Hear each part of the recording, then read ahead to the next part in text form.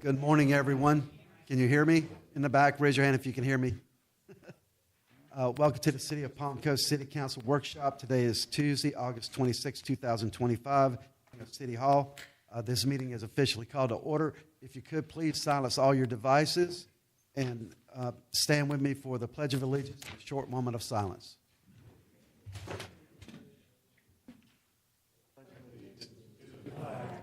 United States of America, and to the republic for which it stands, one nation, under God, indivisible, with liberty and justice for all.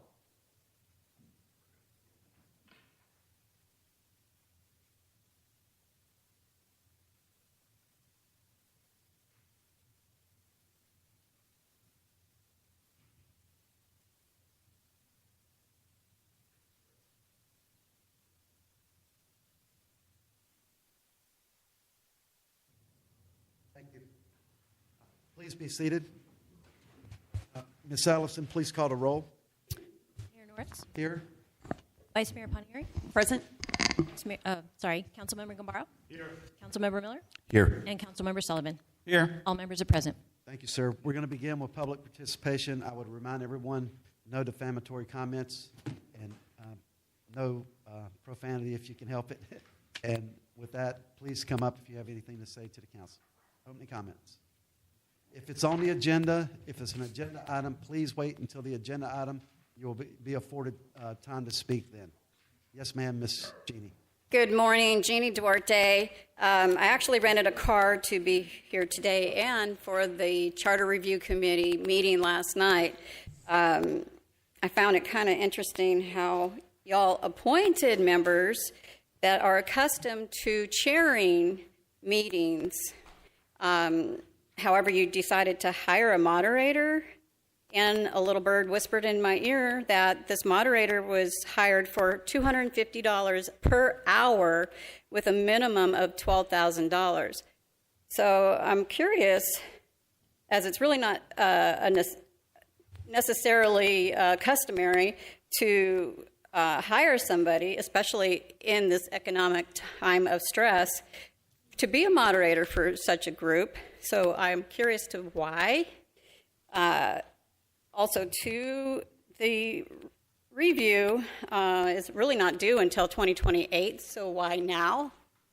And I asked Miss Georgette last night where she's from. She's from Jacksonville, so are we paying actually for her travel as well? And apparently she works for a Jemison law firm or something similar to that, if I caught it correctly. I believe somebody up here is associated or was associated with that law firm. Maybe we can clarify some of that. And I find it fascinating how Miss Georgette poses a striking resemblance to Miss Crew, the attorney that represented the city against the lawsuit against Norris. Thank you, ma'am. Yes, sir. Good morning, Mr. Mayor and council persons. I'm Mike Cochiola from Palm Coast, but I'm also president of the Friends of the Library Flagler. And I thought I would spend just a minute or so explaining what that is. Right now, our library system consists of the Palm Coast Library and a small thing down in Marvin Gardens on Route 100. But soon, in December, we will be opening the second branch, the Bunnell branch. Now, I don't speak for the library. I am separate from the library, but the Friends of the Library Flagler is chartered by the state of Florida as a 501c3. And our mission in our charter is to raise money for the library because while the county provides funds for the infrastructure of the library, building and things like that, the county does not fund all of the myriad of programs that are put on by the library every year for young children, young adults, older adults, and seniors. And that runs from everything from reading programs all year long to chair yoga for seniors, learn how to use your computer, learn how to use your iPhone, cooking classes, entertainment things so that seniors can do that, go to the library. We just recently had a singer come and sing old standards, and we were packed with seniors attending that. So we're more than just a library. It's more than just books. It's far more than just books. It is almost a civic center for citizens of all ages. Now, I know this council has discussed augmenting some of the funds that were cut by the commission this year for next year. They didn't cut this year; they cut next year. They cut every year. They do cut every year. But anyway, we are charged with buying and paying for all of those programs, sponsoring all of the programs every day, all year long. And I will say this: in the summer, we sponsored and paid for a reading program for young children. Over 5,000 kids from Flagler County attended that reading program. We get at that library 20,000 citizens per month going to that library. We get hundreds upon hundreds of people just coming for their passports, which the library does. You can get your passport renewed or get a new passport through the library. There are so many things beyond books, but there are lots of books. We recently had a bookstore sale. We sell our Friends of the Library Flagler. We collected $3,172 selling books at 25 cents a piece. People were carting these books out in bags, I know, because I was helping them with the little red wagon. But anyway, I wanted to bring that to the council to know just who the Friends of the Library are and what role we play with the library, and to ask for your support, not only for the library system, but remember the Friends of the Library Flagler. Thank you. Thank you, sir. Anyone else for public comment? Yes, ma'am, Ms. Henry. Denise Henry, Palm Coast. I just noticed a very disheartening thing this past week. There's a new sign going up at the end of Palm Coast Parkway. I call it westbound, and Belterre. It's one of those black tile, shiny tile, and they don't have the letters on yet. And I just, for the budget coming up and for strategic action plan, we need to just stop with discretionary spending, because to me, this is discretionary. We don't need a beautified sign. We need lights, we need road fixed, and we need water and our sewage system. So all those funds that were being wasted on those kind of things for the next several years, I think we have to cut out. And then another thing is, I noticed today I was cleaning up my bedroom. I still have a Palm Coast 25th anniversary Christmas ornament in the green plastic bag, because last year I received 3 of them. And I only have 1 tree, and I tried to give it away to friends. Nobody wanted it. So why are we giving giveaways like that? It's just a waste of money. So I just want to say that we really need, all the departments need to tighten their budgets, like the fleet management, like the fire department, and just stop with those kind of spendings. That I think the citizens would appreciate more than anything. Thank you, ma'am. Yes, sir, Mr. Webb. Mark Webb, Palm Coast. I had the pleasure of attending the charter meeting last night. Great kickoff. Quite a few residents were here. But I noticed and was informed there was no video. There was no YouTube presentation.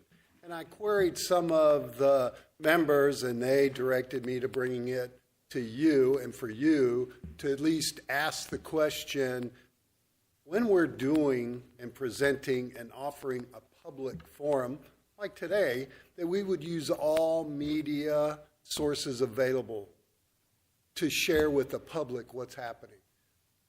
After the meeting, I was contacted by multiple people that were frustrated because they went to our YouTube channel, Palm Coast. There was nothing there. There was nothing recorded. Part of the benefits of doing that would be there would be a face of all the people that you guys have selected that are going to be processing and working on our charter. It is critical and ultimately the most important thing I believe that's happening in the next 7 or 8 months of the review of the Palm Coast Charter in its entirety. So I would pose this suggestion that the city use all of its media capabilities to publicly be transparent and produce a video, audio, YouTube presentation of this meeting, which I don't believe the next ones are until after the 4 town halls that are occurring based on the schedule I saw. And also to actually consider other board meetings that may be of value to share with the public, whether it be whatever the meetings that you guys have that produce, maybe that would generate some interest. Maybe that would show some people that would want to step up, volunteer, see what's going on. We have the capacity. We have the ability. We should be using it. Thank you. Thank you, sir. Anyone else for public comment?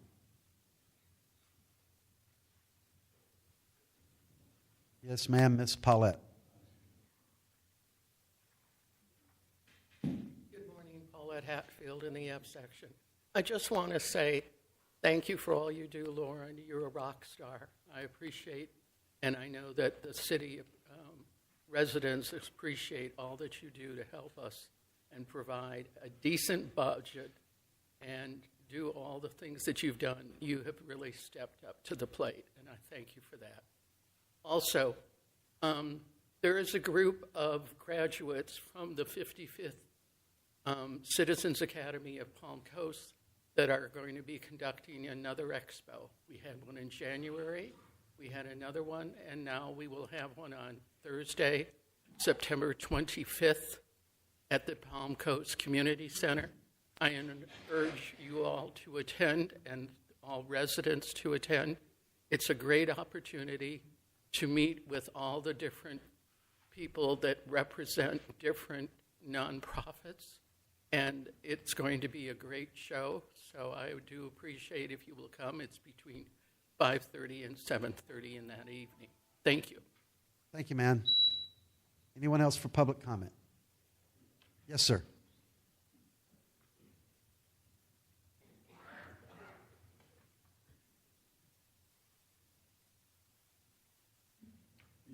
I'd just like to talk about the golf course. State your name for the Oh, record, sir. William Ballack, and talk about the golf course. My development Pull is along. the mic up closer to you, sir, so we can. Mr. Mayor, My development is alongside of the. It's on the agenda. yeah, it's on the agenda. Sir, the golf course is on the agenda. You'll have to wait until the What? golf course is brought up. Okay. You'll have your time to speak then. Okay. Thank you, sir.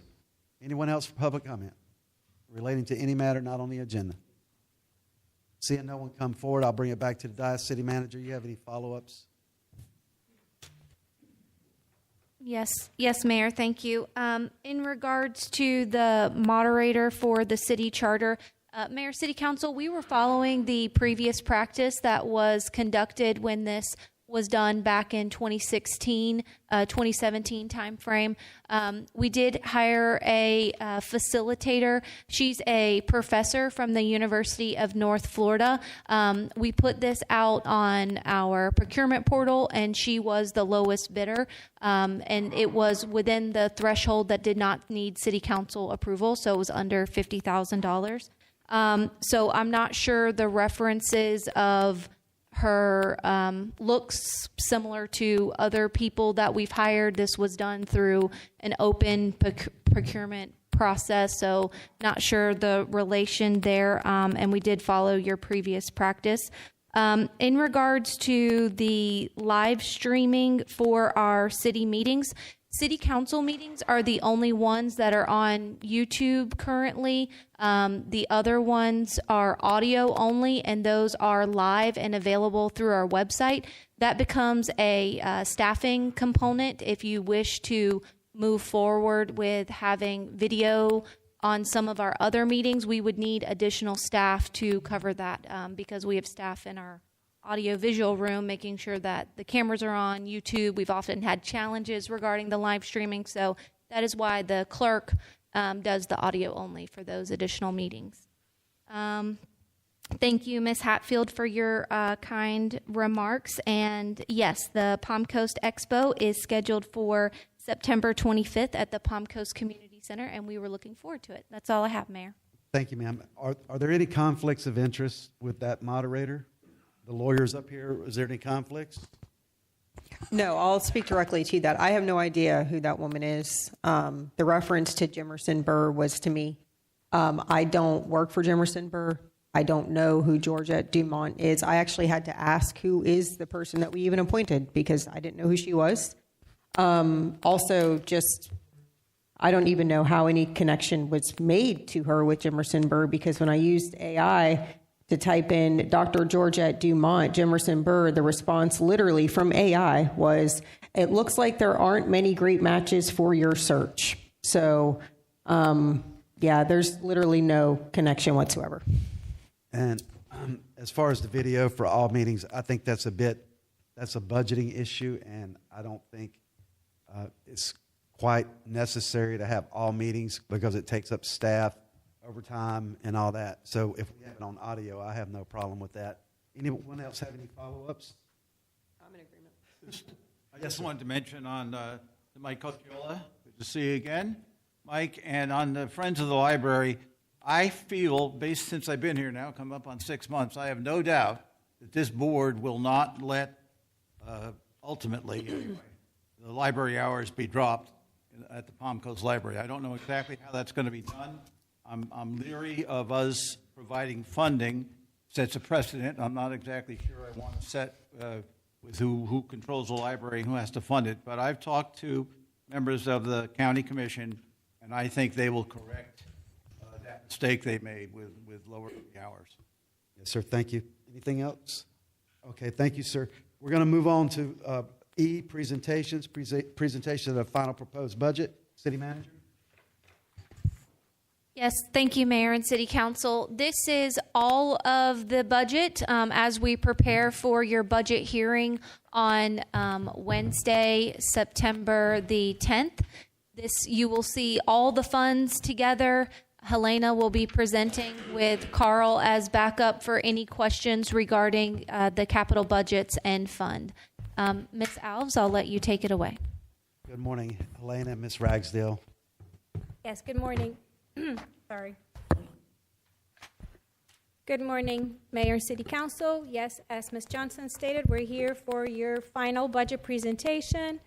We are going to be reviewing the general fund, proprietary funds, capital funds, and then the trim rate process. We'll start with the general fund.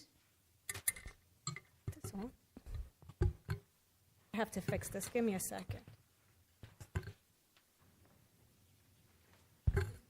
Okay. So this is an overview of positions budgeted for the general fund. There is an increase of 4.8 full-time positions. In the following slides, we will outline the position requests as we review the proposed budgets. Big picture look at the general fund revenues. Overall change of $7.4 million or 12.2% increase. Ad valorem is the largest revenue source for the general fund. Our assessed value has increased by 10.34%, with approximately 5.4% attributable to new construction. So assuming the same millage rate of previous year of 4.1893, we would generate approximately $44 million in ad valorem revenues, of which 4.7 would be to support the general fund. The amount attributable to new construction is approximately $2.2 million. We are still waiting for state estimates for communication services tax and fuel tax. This is the latest that we have seen them. We have seen them earlier in August, but never this late. We did build in estimates based on our history with those revenues. The total projected for state revenues is $8.7 million. We also have next category, permits and fees, includes planning, zoning permits, as well as franchise fees, both gas and solid waste. Fines and forfeitures includes code enforcement fines, administrative fees, the hazardous tree removal, fire mitigation, and any Flagler County Sheriff's Office traffic fines issued. Next category are your charges for services. They comprise approximately $7.5 million. Roughly 2.8 are related to parks and recreation activities, such as program fees for golf, tennis, pool, recreation general, and $4 million is related to internal service allocations for city departments. There have been no significant changes from your July 15th presentation. Appropriated fund balance, there is an increase in fund balance from fiscal year 2025 from the original budget, and we'll go over those details in the non-departmental budget. Your 2026 appropriated fund balance of $2.1 million is to fund a contingency to handle fluctuations in revenues and expenditures. The property tax value adjustment contingency also includes carryover from fiscal year 25 for the comp plan and the land development code revisions. It funds the 3% of fiscal year general fund budget for economic development incentives and one-time improvements for fiscal year 26 to the golf course, as well as a salary survey. This is a big picture summary of your general fund expenditures. We will be covering those in detail in the following slides. Our proposed budget for the general fund is $68.6 million, an increase of $7.4 million from fiscal year 2025, or 12.2%. We will go over in detail our general fund budgets, so I'll turn it over to Gwen so she can get us. And just for the general public, all the trim notices should have been out. You should have your trim notice by now. And I would also, even if we could do something on social media, city manager, letting everyone know about the homestead exemptions and making sure, going to the property appraiser's office and making sure you have all applicable exemptions on your property to keep your taxes low. I think one gentleman contacted me and said his property value and his taxes increased by 2.75%. So we're still under the 3% that we're capped at. So you can continue on, Helena. Mayor, just to add to that, my understanding too of the exemptions, that if you go and apply for them now, I think you'll still have to pay the bill, but then they will prorate and refund you back the difference, so just so everybody's aware of that. Yeah, Helena, when did they open that up? Do you know by chance? Is it? I think it's sometime in March is like the deadline. I could be wrong, but you get in there and get it done. Go see them. They're very user friendly. And especially for people who are new to the area. Yes, sir. You can miss that first year real easy unless you're aware of that, and so you lose a year of that. Yes, sir. And also, if you just build a home, this is for the general public. The first year, when you move into your house, you're paying for the property only. You're not paying for the structure. So just so you understand that. Okay, Miss Helena, you continue. Anybody have anything else? We're trying to help the taxpayers out here. Yes, ma'am. Go right ahead. Okay. We will start with the City Council budget. For fiscal year 2026, increase is mainly due to adding the council priority for the Charter Review Committee. The city manager and city clerk's office budget are decreasing due to the elimination of the chief of staff position and funding only a half year for the grants coordinator position. The city's attorney's budget is increasing $120,000 due to the retainer increase request received from legal for $10,000 per month. You need to cut that in half, Marcus.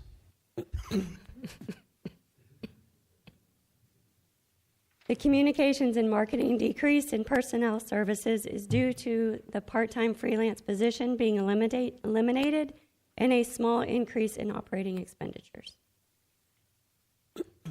The human resources budget increase is due to adding City Council Priority 9 to fund a comprehensive salary survey. The goal is to complete the study before the start of budget planning for fiscal year 2027. The financial service budget increase is mainly due to regular salary and benefit increases. The operating expenditures includes additional funds for the external audit firm selected by council. The construction management and engineering budget increase is mainly due to regular salary and budget increase.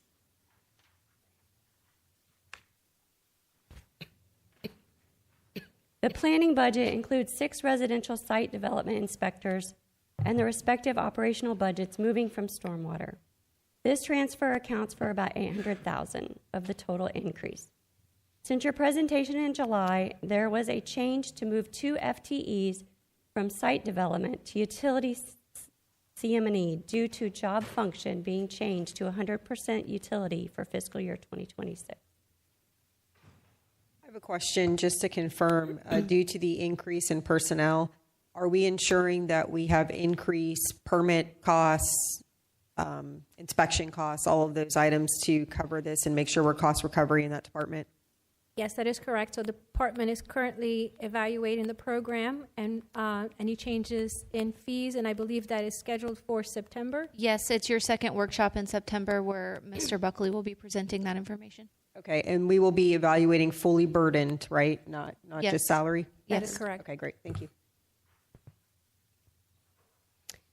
The code enforcement budget includes increased enforcement for short-term rental ordinance. A significant line item is for the contractual services related to nuisance abatement.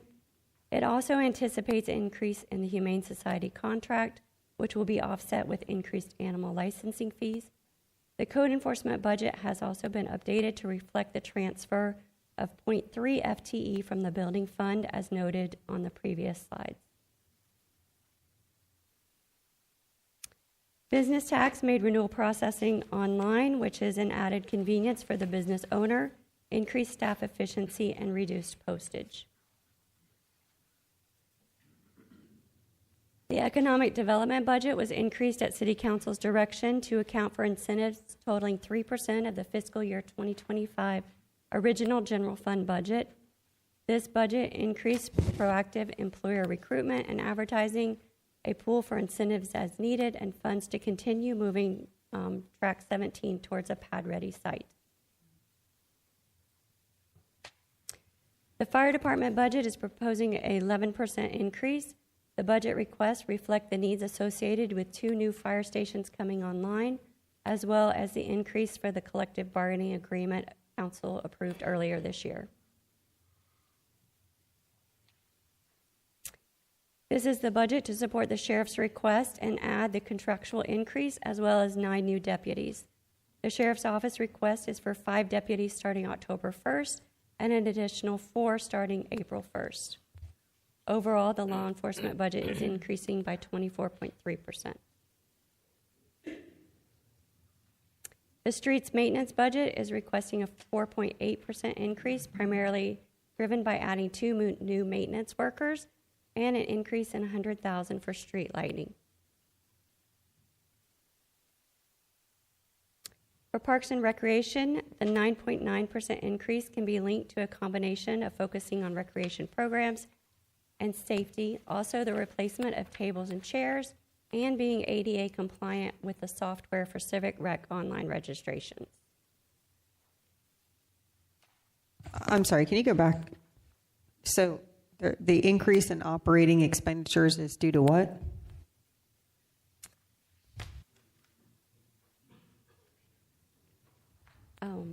Replacement of. I think you said tables and chairs. Tables and chairs, replacements, assets like that, and then being ADA compliant with their Civic Rec online registration software. And safety. Okay, so just for the future, when I hear we're paying $200,000 for replacement of tables and chairs, that doesn't sit right with me. So I just, some more detail to that. I can help with this one. City Council, if you recall, when we were going through the line item detail of these budgets during the workshop, you'll remember that facilities allocation, which was being covered under non-departmental, was parsed out, and those who had more of a share of square footage in facilities received more of that allocation. And Parks and Recreation was hit pretty hard because Obviously, they have a lot of facilities that have a lot of square footage. So that is the bulk of this. Their ancillary dollars for tables and chairs is like a couple $1,000s. It's not really a lot. And their recreation software is less than $10,000. So it's really due to that facilities allocation. And it's in your line item detailed budgets that were sent to you with the packet. Okay, so it's probably more accurate to say that we did improvements to the facilities, not that we spent $200,000 on tables and chairs. Correct. Okay, so just for future, please, these are taxpayer dollars. We want to make sure we're being a little more specific and accurate. Question with regards to the ADA, because I know we have to be compliant per law. When we have this as an operating expenditure, is that's not being demarcated as an allocation to IT, or are we going to see it on IT's budget? How are we working that allocation? I don't believe it is in IT's budget because it is specific. If it is in IT's budget, it's directly allocated to Parks and Recreation because Parks and Recreation is the only one that uses Civic Rec. So that's how it would show up. And it's just making sure that Civic Rec is ADA compliant. Okay, so what I want to make sure we're not doing, and I'm not insinuating that we are, but we should be very specific because we usually see when we have an IT, it usually doesn't come out of operating expenditures like this. There's usually an internal allocation. I wouldn't call it an interfund transfer, but an internal allocation to IT, and then IT would show that. So I'm curious as to why we're demarcating it as an expenditure here and not really sure how it's going to reflect on IT's budget. Sorry, go ahead. So for your allocations, the same as the fleet, if it's a new program, the first year it'll come out directly from the department's budget. Okay. So it's outlined as a new program, and then any future allocations will come through the IT allocation. Got it. So this year we'll see it as an expenditure, but next year we should see it as an allocation to IT. That is correct. Perfect. Thank you for that clarification. Just for clarity, since this is a summary of the budget, those allocations for fleet, facilities, and IT are in operating expenditures because this is just personnel, operating, and interfund transfers. So those allocations are under operating expenditures for the purpose of this summary slide.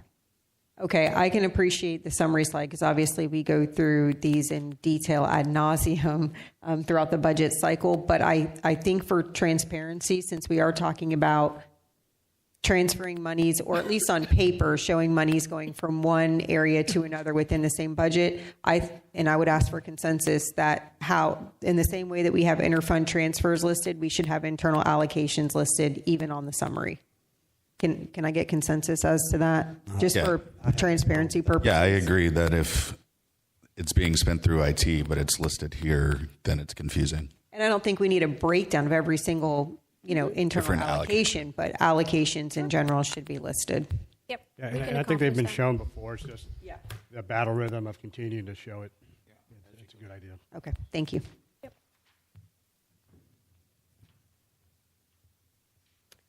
Okay, the Aquatic Center has reduced their budget and are returning to seasonal hours, April through October, with the focus on swim lessons and water safety. The Southern Rec Center's primary focus is maintaining court conditions, increasing programs and lessons, and participant safety. The increase in court maintenance is due to the additional 5 tennis play courts, and this budget does also include the ThorGuard lightning detection system.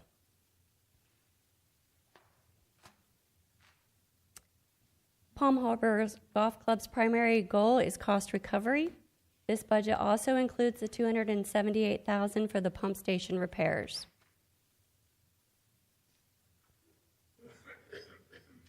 The Parks Maintenance Division consists of parks, trails, and field maintenance. Parks and Trails budget has included asset replacements and an addition of a vehicle for more efficient operations.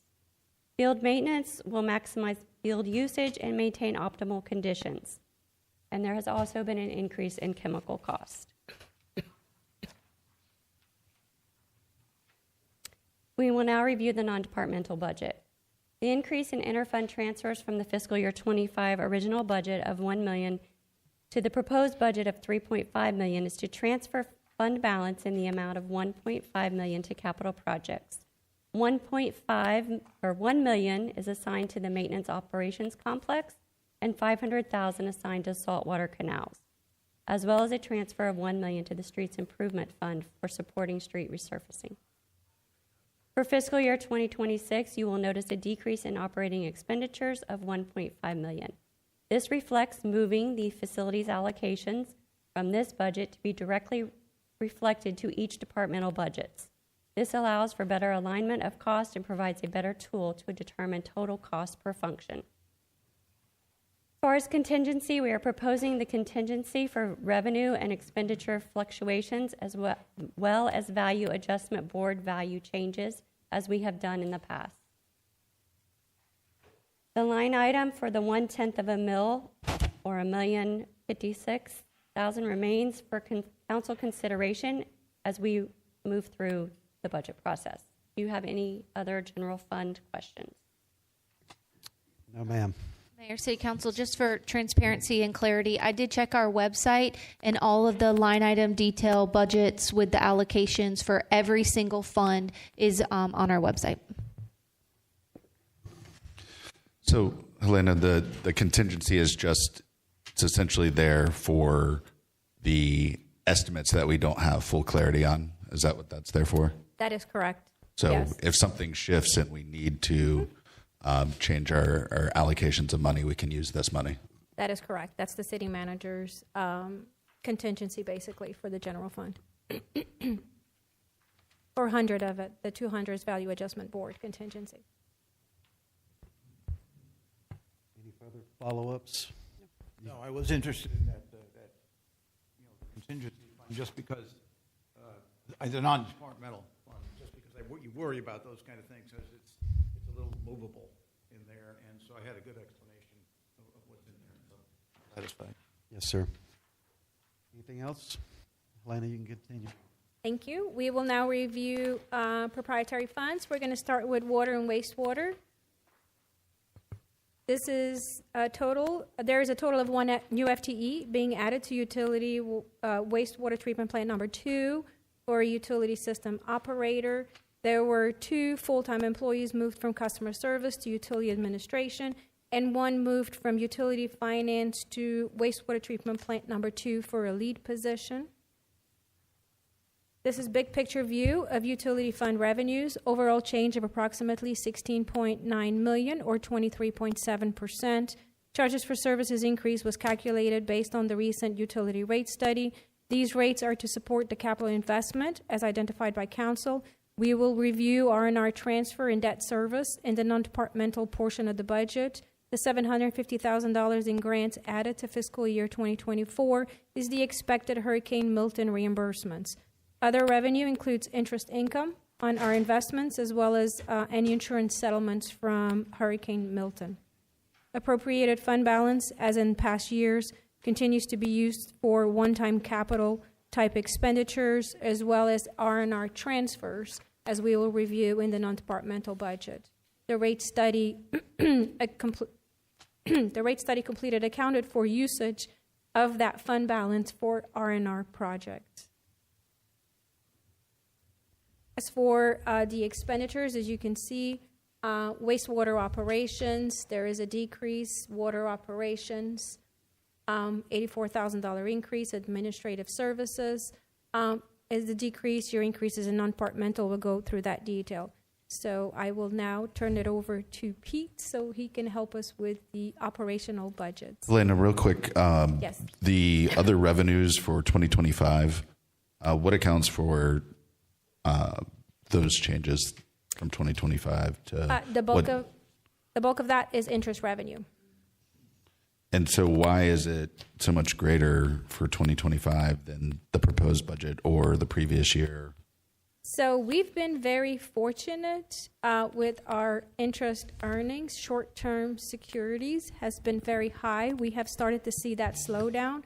But from a budgeting perspective, we go very conservative on interest income because it is not a reliable continuing operational revenue, right? So you don't want to make that part of you're not relying on it for operations. So just in the last year, our investments of our operating funds did really well.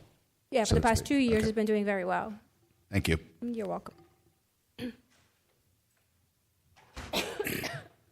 Good morning, Mayor and Council. Pete Roussel, Deputy Director. I'm going to break it down in certain divisions here, starting with wastewater pumping. To meet the city's required cost reductions, the wastewater pumping division identified and implemented cuts totaling $150,950. This was to maintain operation budget level to be consistent with the recently approved rate study. We will continue to monitor and adjust if needed. In the wastewater collection budget for the upcoming fiscal year, you'll see a reduction in operational expenses, specifically in the fleet replacement allocation. This reduction is because we are purchasing a new vacuum truck using funds from this year's budget because the major purchase is being addressed now. Next year's operational allocation for fleet maintenance will naturally be lower as there is no large vehicle replacement planned in that cycle. Wastewater treatment plant number 1. A reduction in operational expenses within the wastewater division is primarily due to a strategic decision to shift certain equipment-related costs to the capital repair and replacement, the R&R fund in the capital.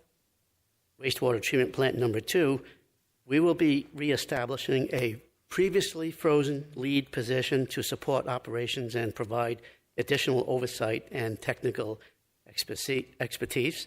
Second, we are adding a new operator position to accommodate the fact that we will be treating a higher volume of wastewater. Water treatment plant number 1, this budget remains flat with very little changes. Water treatment plant number 2, as flow increases or demand increases, water treatment plant number 2 will experience operational demands such as chemical applications, electricity, and sludge hauling to ensure we meet all regulatory requirements and maintain high treatment production and standards. Pete, may I stop you? When you look at the comparison between water treatment plant 1 and water treatment plant 2, why are we seeing such a dichotomy between the rise in the operating expenditures? Yes, good question.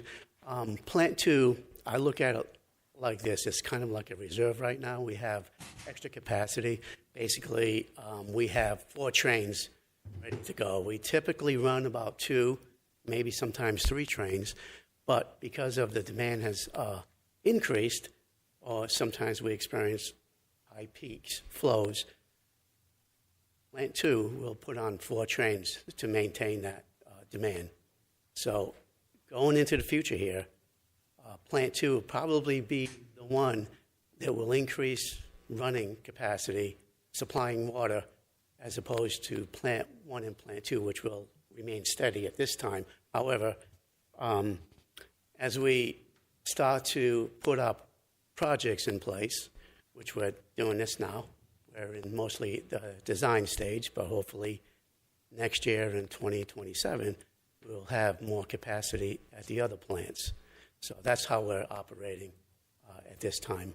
Okay, thank you.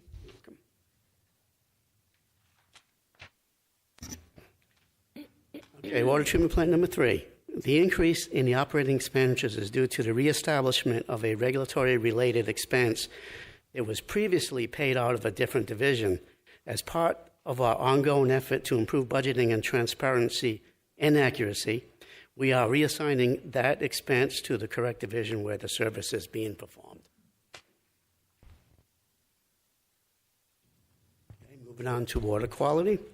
The proposed budget for the water quality division reflects a 14.5% increase for the upcoming fiscal year. This increase is primarily driven by the need to maintain regulatory compliance related to sampling and analysis, laboratory analysis. As regulatory requirements continue to evolve, particularly in areas such as emerging contaminants and stricter testing schedules, we must ensure that our sampling protocols and analytical capacity meet all federal and state standards. The increase also accounts for additional supplies and materials needed to properly collect, store, and transport compliant samples.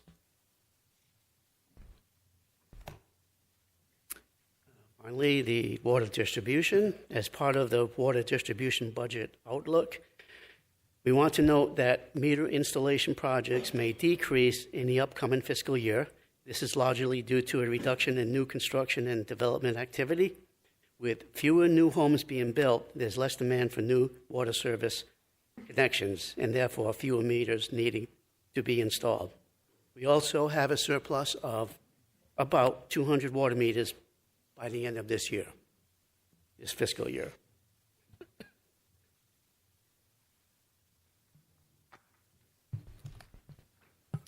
Thank you, Pete. Does council have any questions for Pete regarding operational departments? Thank you. Anyone? No, ma'am, go right ahead. At this point. So for in administration, there are a few changes in this division. There were 2 positions transferred in from the customer service, approximately $166,000. It also accounts for regular salary and benefit increases. The decrease in operational expenditures is related to decreasing amounts allocated for consulting services related to projects, as well as decreases in repairs and maintenance. Customer service budget decrease, as I said, is the transfer of 2 positions to admin.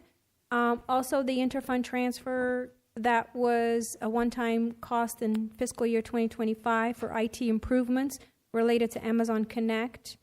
Also, the increase in operational expenditures includes the allocation of facilities from the non-departmental budget. Helena? Yes. Just going over these personnel numbers. So in the previous 2 slides, Yep.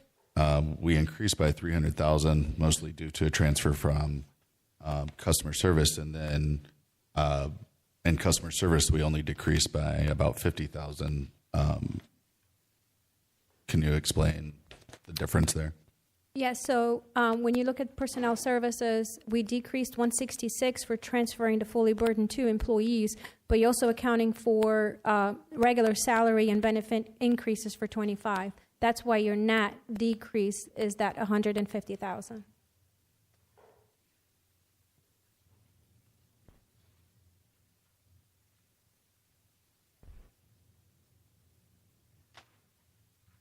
Okay, thank you. You're welcome. Sorry. No problem. Utility finance, so the main change in this department is the transfer of 1 position to one of the accounting positions to wastewater plant number 2 to be a lead position. Construction management engineering has been moved to the utility capital projects budget due to 100% of staff time being spent on capital projects, and Carl will review that with the capital projects portion. Utility non-departmental operating expenditures, that has decreased by $1.1 million. It reflects removing the facility allocation from this budget to be directly reflected in each department's budget.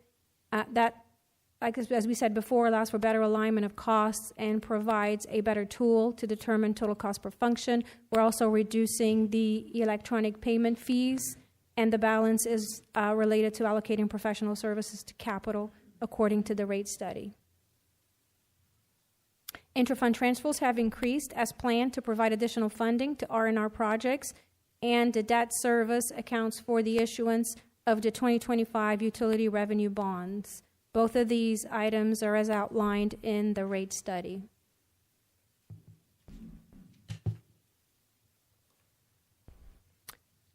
This is a change from your July presentation. The Site Development General Fund is reclassing 2 FTEs to the Utility Construction Management Engineering Division, and I will turn it over to Carl for capital projects. Do you have any questions on non-departmental? Any questions? Thank you. Thank you, Elena. Go right ahead, Carl. Okay, Utility Capital Project Fund Summary.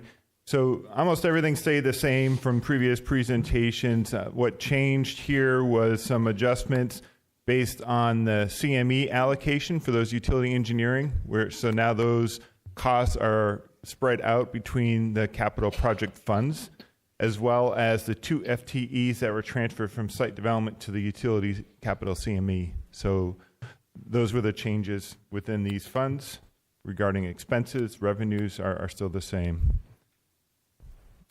So looking specifically at the Water Capital Projects Fund, there were some slight changes in the water capital projects from the last presentation. These changes are related to, the finalization of those allocations we just spoke about and some operating expenses, which increased about $180,000 per year.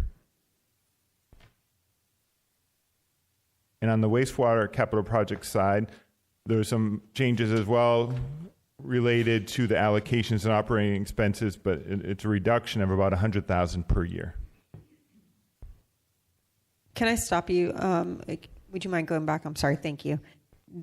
The A1A extensions for Jungle Hut to Malacompra and Malacompra to Marineland. I see that one is paid with ARPA. Is the other not being paid for with ARPA? It's an FDPE grant. Okay. Thank you.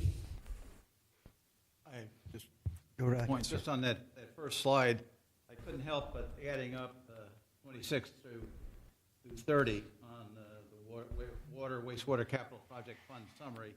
It's $721 million. I just like to look at numbers like that because they are so large that I think sometimes it's hard to comprehend how much money that is. But over the next 5 years, for water and wastewater capital project fund, we're going to spend $721 million. Just good sometimes to think about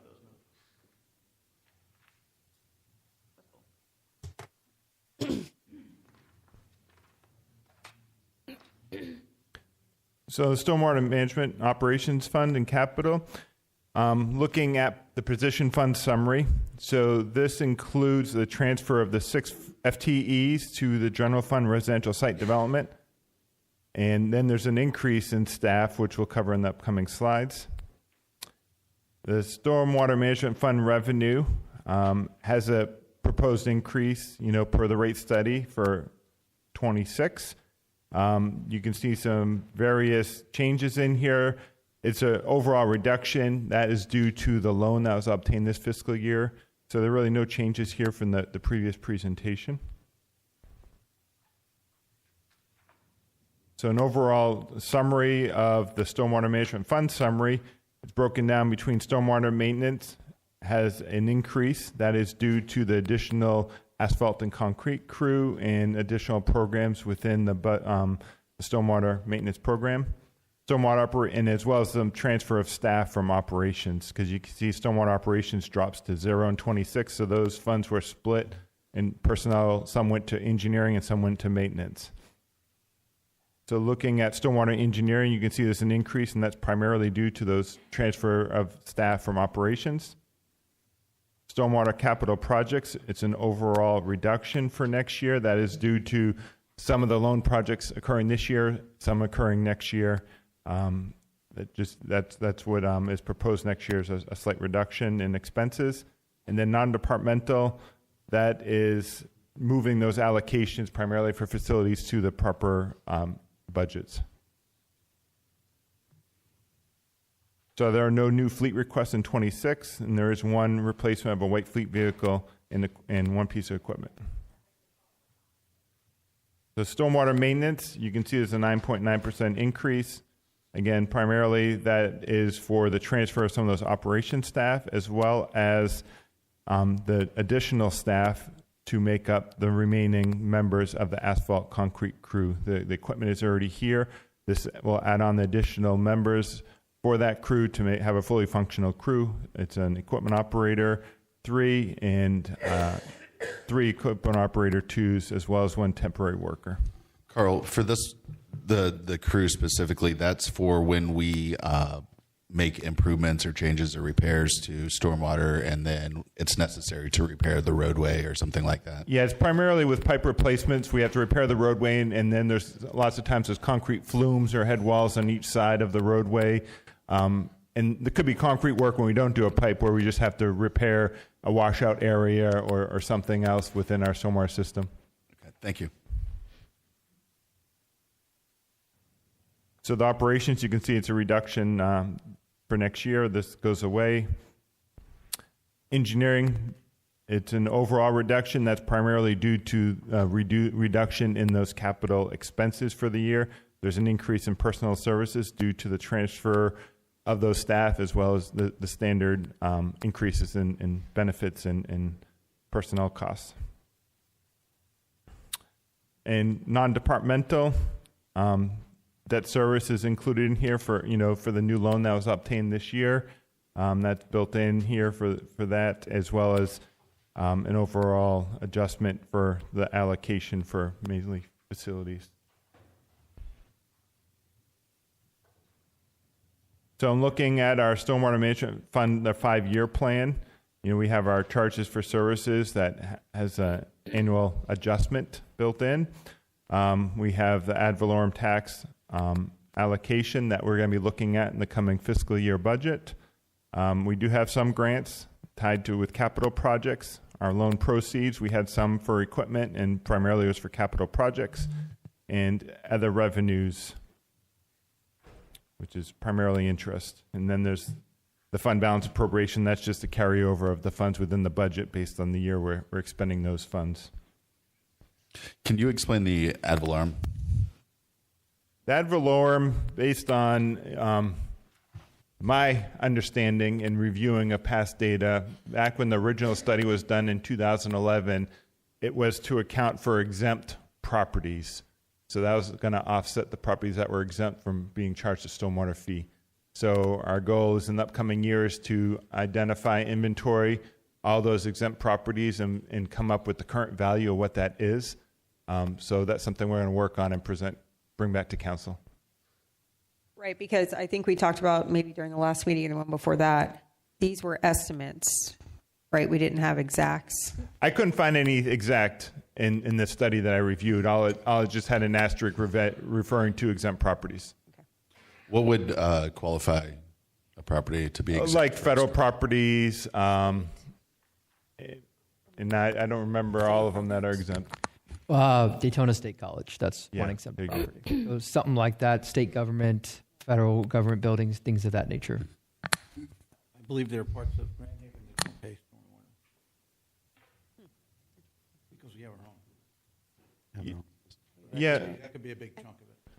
Yeah, properties or developments like Grand Haven on the east side of Colbert, they discharge directly into the intercoastal, so they don't discharge into our stormwater system, so they do not pay a stormwater fee.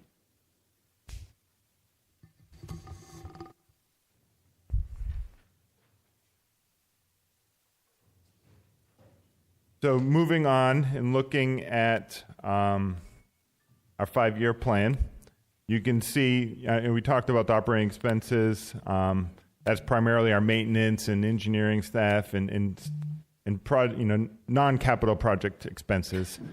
Then we identify various categories. There are really no changes here. There were some minor changes to operating expenditures, which increased about $45,000, for each year due to the finalization of those internal allocations.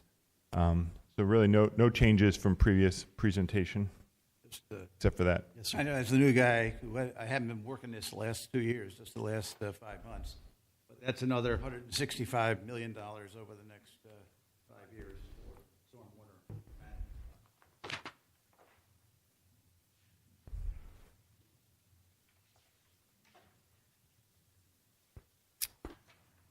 Thank you, Carl. We will now move into building, information technology, and collection and sanitation funds.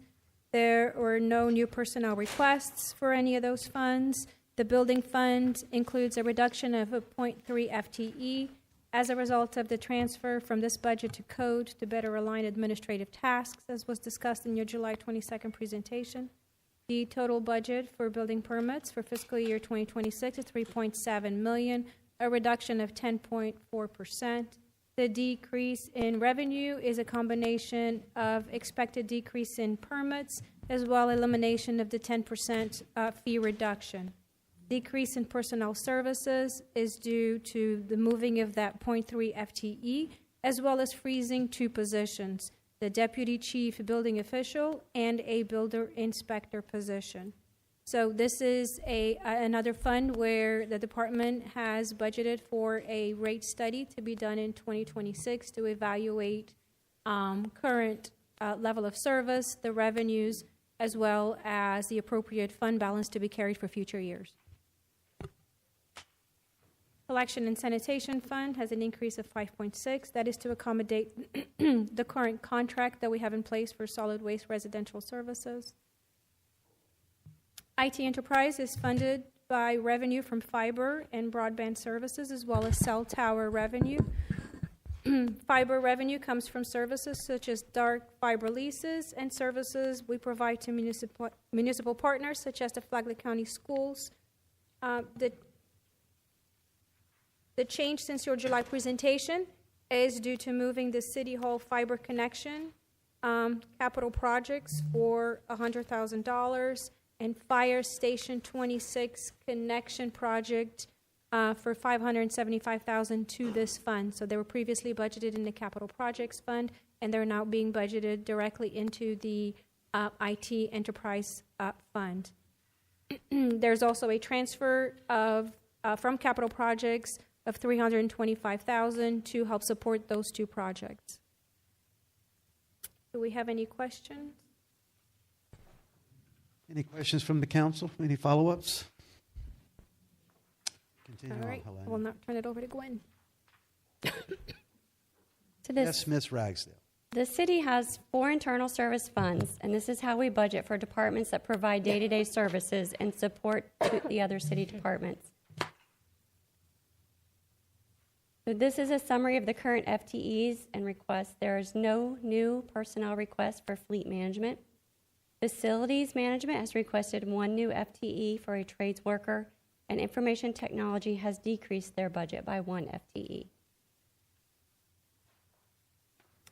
The fleet management budget has decreased by 7%, primarily due to the decrease in requests for white fleet and equipment for fiscal year 26 from other departments.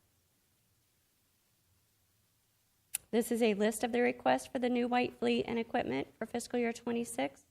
A resolution, agenda item, and backup will be presented to you on September 24th for approval.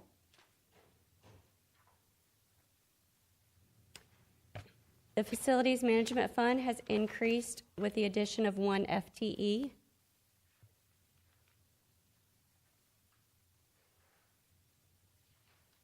The Information Technologies Internal Service Fund budget includes reductions through the elimination of selected software platforms, decreasing in consulting, training, and operational expenses. One-time costs do include in this budget for technology equipment needed to outfit the 2 fire stations under construction, as well as costs associated with the upgrade in the city's records management platform. This budget also accounts for ongoing software costs previously approved by council, including the annual price increases that often come with maintaining licenses and support. Lastly, just over $70,000 is allocated for a strategic analysis and long-term plan for our GIS program. This funding is contingent upon receiving the Community Planning Technical Assistance Grant from Florida Commerce, and the project will only move forward if the grant is awarded. I will now turn it back over to Carl for the capital projects. So this is a summary of the various capital project funds. There were no changes to the Streets Improvement Fund, the Transportation Impact Fee Fund, the Town Center Transportation Impact Fee Fund, as well as the Old Kings Road Special Assessment Fund. There were changes to the Capital Projects Fund, the Fire Impact Fee Fund, and the State Road 100 CRA Fund, which we'll cover in the upcoming slides.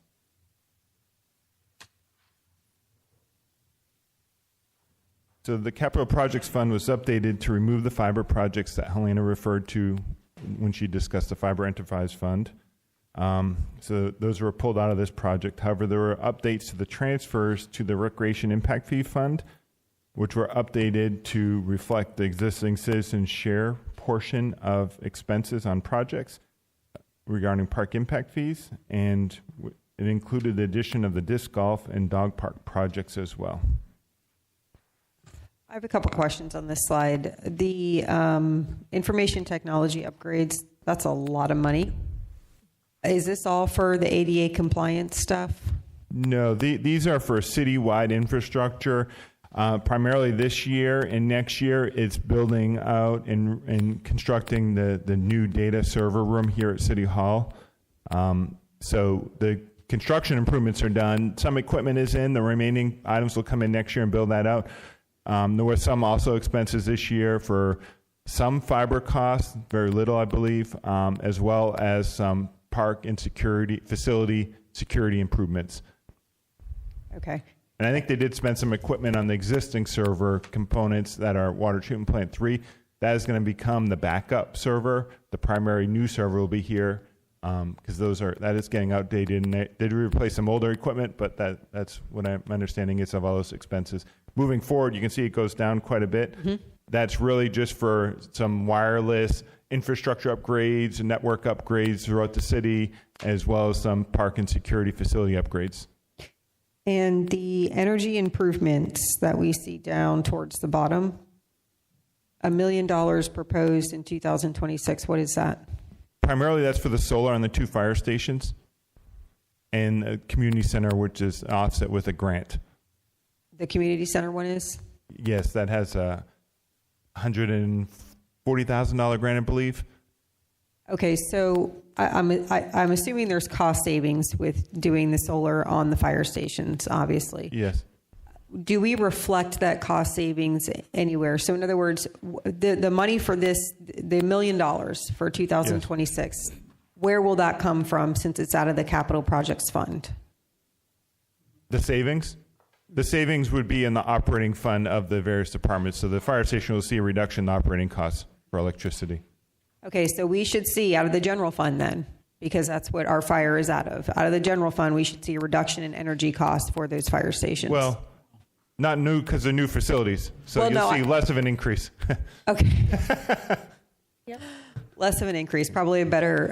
I just want to make sure, since we are investing, that we've already done the analysis and we know exactly what those cost savings will be. Yeah, we did the analysis, and I believe it was, I can't remember the specifics. So it was some 7 to 10 year payback on that improvement, if I remember correctly. Okay, thank you.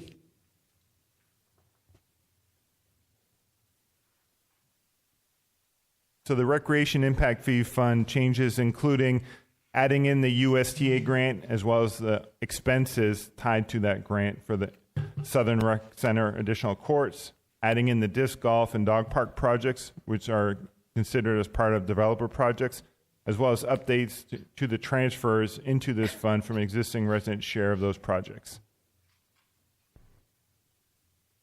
And the Fire Impact Fee Fund revenue was increased in fiscal year 27 to coincide with potential additional development that could provide additional revenue that year based on some projects that are in the pipeline, to make it consistent with our Transportation Impact Fee Fund analysis, where we had additional expenses projected that year. Yes, sir.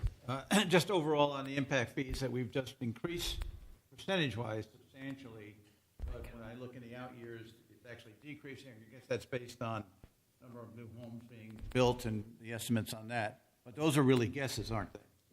Yeah, when the rate studies were done, there was Bieber estimates that were done, and then based on those population estimates, I think we used the past 4-year history from the Census Bureau on 2.52 people per home, which then identified how many dwelling units we would average per year, and that's what was included in the rate studies, and that's what's reflected in that projected revenue.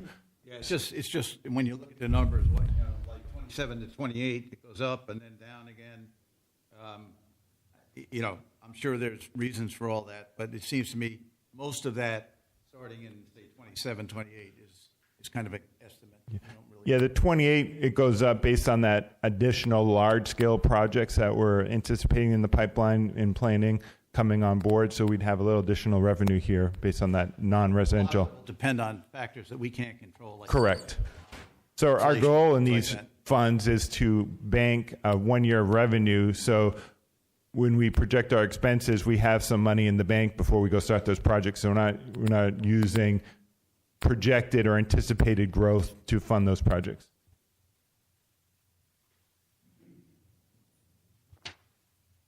And then the SR 100 CRA fund had some adjustments as well, dealing with the interfund transfers of those recreation impact fee projects that are within the town center district. So that with those adjustments, we had to make some modifications to the maintenance expenditures, some slight modifications there as well, because this is a zero balance fund, so your revenue and expenses need to match. So that covers the capital projects funds. Any questions? Any further questions for Carl? Okay. Yeah, the next, there's one more slide. Can I talk about that one? Yes, sir. Go right ahead, Helena. What you got next? Talk about it now. She's getting ready to talk. She's getting ready. Or Miss Ragsdale.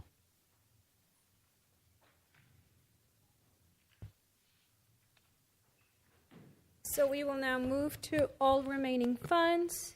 Community Development Block Grant Fund accounts for several programs, including housing rehab assistance to the community. This budget is to support the CDBG plan that was presented to you by Jose Papa at the August 5th business meeting. The Police Education Fund budget is used for specialized deputy training. These are funds collected from fines within the city through the clerk of court and then submitted to us for the sheriff's office. The Disaster Reserve Fund is used to account for any federal assistance, usually associated with hurricanes. The fiscal year 25 amount of 1.9 is for Hurricane Milton expenses. We don't budget for disasters, so you don't see a budget for fiscal year 26. Special Events Fund is $166,000. This is mainly funded by recycling revenue from our solid waste contract. Some of the current events planned from these funds are the Holiday Parade, Arbor Day, July 4th fireworks, and tree lighting ceremony. Usage of this fund helps continue to provide quality events and programs for the residents of the city of Palm Coast. The American Rescue Plan Act fund budget is projected to be spent by September 30th of 2025 and will not carry to fiscal year 26. Neighborhood Stabilization Program budget. This is the balance left in the Neighborhood Stabilization Fund. Community Development is working with the state to transfer those funds to the CDBG program.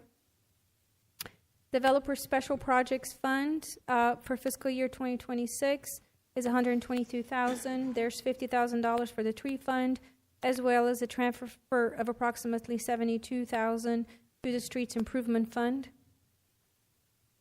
Health Insurance Fund budget for fiscal year 26, $10.4 million. This is where we account for costs related to our employees' health benefits.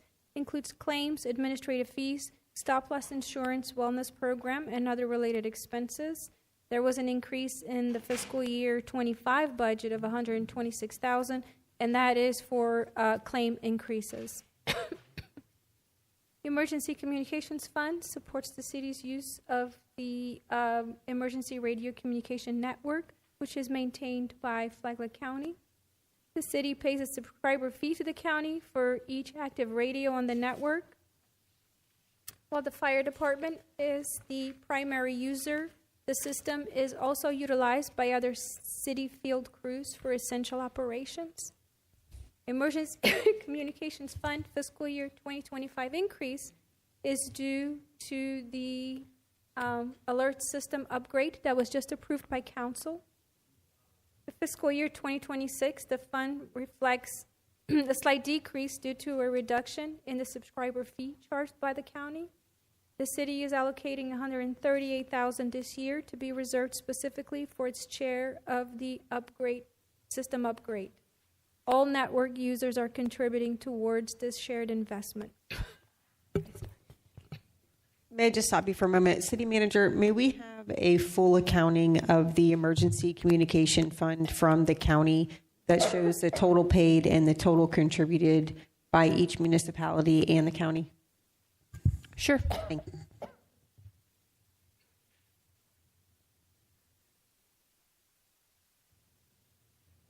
So this is the big picture of all fund expenditures. You can see that the total for the funds is approximately $697.5 million. This represents an increase of 65.5% from your fiscal year 2025 adopted budget. Utility capital accounts for $242.5 million, or 47%. Water and wastewater utility account for $16 million, or 13%. Capital projects, streets improvement, and impact fee funds account for $109 million, or 21%. The general fund accounts for $61 million, or 10%. Stormwater accounts for $42 million, or 6%, and the balance of all other accounts for the remaining 3% of your total budget. Do we have any questions on the overall budget before we move forward to trim millage and property tax? I think it can be a bit deceptive. You see it? Yeah, I just wanted, I had a little speech prepared on No, this. go right ahead, sir. Sometimes when we provide all these numbers like we have today, it's hard for someone who hasn't been watching this for a while to understand what's going on here. So I like to, my perspective on this, and maybe the other council members don't agree with me, but this is the way I look at it. If you go all the way back to the beginning, when we talk about how much money do we get from taxes, real estate taxes, and other gasoline taxes and things like that, taxes only, including our ad valorem taxes. We pull in about $43.7 million on ad valorem taxes and some additional money to our total tax revenue per year, and anticipated for 26 is $66.6 million. If you look at this number here, fiscal year 26 proposed budget summary, the total number planned for this year, for 2026, is $697,533,000. That's about a little over 10 times the amount of tax we take in. Now, that's explained in many ways. There are utility bills that pay part of it, impact fees, bonds, debt. But I think it emphasizes to me the importance of new businesses coming into the community and grants, which we talk about it all the time, trying to cut down on that difference. In other words, we have to do this. We've talked about that. I'm not going to go into that whole thing. But perspective-wise, I was just trying to point out that our revenue total from taxes is $66.6 million, and the budget is $697 million, 10 times as much. And how do we take care of that? And that's what we've been talking about here. So I just wanted to make that point so everybody understands what we've just presented. Thank you for that, Councilman Sullivan. I think what's really important, too, is as we look at expanding the city, because we are looking down that pipeline, tourism is going to be that much more important because that is an economic driver for this area. And as the county looks to different mechanisms on funding the beach, which you're very familiar with, tourism will be that much more important because if you look at the way cities and counties around the state of Florida traditionally fund their beaches, it's through their TDC, it's through their TDT monies. So the more we can expand that economic development arm of our economy, the better off we're going to be both for the city and for the county. So I appreciate that analysis. It's good to have some fresh eyes with budget experience, though, because you came from the county. So that perspective is appreciated. Thank you. Anything else from the council? No, I just wanted to mention that big gap that we're talking about. That's the investment in our infrastructure. $242 million of it, of the total $275 million change, is accounted for with capital projects and infrastructure for water and wastewater specifically. When you look at that number, it's just like, what? Got to understand the capital projects. Anything else? Anything else from you, Helena? We'll move over to trim. Thank you. Okay, so next is truth and millage, our trim. So this graph shows the history of the millage rate since 2021.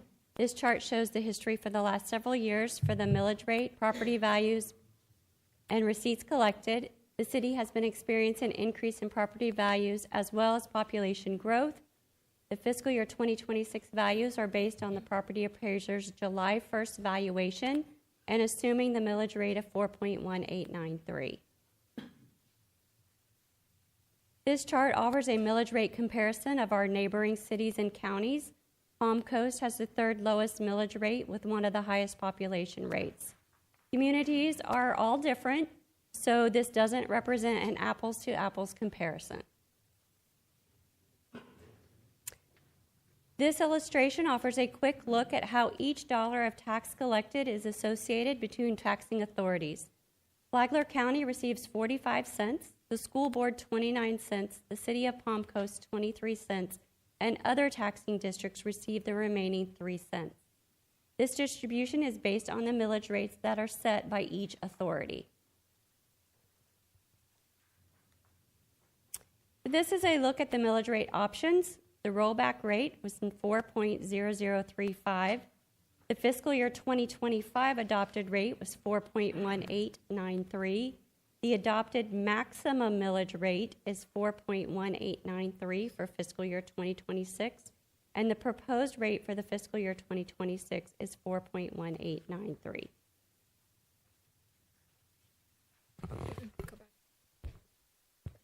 So we were going to need City Council guidance on what to prepare for the September 10th, where you will be adopting your proposed millage rate and your proposed budget. Okay, thank you, ma'am. What have we got? I'm all in on the tenth of a mil reduction. I second that. We got 2 gentlemen. I'm willing to go along with what, obviously, what the majority decides. I think there are reasons this year, looking at what we're spending money on, to hold the millage rate where it is, to hold it steady. But and I feel it makes sense to me to do that, but I'm also willing to, either way, it's about $1 million difference if you look at it. I mean, emotionally, it probably makes sense to do it. Fiscally, I think it's basically a pat on the back that make people feel good. So I can go either way, either the 1/10 mil reduction or keep it where it is. Keep it where it's at. Councilman Gambaro? Yeah, I mean, we could do something with that $1 million, right? I mean, there's still things that are unfunded, but we have also made some very tough decisions this year with regards to utility rates and impact fees and everything else.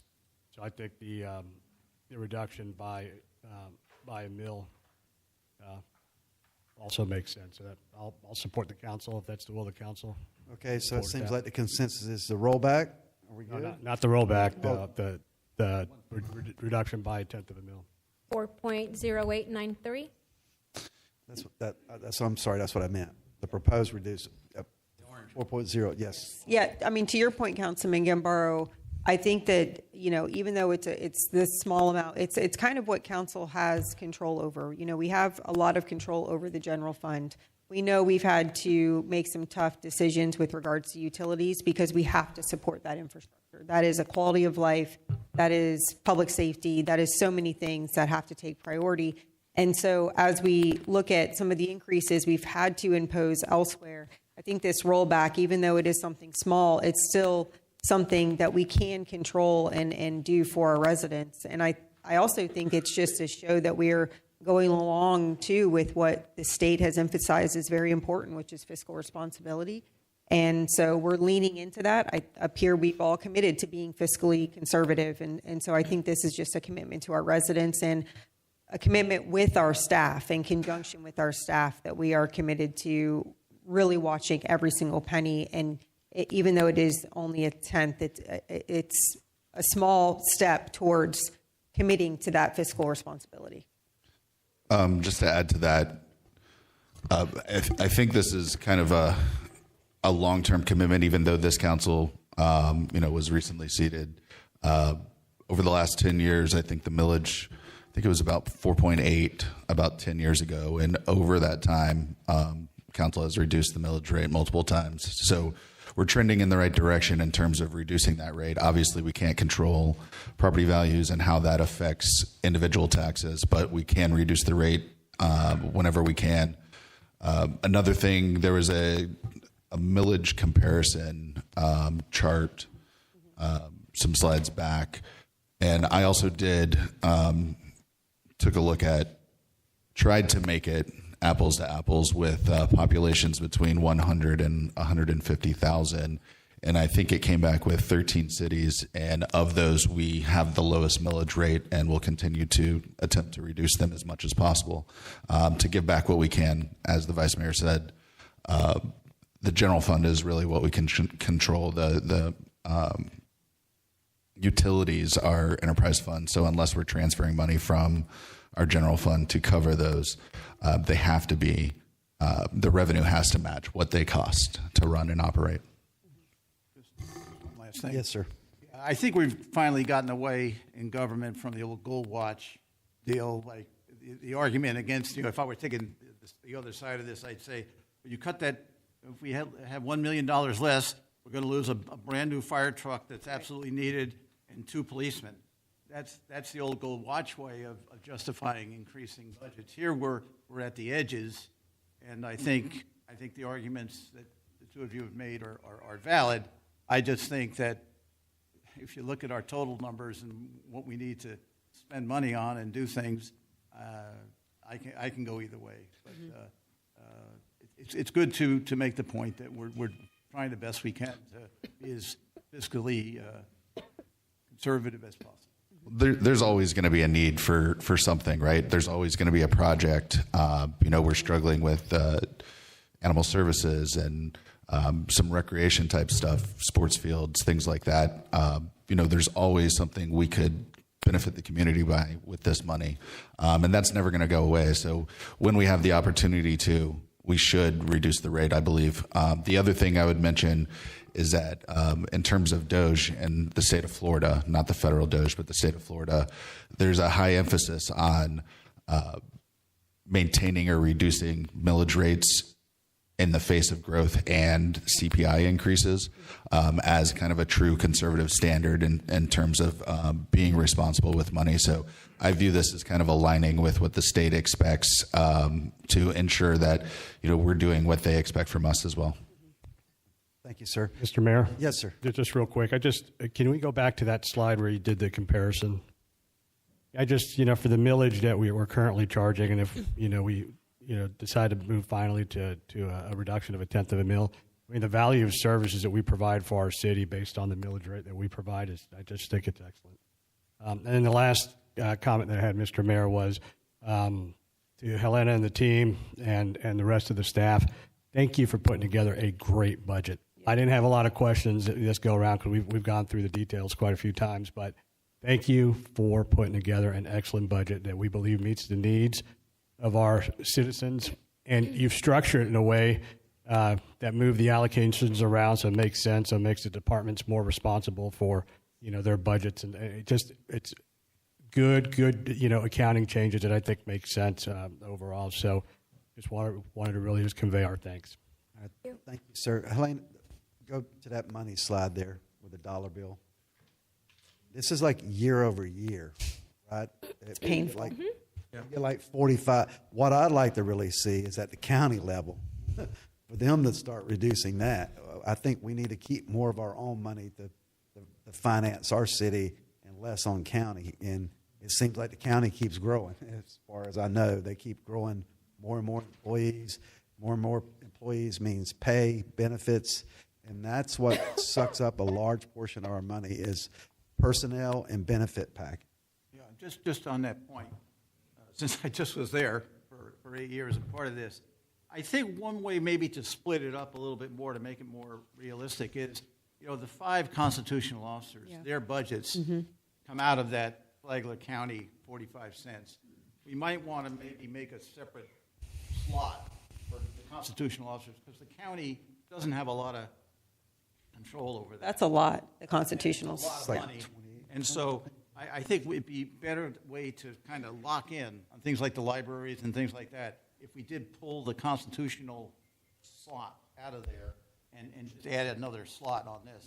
Rather than other, we do constitutional officer budgets, then the county budget, then city. I think it might be a little more understandable. Palatable. Maybe.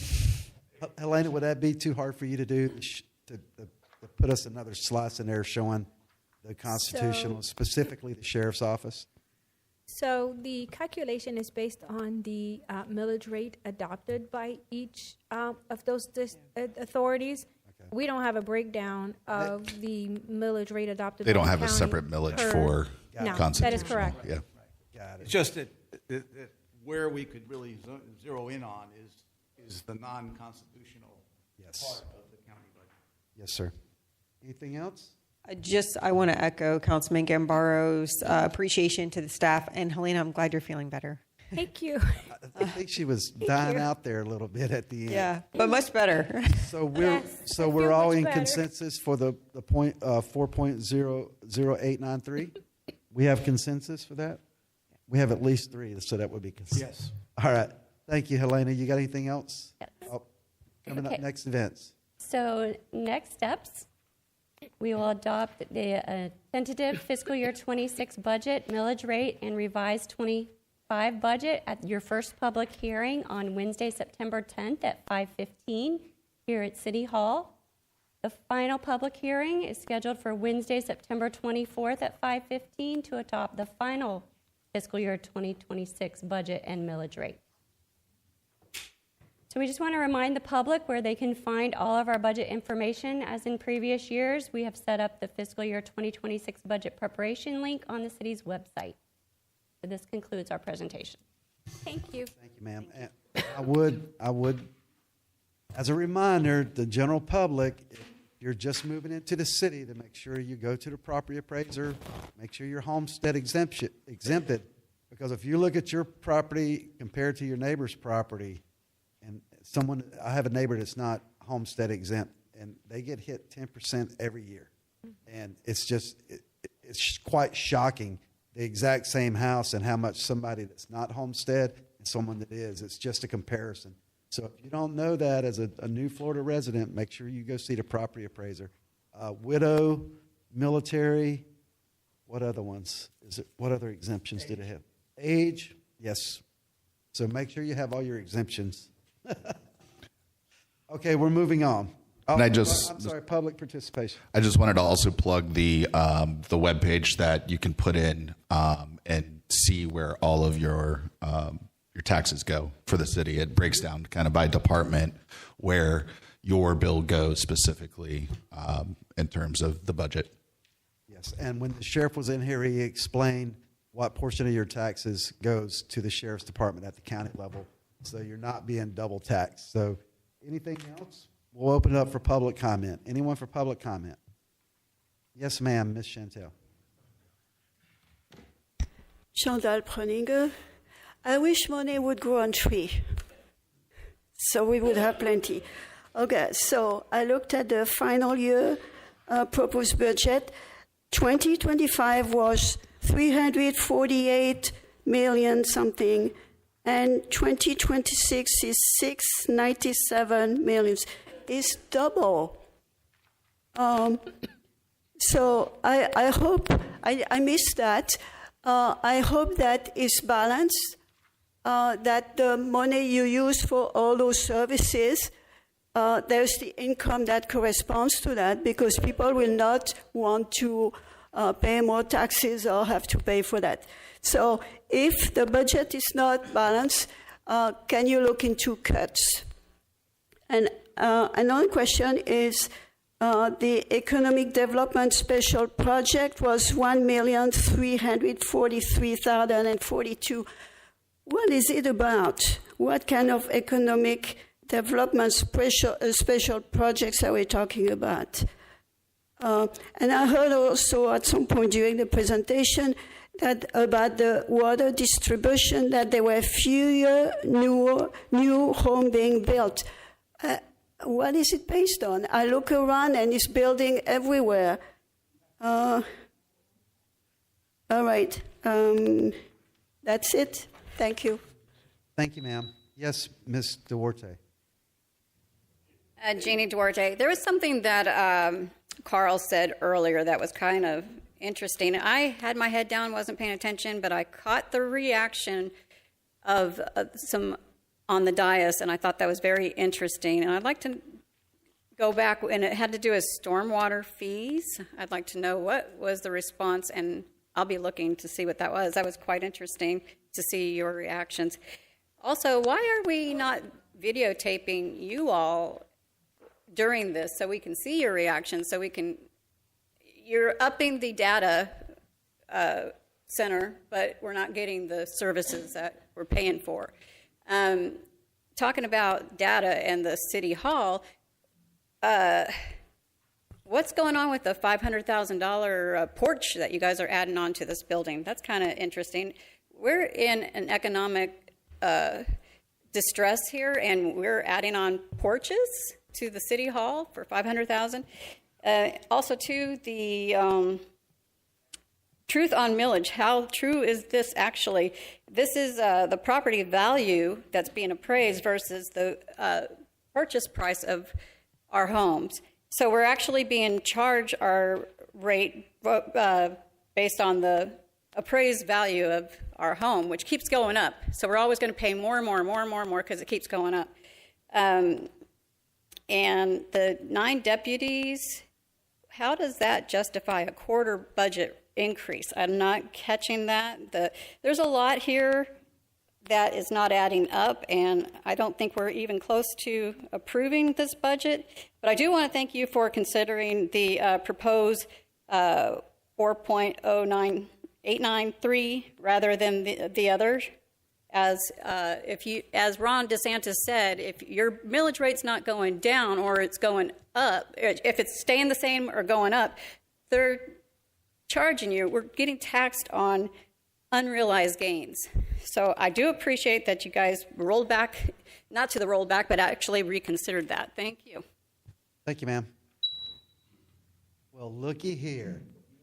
How are you, young lady? Well, I'm feeling the best I can. I have somebody to take care of home. I cannot come to the meetings.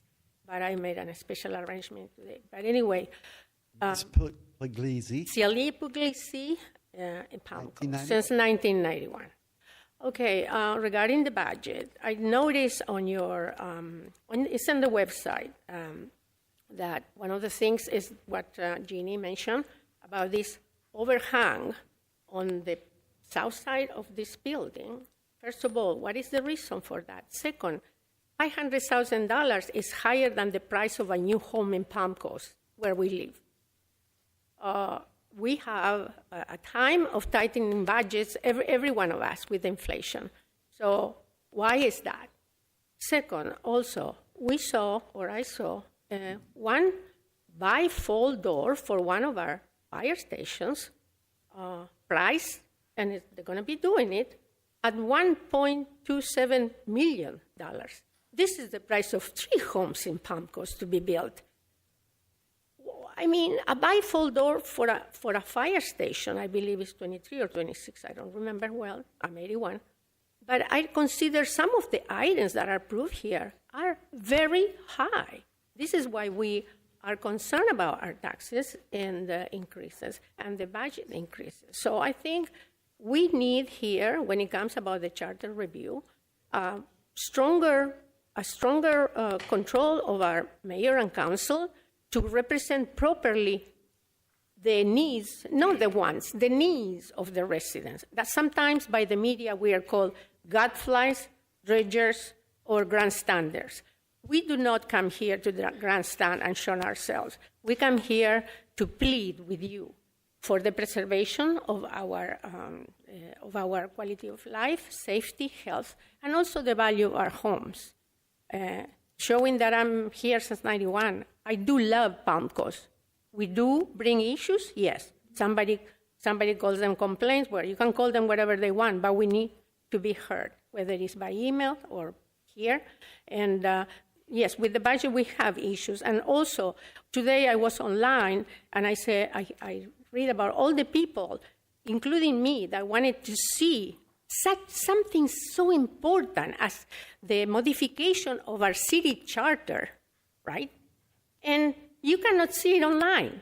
We have, back there, we pay a whole crew on public communications, on ITs, but we cannot see the charter review discussions online because, now staff wants to hire somebody else to do that. Don't tell me we don't have enough staff that we pay to have that shown on TV. Thank you so very much. Thank you, ma'am. Anyone else for public comment? Seeing no one come forward, we'll bring it back to the dais. City manager, you got any follow-ups? No, Mayor. I noticed that too, the 500,000. That's for construction on the city hall. Yes, I believe that's The line item that I saw was $500,000. I believe it's a previously approved contract with Carl. Carl, do you have any?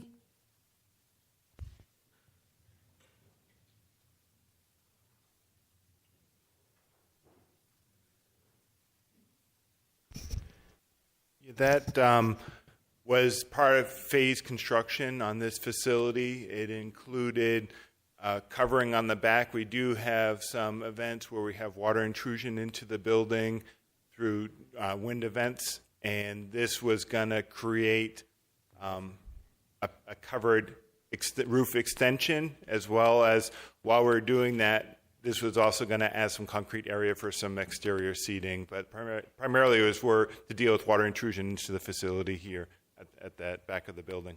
Okay, thank you, sir. That may explain it a little bit. For you, Ms.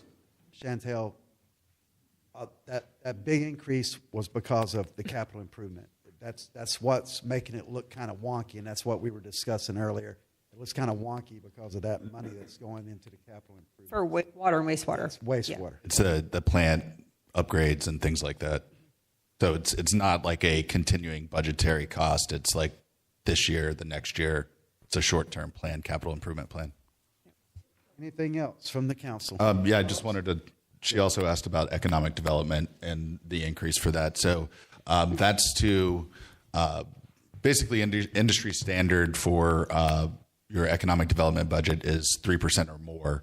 Ours was 1% or less than 1%. So we wanted to increase that. The reason being is that we want to attract businesses that can provide jobs, tax base, things like that within our community. So we're trying to get those types of businesses in, which would include marketing, tax incentives, things like that, to get them to come and put their foot in the door, so to speak, to provide those jobs.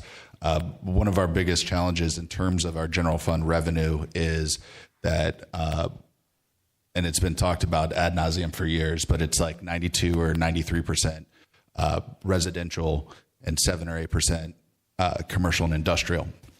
And one of the ways we can increase the amount of money we have to spend on services and things like that is to bring in commercial and industrial so that they are paying more of the taxes instead of increasing the taxes on the residents. If we don't attract those types of businesses, as costs go up, the only way to pay for them is to raise taxes, and nobody wants to do that. So we're trying to get more businesses in that can provide economic activity within the city, jobs, things like that. So that's why there's a focus on that, and this council had included it on their strategic action plan in order to fund it in that way. I just want to say yes, and that's the point I was trying to make with the summary of how much revenue we actually have in the way of taxation, how much our overall budget is, and the only way we can kind of improve that, if we keep the taxes and the millage rate the same, is what you said, is through development, bringing more businesses in and things like that. So it's the same point over and over again, but I think you can point it out in a number of ways. Yeah, and the reason why it's like this is kind of the overall goal for Palm Coast back in 1970, right? Is different than kind of how cities operate today. And, if you look at contemporary cities, that tax mix might be like 70-30 or 65-35. So we're way off from what, a typical city would have in terms of those extra revenues from commercial and industrial. And so that's why there's a big focus to try to push that percentage. So it takes some of the burden off the taxpayers and more on these businesses to pay their property taxes, because when those businesses pay their property taxes, there's no homestead exemption. Anytime they improve those properties, the taxable value goes up. So they pay as in terms of a larger share, per capita. But right now we just don't have enough businesses for that to help us. So we're trying to get more. Thank you, sir. Thank you, Helena. Ms. Ragsdale. Mayor, if I may, I just want to make one comment with regards to the sheriff's budget. So Sheriff Staley came here and presented the budget, and we talked to him at length about the proposed deputies, and we've seen a study that shows that we're actually below the amount of deputies that we should have based on population, quite a bit below. And so we, in conjunction with the county, came up with a long-term plan to slowly increase the amount of sheriff's deputies so that we could be more on par with what we should be as far as how many calls each of our deputies are responding to, how much time they spend on those calls versus how much time they can spend actually just policing our streets. Because we know that police presence, if we see them policing the streets, rather than being stuck on the side of the road or responding to domestic violence calls, things like that, it creates a safer community. So the 9 deputies still puts us way behind what we should have based on our population. And actually the sheriff's office is working with us to make it more of an affordable increase to our budget, because they initially wanted the 9 deputies for the full fiscal year. They actually reduced that and said, okay, well, we'll take 4 deputies or is it 5 deputies? 5 deputies at half of the fiscal year and 4 at the full fiscal year. So even the sheriff's office is working with us to make that a more affordable add. And we are working in a planned manner to make sure that we are providing the policing that we need to based on the growth of our community. So Sheriff is working very hard. And I will say for the sheriff's office, obviously they do a fantastic job and we have a very safe community. With their real-time crime center and the way that they've leveraged technology, we've been able to operate safely, even with those lesser deputies than we should have based on our population. So I'm happy to increase their budget to keep our community safe and think that should always be a priority for our budget. And just to jump onto that, so this was part of the study, I believe it was 3 years of increases. Yeah, so it had begun prior to now. It's continuing now, and then I believe next year is full. So there's 12 deputies actually being added, 9 from the city and 3 from the county each year. So that will also be next year as well. There'll be an increase in terms of deputies, and then I think we asked to reevaluate that study based on how they. Actual growth. Well, the way that they've done it is actual growth and the time spent on calls. So they call it the time obligated. So how much time obligated is each officer right now, and what percentage do we want them to be time obligated versus their ability to patrol our streets? And so we asked them, council gave consensus to have sheriff's office come back and say, hey, look, we've added these deputies. Can we reevaluate and see what the actual time obligated is now that we've increased the squad, so to speak, to make sure, hey, can we lessen the amount that we need to add in order to keep that level of service? That's the intent, is to try to just see where we're at so that maybe future increases aren't necessary right now. And Vice Mayor, I think you make a great point on the evaluation of time on call. I went out on patrol with Rick Staley, with the sheriff, 2 months ago, and there were calls that we went to and addressed that, especially if somebody has to be escorted to a medical facility down in Halifax or whatever the case may be. Those are things that sometimes don't get captured accurately, but it takes that deputy. That deputy is going to be responsible to ensure that person is safe and transition into a safe facility. So I think that assessment is really important. There are a lot of intangibles and things that we don't always capture accurately, and I fully support the sheriff's request. Yeah. Right. Just on that, as far as the city budget goes, that's absolutely true, because we're just talking deputies. Yeah. When you look at I'll take it on. When you look at the total sheriff's budget, there are other things included, like boats, command centers, and you do know that his building out in Bunnell is not paid out of the sheriff's budget. That comes out of the county budget, separate from the sheriff's budget. The facility downtown here, the police district office here in Palm Coast, was not paid out of the sheriff's budget. That was paid out of the county budget. So when you get beyond the actual deputies, I think that in the future, maybe there are some ways to look at things and do a little bit of cutting back. But as far as the deputies, no. And we have been playing catch up. We are steadily playing catch up. Yeah, they had showed that chart where it was like 9 years in a row, not a single deputy was added to the sheriff's office. So we fell quite a bit behind during those lean times, I think, after 2006 or so. Okay, thank you, Ms. Ragsdale. Helena, we're going to move on to E2 presentation, Palm Harbor Golf Club. City Manager. Yes, thank you, Mayor, City Council. If you recall, we brought additional information to you during your June 23rd City Council meeting, and we were missing a council member, so many of the items were deadlocked, and so you asked James to prepare a presentation today that evaluated our allocations. So James has some more information on that. You also asked us to bring information regarding lease the carts as opposed to purchasing them. You asked us to look at the operational things we're doing to raise fees to break even. You asked us to look at our ILA with the schools and see how much we're waiving for golf for them. And then you asked us to work with loopers and as well explain the donation of the driving range.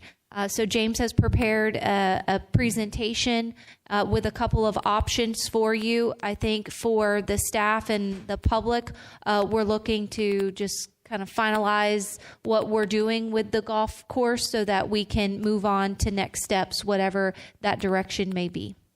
Thank you, ma'am.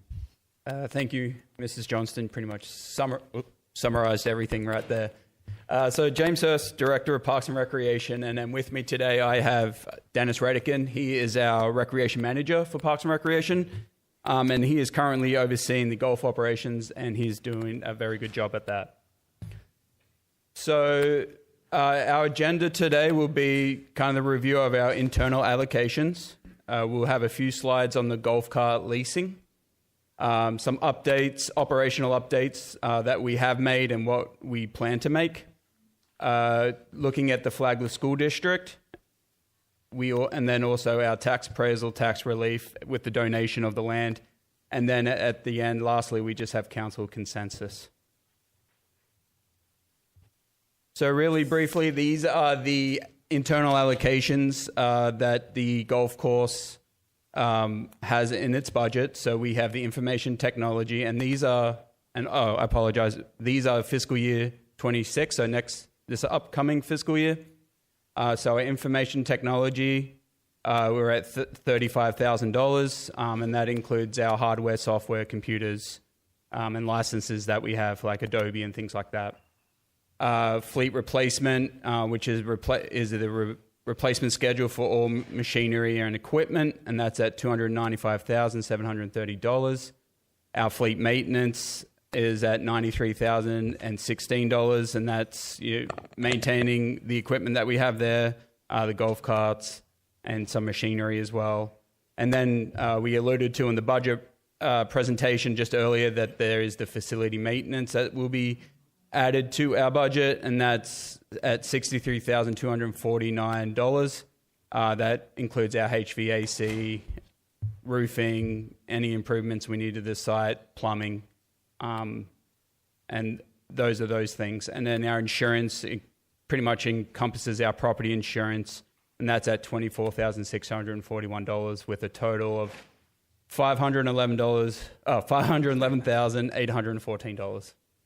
James, I have questions about this slide, and I've had questions about how this is calculated for quite some time. So the fleet replacement and the insurance, I understand those are more hard costs. We can calculate those based on what a third party is essentially charging us. But the information technology, fleet maintenance, and facilities maintenance, how are all of those calculated? So for IT, it's calculated by and this is how the program works for all of the entire organization. It's calculated by FTE in each department. Yeah. So the golf has a department budget, it has its own division. You have 13 employees. Some are part-time and some are full-time, and it's based off those FTE equivalents. So their time using the Chrono system to clock in and out, or our computers there, or any of that cost, the switches, hardware, all of that is built into your IT cost. And I think that's the same with the others too, with the facility maintenance and Yes, and the facilities maintenance is allocated based off square footage. Yeah. Okay, so have we done any analysis on the hours spent, the actual hours spent on fleet maintenance and facilities maintenance at any time for the golf course? No. That's a problem. Yeah. That's a problem because right now, year to date, I believe we're at a deficit of $100,000 for the golf course. Now, we have made a lot of changes that really haven't had time to start shaping what we could probably see in the future. But if you look at the fleet maintenance and the facilities maintenance allocations, that's $150,000 right there. If we can get actual hard costs for that, what are we actually spending? That could eliminate our deficit right there, and this would be much less of a conversation. So what I want to see, and I would ask for consensus from council, so before we make such a dire decision as to selling our golf course, let's get hard costs. What is Public Works actually spending in fleet maintenance and facility maintenance over the next year or 2 years, hour-wise? Have them record it. I know it's probably measured somehow. I'm not sure if Matt's still in the back. So we have, here he comes. Yeah. Go ahead, Matt. No, thank you. Matt Mansell, your Director of Public Works. So during this last year's budget analysis, when we realigned how facilities maintenance was charged out, we did analyze those costs, and this was an accurate figure. Okay, so this is accurate. So this is accurate, yes. And for fleet maintenance, that's calculated as a percentage of value for each asset. And we run a backwards analysis with Faster Fleet Services at the end of each year to make sure those are accurate as well. And those are used for the next year's budget programming. So those are accurate. Does that include golf carts? So for each golf cart we buy, we have a yearly maintenance cost. Correct. But does that necessarily mean maintenance was done on it? So of their overall fleet, those are kind of amortized out for the fleet for each division. So he has his overall allocation, and one cart may be, a lemon, where another cart may be, like no problems at all. But across the fleet that he owns, those costs are amortized, and it is shown to be like 90% cost recovery on those. Sometimes we exceed because, we might have a piece of equipment that sticks around a little too long, or we have something that just has a catastrophic failure. But there are things we're doing to look forward in the future on going to a chargeback rate instead of an allocation rate. We're just not there yet with the software that we have. Okay, so we are looking, and are we looking at a chargeback rate for just fleet maintenance or for fleet and facilities maintenance? Right now I'm working towards fleet as Just the fleet. goal. Okay. Facilities is definitely in the discussion because that is the best practice. It is, yeah, I would agree with you on that. It's actual costs. Correct. So just so I understand, you're saying that we're allocating these costs based on different metrics, right? FTEs or square footage or whatever the case is, but then a review is done and that estimating practice is found to be mostly accurate. Correct. Okay. Mr. Mayor? Yes, sir. So the vice mayor, brings up some really good points about how things have been accounted and are trying to be accounted for going forward. The other big concern I think we all shared was that, in previous updates on this issue was the non-inclusion of capital improvement projects like the big water pumps that have gone out. And so, but guys, this has been a pattern of behavior in the way this thing has been managed. The issues you've brought up, the issues that we've seen, we have been in the hole, and we continue to be in the hole, even year to date.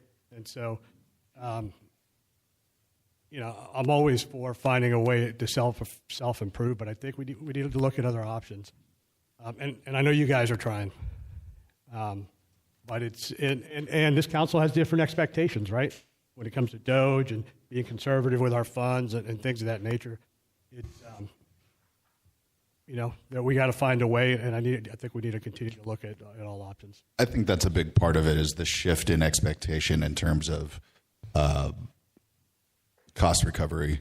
I think in the past that was not the standard necessarily. So I don't know if it's fair to lay that at their feet. But I think we still have more of the presentation to go to talk about what they have done as well. So Yeah, I didn't mean to pump an entire break to your presentation, and Matt, I don't want to hold you up here either. But I think just as we're looking, because we're really hyper-focused on the golf course, to say respectfully, James, to not give the full context as to how we're analyzing this and how we're getting better, because it sounds like in the past we may have, kind of had these estimates and then there's been a process that's been in place, but we really haven't kind of put the microscope over them. If you guys are now putting the microscope over them, let us know, because that's going to affect our policy decisions up here.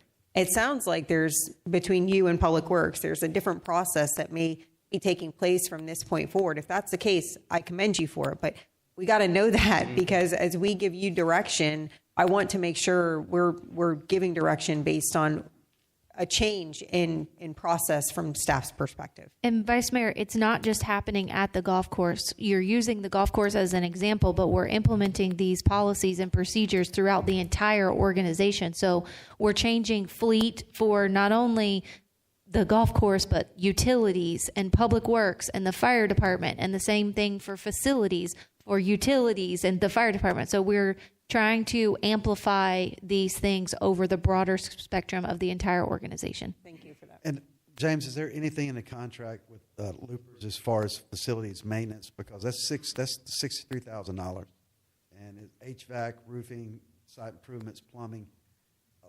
Is there anything in their contract where they have to cover some of that cost? No, that they are the renters of the property of the facility. So anything that has to do with the property, we have to take care of. Yeah. Right, they're responsible for their equipment, anything that's individual Anything to their building needs. infrastructure-wise is us. Yeah. Okay. Sorry to hold you up, James. No, you're fine. So then we'll look at the golf cart operations. So in 2022, 50 carts were purchased. In 2023, 22 golf carts were purchased. And then our next replacements are planned for fiscal year 26-27, and then also 27-28. We're estimating a trade-in value between $1,500 to $2,000, but also auctioning is an alternative to these trade-ins as well. So current review initiated to ensure that there's a long-term cost efficiency, smarter asset management, and reduced operational risks. So we do have a little bit of a comparison chart here. So as you can see, the first two options, option 1 and option 2, are for leasing. So they were a 40-month and 52-month term at a significant, obviously, monthly lower cost to what the purchase is. But they don't have the option for resale value, where in the club purchase option, there is the option to sell back the golf carts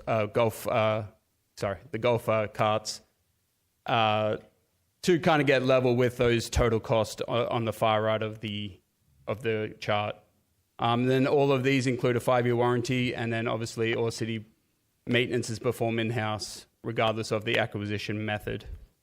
Yeah, I feel strongly, as I've gone through this and thought about it, I really like the lease option for a whole bunch of reasons. Once they'd all be replaced at exactly the same time.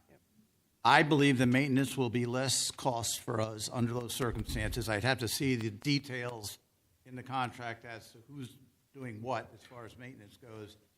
You've got an easier way of replacing one if it goes bad. The leasing company has to do that. and it's close enough, now that I see the figures are close enough, and I think it would take some burden off our staff in order to maintain that, and we'll always have exactly the age of each of the carts will be essentially the same because they all get replaced at the same time. So even with those numbers, the way you put them up, and I know the resale thing, I still think it makes a lot of sense to a lot of golf courses lease their golf carts. Mhm. I mean, it's pretty standard practice in the industry right now. And so of the options that we're going to talk about today, that's the one I'm going to hold that I think leasing may be I strongly feel leasing is the best way to go on that. Well, just to add to that, the time value of money, right? So you're outlaying all this money up front or even saving it from years in advance to do this if we're using the fleet replacement program. Instead of paying $8,000 today, we can pay $125 monthly and pay that $6,000 over 5 years. Resale value. Right. That's a pain to have to resell them. Well, these numbers are based on getting that resale figure, right? It's not guaranteed. So if you go, James, can you go back to the last slide?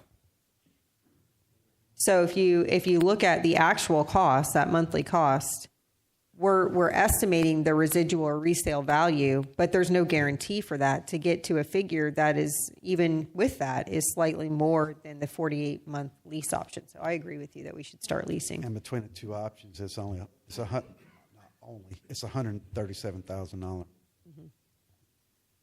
I'd just like to provide a couple of clarification points. So the costs are very similar, and I understand your points on the lease versus buy. Some of the specifics that I would ask you to keep in mind, when you turn in those lease vehicles, they are going to assess them. We're going to receive a charge for any excessive damage. That's an unknown cost to a lease. And on a fleet that size and for the intended use of being rental vehicles, the wear and tear is usually a little higher. So I would ask you to consider that. When it comes to the maintenance, it would be the same level of maintenance for those if we were to lease them or to buy them, because right now they're under warranty. Their planned replacement is when the warranty expires, and we would be maintaining the same things during that warranty period as we would during the lease period, if that makes sense. So steering linkages, wear and tear items, tires, those types of components, and then obviously damage accrued while we own it. We would repair those. We would repair those now. We would repair those if they were under lease as well.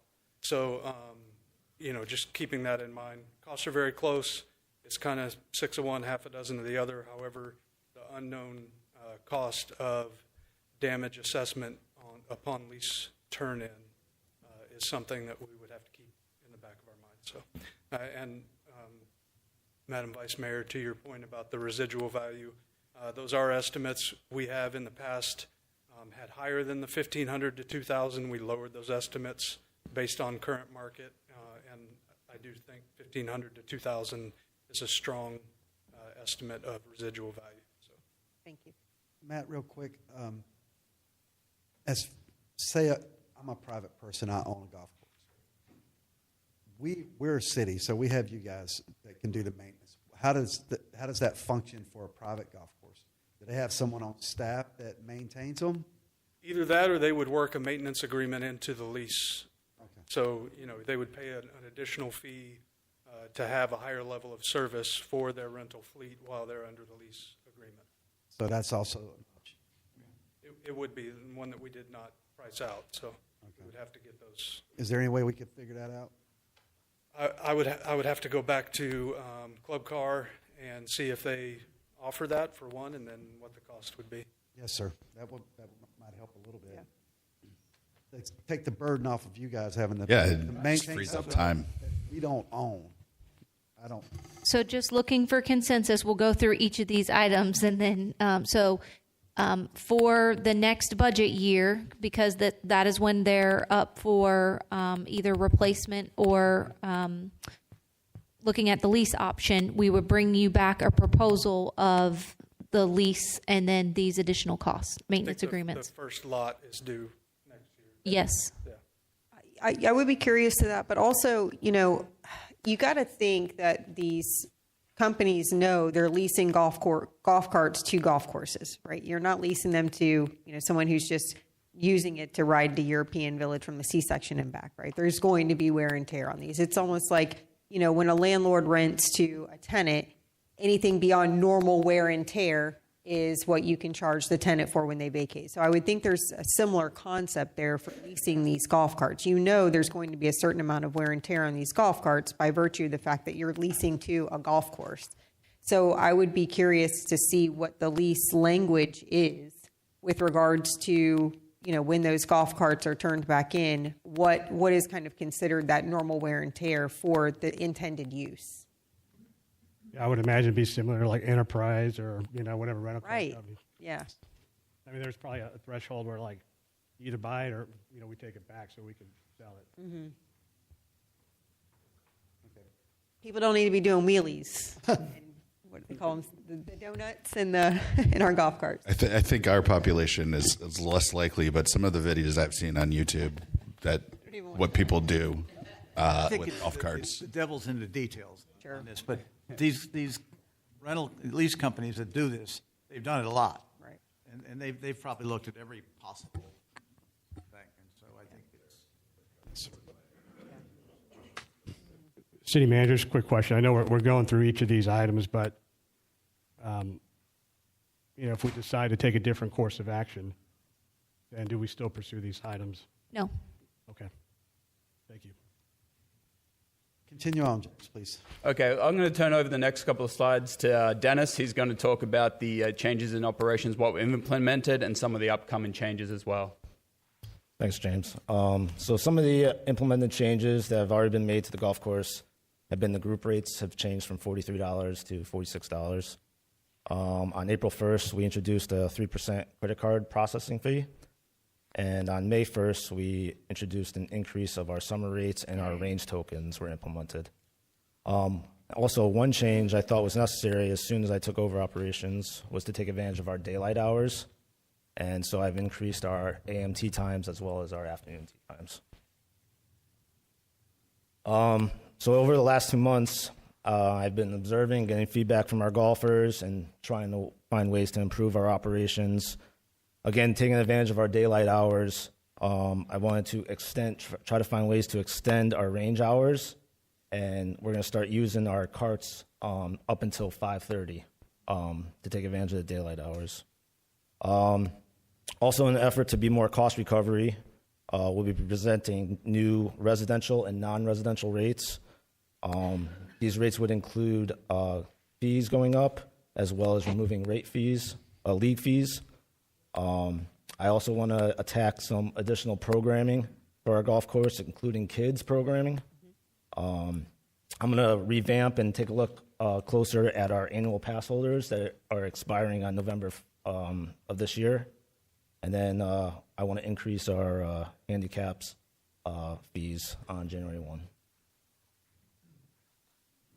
Any questions on that one? No, I look forward to that presentation. And are you basing these actions on what is standard in the industry? Yes. Sure. Yeah. It'd be also Parks and Recreation as well. Got it. Thank you. Oops. Sorry. So just going off the question from last presentation and waiving some fees. So we do host high school teams. We have the girls and boys for Matanzas High School. They use the course. FPC actually has moved to Grand Reserve, I think, this year. So it's only now it's Matanzas girls and boys. So they use some of our tee times. So probably a little bit less now at 5,600 of estimated lost revenue with them, with some tee times and things like that. We also have Special Olympics. They don't really use the course as an entirety. But they do use our driving range, the practice range, the chipping green, and the putting green. So they only really use our tokens. And then we added the Florida State Golf Association junior tournaments. They do pay. They do pay us a rate for their tournaments. They have them twice a year. But what we do is to kind of make their tournament play seamless and we block off extra tea times because as the kids start playing, we don't want the public coming in right behind them. So we do block off a few extra tea times because these are 2 events each year, one in January, one in March. About 80 kids come with parents, so it does have a little bit of an economic impact to the community as well, which is great. But so we, as I said, we about $12,000 we lose just blocking off extra tea time, so we don't have the public behind the last players of the kids that are playing in the tournament. And then we talked about a little bit of the tax appraisal. Sorry, City Manager, do we need to give direction on whether or not we're going to continue on with these waivers? I think, Mayor, you had brought up not wanting or wanting to start charging the high school. We should get some revenue out of it. We would have to revise our MOU agreement with the school district because they use some of our facilities. We use some of their facilities for free as well. So their gym space, things like that, summer camp classrooms, we use for free. In turn, we have some facilities they use for free as well. When we've done the analysis, looking at it comprehensively citywide, to James's point about all the facilities that they're using and we are using, it comes out to pretty much break even. So just having them charge for the pool, for the golf course, are we going to reopen that for the pool and then they're going to start charging us? We already have those signed agreements with the school district. Yeah, I'm not in favor of changing this at all, even without knowing about how it would affect the MOU. I think the community gets a benefit out of our high school kids using the course. So that's just my position on this. I wouldn't change this. They do. Some of the kids do volunteer with us for some of the summer camp programs and things like that. And as you add kids programming, I would imagine a lot of the high school kids would want to be involved in that. Yeah. I mean, that's what you find is a lot of the high school kids like to be involved in coaching and things like that of kind of the younger generation coming through. So my position on this is not to affect any change. And to add to that, I called around to some athletic directors and Florida high schools, and none that I talked to were that said that they pay to play in their local environments in terms of courses. So I don't think it's standard to charge that. I don't know. I don't know if that just drives them somewhere else anyways, right? If we charge them, then they'll just go to a course that doesn't charge them. I certainly don't want to charge Special Olympics to be out there. No, that's $200. Actually, those two are negligible. There's nothing stopping from receiving revenue from Florida State Golf Association. Yeah, and we do. Yeah, they pay for their tee times, yeah. So it's just the buffers that we're putting in place. Is there... that's the best way to put it, buffer. I'm not... obviously they have their own sponsors and things like that. Yeah. So we don't have any leeway to maybe try to raise sponsorship money or anything like that to offset some of these. We talk to them annually, so we can always. I'm sure we'll be talking about the next year's tournaments pretty soon here, so we can work some things through with them. Yeah, I mean, I don't know if they know that essentially it's a cost to us for us to buffer that. So they do enjoy our course and they've come back quite a number of years in a row too, so they do enjoy coming to Palm Coast. How much revenue do we get from those tournaments? For both tournaments, it's $17,000. That includes spectator carts, practice rounds, and then the actual tournament rounds as well. Okay. Yeah. Thank you. I don't have any desire to increase or decrease those availabilities for younger people. It's just not. But we have the numbers now. Yeah, we do have numbers, and but it's not. It's a different kind of thing. It's not use. We buffer it, so we're not. It's money. There's no doubt about it. But the times, but it's not money in the budget. In other words, it's money that's not being recovered. Yeah. Maybe the increase in hours and things like that. Yeah, I think there's, obviously there's a million different things that we can do to try to change how these operations look. I think this isn't it. I think, rate changes, hour changes, things like that. So increasing the top line and lowering that bottom line at the same time, hopefully can get us where we need to be. top of that, we want younger people to do things like that. Okay, James. Okay. And then just on the tax appraisal, kind of in 2023, we received a donation of about 8.38 acres, which include the current driving range and the chipping green. So this portion of the property was actually tax exempt. The remaining 143 acres is taxable because we do operate the restaurant on the property, which is about $1,700 in 2023. Any questions on this? And I think the previous question regarding the appraisal was surrounding the donation that we got for the driving range, and we couldn't find anything, but the only thing that we could assume was that the previous property had entitlements on it for developing townhouses or condos, and so that has a value, and it could have been in that relinquishing that it's now conservation green space, a golf course, that those entitlements went away as far as that information, but we couldn't necessarily find anything specific.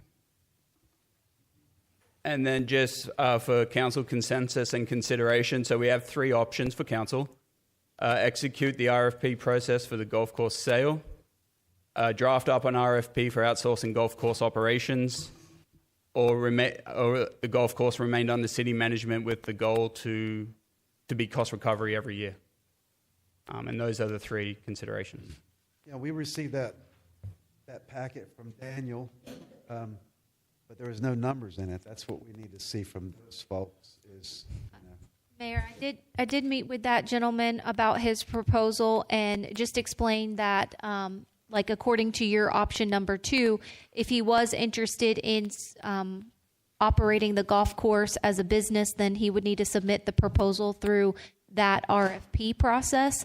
And his proposal that he gave to me, that he would give the city $100,000 each year, that was his proposal. Yeah, so to your point, Mr. Mayor, everything about it sounds great, but there are no actual numbers, and it's a guarantee to give us money, but I don't know how much of a guarantee it is, right? They can't just come out of pocket $100,000 a year if they're not making money. So I'd like to see more in terms of that. When is the contract up with Loopers? How many more years? 5 years. Right. 2 years. But they have. They have the right to. They have options. Yeah. It is 2 years left, and then there's an option for renew for 5 years, and then another option for 5 years on top of that. Okay. What about as far as negotiating? Because it's like a sweetheart deal, right? So it's a pretty good deal. When our interim assistant city manager was here, he did go over and speak with the owner of Loopers and discussed council's pleasure of renegotiating that contract, but there's nothing in the contract that says that Loopers has to negotiate with us, and so they were okay with where they are at and very supportive and happy with their current contract that they have in place. If I recall, though, I'm not saying they're not paying full market share or whatever the case may be, but it was an increase over the previous contract. Oh, it was a large increase, and so I had brought this up, so I'll kind of take it in the chin for this one. When they came to us with the previous and compared it to the previous lease, it is much better than the previous lease. And Loopers, I think they do a great job out there. I like the product that they're providing to the community. So there's no complaints. It's just a matter of now knowing more, because when that contract first came to council, I was brand new on council, but knowing more now, it's like, dang, we kind of missed an opportunity there. So in the future, obviously, we can look to doing things differently. But it's not as if Loopers is doing anything wrong, but they don't have an obligation to change anything in their lease. And I did speak to Jamie, and he was very kind, but obviously said, we're willing to do more out there if you all want us to take a larger role and increase operations or something like that. But as far as renegotiating the lease, obviously they're not looking to do that. I think when we look at this, first of all, I have to say, Dennis, you're doing a fabulous job. You've only been out there, I think now managing for a month or two, but I've heard nothing but good things. I've heard nothing but improvements. So I want to thank you for that. My position on the considerations, if we are going to look at outsourcing, I think that we need to treat it the same way we did the auditor's contracts, where we kind of look at everybody who's presenting an RFP and we grade them. We grade them, and then staff kind of brings back who our top whatever amount of choices are. We need to be fair to all of those, not just the one gentleman who presented his proposal to us, but we need to go out to RFP pursuant to law. But I really think we need to give Dennis and the rest of our team a chance to actually see what a year will do with under this new management, with the new fees that we're going to implement, with the new expanded hours, and really give that a chance to fix, because this is the first time we have really dissected this course in this way. And here we are dissecting it, making staff go through the measures that they've gone through, and then without giving it a chance, we're saying, oh, we're just now going to sell it. I think that does a disfavor to our residents, a disfavor to staff, and I think we're selling ourselves short if we do that. So my position is that we give staff that year, let the new fees and the new hours and all of those things really have a chance to affect change, and then we can maybe readdress this. But if council does decide to go the draft the RFP for outsourcing course operations option, I would say we need to do it the same way we did the auditor's contracts and look at everything before, and with, let keep it in control of council rather than staff. But I in no way, shape, or form want to sell this golf course. Yes, ma'am.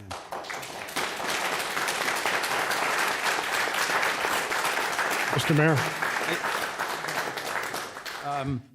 I have come to the conclusion that number 3, remain under city management with annual cost recovery, at this point is probably the way to go with a lot of what the vice mayor has said. But I do feel that I want to add, on the lease, on the lease agreement of the things that we can do right now. I would like to add, if anything we agree to today, that before we buy more carts or lease vehicles, that particular decision has to come back to the council. Well, I think they said that's what, 28? 26, 27. Yeah, it will be in preparation of the 27 budget. 27 budget. It's a contract, so city I'd staff like can't to say do that that. now, so it doesn't kind of slip through later. But I've gone back and forth on this. I've been involved with golf for about 60 years in various positions, and there are physical limitations on this golf course as far as what a private person could do with it. For instance, we probably aren't going to allow lights on the driving range. That might be one of their key ways that they feel that they can make money. But I think if you really want to start a hornet's nest of problems, that probably would be, and that would probably be the number one thing that a person making that a private golf course, that's the way you make money. The driving range. Lighting in the residential neighborhood's a problem. Right. And the fact that the current Looper's restaurant, that's just essentially mobile homes, 4 of them put together.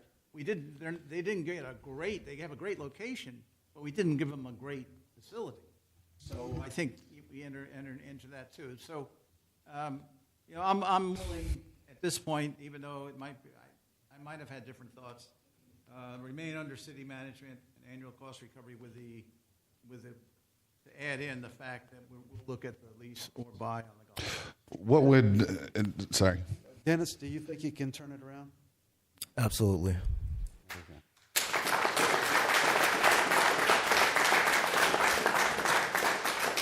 So I was just going to ask, for RFP purposes, what would, I don't know what the time frames would look like, things like that either. That's kind of a question mark for me, especially with the thought process that we want to see the changes have the opportunity to show themselves whether they're working or not. For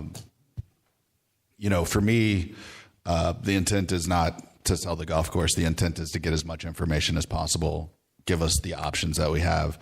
And so, I'd still be okay with an RFP, either for outsourcing operations or the entire thing, just so we have more information about it. Ultimately, though, my intent is that it stays a public golf course in Palm Coast, operating in a great way, so that we continue to enjoy this. It helps with the property values and the amenities in those neighborhoods and things like that. So, and it's an attraction. It was the original attraction for Palm Coast. So, it's immensely important to get this right. I think there's great opportunity here. As you mentioned, the facilities are substandard. In terms of cost recovery, my intent isn't let's just cut corners and not invest in the golf course to reduce costs. We need to do it both ways. We need to invest in it as well as try to be more efficient. So, depending on what everybody else thinks, I'm happy to go with the group. So I'd like to make a comment, Mr. Mayor. Yeah, go right ahead, sir. So, staff, first of all, I'm the one that brought this issue to the table and swung this blue binder around about the many, many, many years that we've been losing money. But, we have, so thanks for all the analysis and putting up with us as we've kind of gone through all this. I think it's worth looking at all the options when we're trying to save money. And we've all said it today, we're all trying to be conservative with our funds and manage the expectations. But team, I still don't see a risk of putting the golf course out to bid just to see what that looks like, okay, as a comparison to continuing to do the same things or, the adjustments that we're now moving forward. We'll find out how much it's worth, and we don't have to accept any bid if we don't like the offer or if it doesn't make sense. And I just pulled up, and James, thank you for sending me the last RFP that we looked at as part of this discussion that we've had since February. We put safeguards into the bidding process that protects our residents by ensuring that Palm Harbor Golf Course will always remain a public golf course and open to the Palm Coast residents. It could never become a private golf course also that shuts out our residents. It can never become an overpriced overflow or a private resort. The other safeguard we put into place that if the golf course should fail to run under a private entity, that it would automatically revert back to the city. And this will ensure that the property never becomes houses, townhomes, condos, apartments, and it'll always remain a public golf course for our community. And so, from my perspective, and I hear what everybody else is saying, I look forward to hearing from public comment, but we have an opportunity to finally stop the bleeding of millions and millions of dollars while at the same time we collect additional taxpayer dollars. And, of note, and I think this was part of the discussion previously, the appraisal that we pushed out that came back in was $1.8 million, but that reflects all the restrictions that I just mentioned, not $16 million or whatever that would have been if it would sell for residential use. So that's a big difference in the sale. So I'll throw this out there. Team, would you guys be considered to maybe take two courses of action? Execute an RFP to see what we can get for the sale of the golf course while also looking at making improvements? Members of the public, you will have... I'm just throwing out options because I hear... Wait 1 second. Members of the public, you will have your time to come up here in public comment, but to move this meeting along efficiently, you have to keep your comments to yourselves until it's your turn. I promise you will have a chance at that microphone, okay? So, Councilman, I'll engage in the conversation. I think I agree that all of those restrictions would need to be put in place if we were to go out to RFP. But I'll tell you, pragmatically speaking, I don't think we're going to get a big bid with all of those restrictions. If you look at what happened out at Matanzas, we have, I think, an application snaking its way through planning now to add dwelling units and to change what some of those view protection zones were supposed to be. And you have overgrown fairways now. And so there's an attempt to try to change things out there. And so I think that what we'll find if we were to go out to RFP is that somebody looking at all of those restrictions and not looking at a future ability to make it private or to make it a resort or to put houses on it, we're just not going to see that ROI. I could be wrong, But to me, I mean, it would have to be an astronomical amount of money, not just a, hey, we can cash in for, I wouldn't even accept, I don't even want to put a number on it because it would be an astronomical number that's probably not even worth discussing. Yeah. So, you know, I understand what your point is in saying, well, what does it hurt? I think what it hurts is I think there's two repercussions we could see. A, it's a blow to staff. It's not giving them the chance that they've been working very hard to prove to us they can turn things around and they can make this happen for us. But I also think it's kind of a gut punch to the residents. They treasure this course. Our community has treasured this course for a really long time. And it's almost like, well, we're putting a price tag on something that's priceless. So for me, I hear what you're saying, Councilman Gambaro, and I think if we were talking about something that wasn't such kind of the jewel of the community for so long, I would be on board with your line of thinking. But in this specific circumstance, I just disagree. Well, I think this golf course is a jewel, and it's very, very important to our community. Why not make it better? Why not make it a lot better than what it is now? I mean, is the city going to invest the funds to make it a greater destination than it is now? And then you're assuming the outcome of the RFP.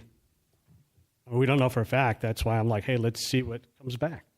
I have a question from just a budgeting standpoint, city manager. And forgive me, when we were going through the budget, I didn't see anything. But on the CIP, do we have any of the golf course improvements on the actual CIP right now? No, you directed us to move those expenditures to the golf course budget. Well, no, and I understand because we were trying to do this analysis. Right, so they're moved out of the capital projects fund. The pump was mentioned in one of those line items. Yeah, I did, and that was like 300,000, I think. 278. Okay, yeah. So, which that's actually not compared to what we spend on other things. That's not terrible. Yeah, it's ridiculous to have to say that, but yeah, you know. I know it's crazy, but okay. So I was just curious, though, from a policy perspective, we can put items for the golf course on the CIP. There's nothing stopping us from doing that, but for the purposes of seeing what we're actually spending on the golf course, we put it on the budget for the golf course this year. Correct. At our request. Yeah, no, I agree. But I just, from a conceptual standpoint, saying, hey, we always budget long-term for these other projects. Is there anything stopping us from doing that for the golf course? So, Vice Mayor, just wanted to jump in, in terms of the dollar value of the RFP and things like, in considering the RFP, to me, it's not really about like how much money can we get out of the golf course. It's really about trying to make the golf course operate in a better way and reduce the burden on taxpayers to have to subsidize it. So that's really my intent there. It's, again, never to be anything other than a public golf course and hopefully be operating in a better way with more capital improvement and things that we haven't done as a city or we've just included in our CIP. There's golf course operators out there that obviously do this a lot better than a city government does. So that's the reason why an RFP makes sense, to get that information, see what the possibilities are. Again, if it doesn't make sense, it doesn't make sense. But in any case, if there's consensus one way or the other with the council, I'm on board with. I would say my suggestion would be to leave it in the hands of the city management. Once we start the new year, by the end of the second quarter, do a reevaluation with Dennis and Mr. Hurst to see if it's on track to break even. That would be my suggestion. And to add to that, gentlemen, there's also the consideration of busy season, slow season. So it has to be benchmarked against, previous operations during busy season. If we're like, hey, we're up $500,000, but then we know we're going to spend $450,000 in the slow season, then we're break even or close to it. Just want to make sure that's kind of accounted for in that analysis if we do decide to go forward with that. Vice Mayor, didn't you say we're almost at the end of our fiscal year? We're 130,000 in the hole. 100,000 based on the figures that staff presented to me this morning. But of course, that's without really a lot of the changes that have been made being able to have an effect yet. So I would look for consensus to do that. Leave it within the city's control. Starting the new year, come back, reevaluate at the end of the second quarter, and if things are not changing and moving in the direction we want, then put it out for RFP for private management of the course. Can I get consensus agree with for that. City Manager, how long would the RFP process take? Would it come back in second quarter, or we could have two sets of analysis to look at? So it typically takes about 20 to 30 days, and just depending on how long you want the bid to be out there to make sure that you're getting the responses that you want is the determining factor if you want it faster or slower. But our acquisition process is we have to notice first for 30 days, right? No, we have to notice for at least 7 days. 7 days, okay, and then it's the actual opportunity to provide a bid. Right. And we determine that time frame. Yes, you can determine how long that you want the bid to be open for, and then you need to consider how long it's going to take you to review all of the proposals, and then scheduling for presentations, and then making your evaluations. The motion wasn't to buy, it was to manage. No, I'm just asking the question because I think for second quarter, maybe we can line it up so both the RFP and the analysis from the staff come back at the same time. Well, that's at the end of the second quarter. That puts us at March. So Okay. they come back by April, and by the next next budgeting cycle, we'd already put out that RFP, whatever our next course of action. I guess my point is if we're truly want to look at all the data and numbers and performance of our staff in concert, if at the end of the day, either way, we on this dais want to make sure that this is kept a golf course, a public golf course. I don't think there's any debate about that. And we're also trying to look at the dollars to see if it makes sense on whether or not the city maintains it, or we put it out to outsource it, or we sell it. Why not collect all the data at once in order to make a fully informed decision? That way, we can certainly say, and especially given the guidance and expectations that this council has set with regards to these kinds of amenities, that we should. That way, we have all the data we need to make a decision going forward. So I think by the end of the second quarter, we could revisit that as far as the draft RFP for selling it too. Yeah, so at the same time, right? Like if we put that thing in motion so it lands at the same time when we get the feedback from the staff. So you're saying at the end of the second quarter, when Dennis comes back with it and we do our assessment, to move forward with those two options then? We would also look at bids and presentations, things of that nature. No problem. Just to have that information. Because Okay. I think we're all in alignment. Sorry, I'm confused. Just want to be really clear. So, what we're hearing is that, Mayor, you want us to come back at the end of March, which is the end of the second quarter for our fiscal year, with what we've done for the golf course. And then, Councilmember Gambaro, you want us to go out for the RFP now and review those at the end of the second quarter, or you want to We can wait? delay it, and then, but I guess my point is so that we have both sets of data to be able to make an informed decision. And so really what I'm saying is, as we're talking through this, is that it would be a combination of considerations 1 and 3. So he's saying, I think, back out, however, what the time frame is required to RFP so that those bids and evaluation process comes back at the same March. So if that means January or Okay, and we're talking about bids for sale, not bids for operations. Correct. I thought they were talking about. Okay. Mayor, just trying to. No, my recommendation was at the end of the second quarter, which is the end of March, let Dennis and Mr. Hurst come back with their evaluation. If we're on a glide path to meet that full cost recovery, going forward from there. If not, if we don't feel that we're at that point at the end of March, into April, then we could put it out for RFP for either one of those for sale or outsourcing it for operations. But to me, I'm never going to agree to sell the golf course. It's just not going to happen. That's not going to come from me.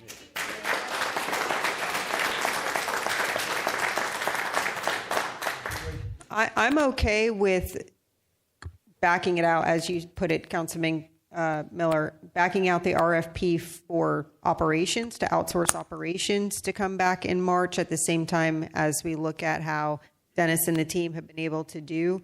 But I would not be willing to take the leap to do an RFP to sell at that point. I think if we're actually going to give the course a chance, we would look at RFP to outsource in the case that city management can't get it back on its feet.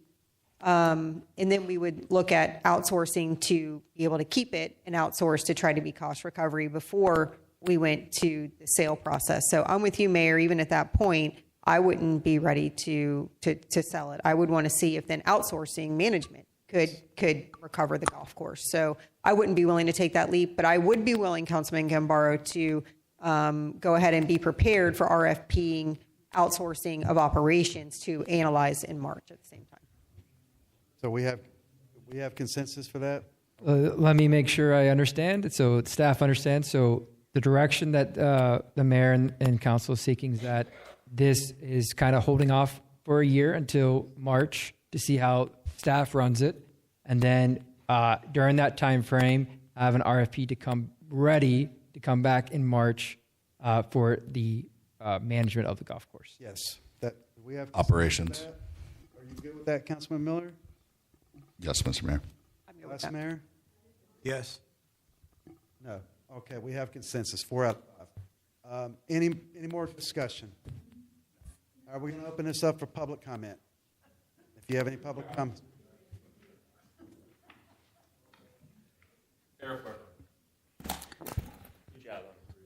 Sir, sir, I would wait 1 second. There's a lot of people getting up. I want to make sure just wait 1 second. There's a lot of people getting up. I want to make sure your comments are heard. Just wait a couple of seconds. Yes. Just wait a couple of seconds. Real quick.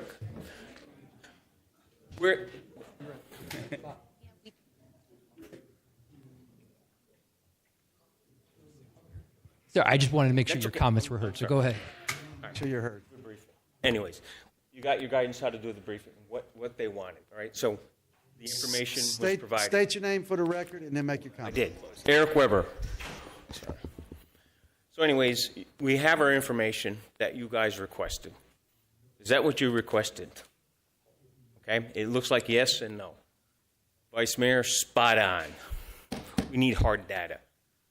We just been putting a hand on this whole thing for last, 6-7 years, and not really pulling down what the golf course is doing or not doing. And then all of a sudden now, this year, it pops up, it's a problem. It's not making any money. Well, did we prove that yet? Did we look at what we're charging? We look at the number of rounds that we're doing. Did we dig down in there and look at all the information, the maintenance cost, on a routine basis? He's a park manager. I'm not defending him. He's a park manager. How many? 12, 13 parks, 11, whatever he's got. Now he's got a golf course. It's just not a normal park. So we haven't put somebody in there that has done due diligence for that golf course, assessed the performance, what our expectations are. More importantly, what your expectations are.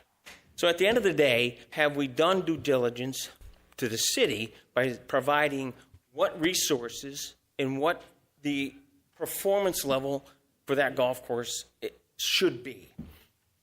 I'm sorry to say, but the superintendent, Troon, we got to do something there. Somebody's got to evaluate the standards of what that company's doing or not doing for that golf course. I don't know how many times you guys go out there and look at that course.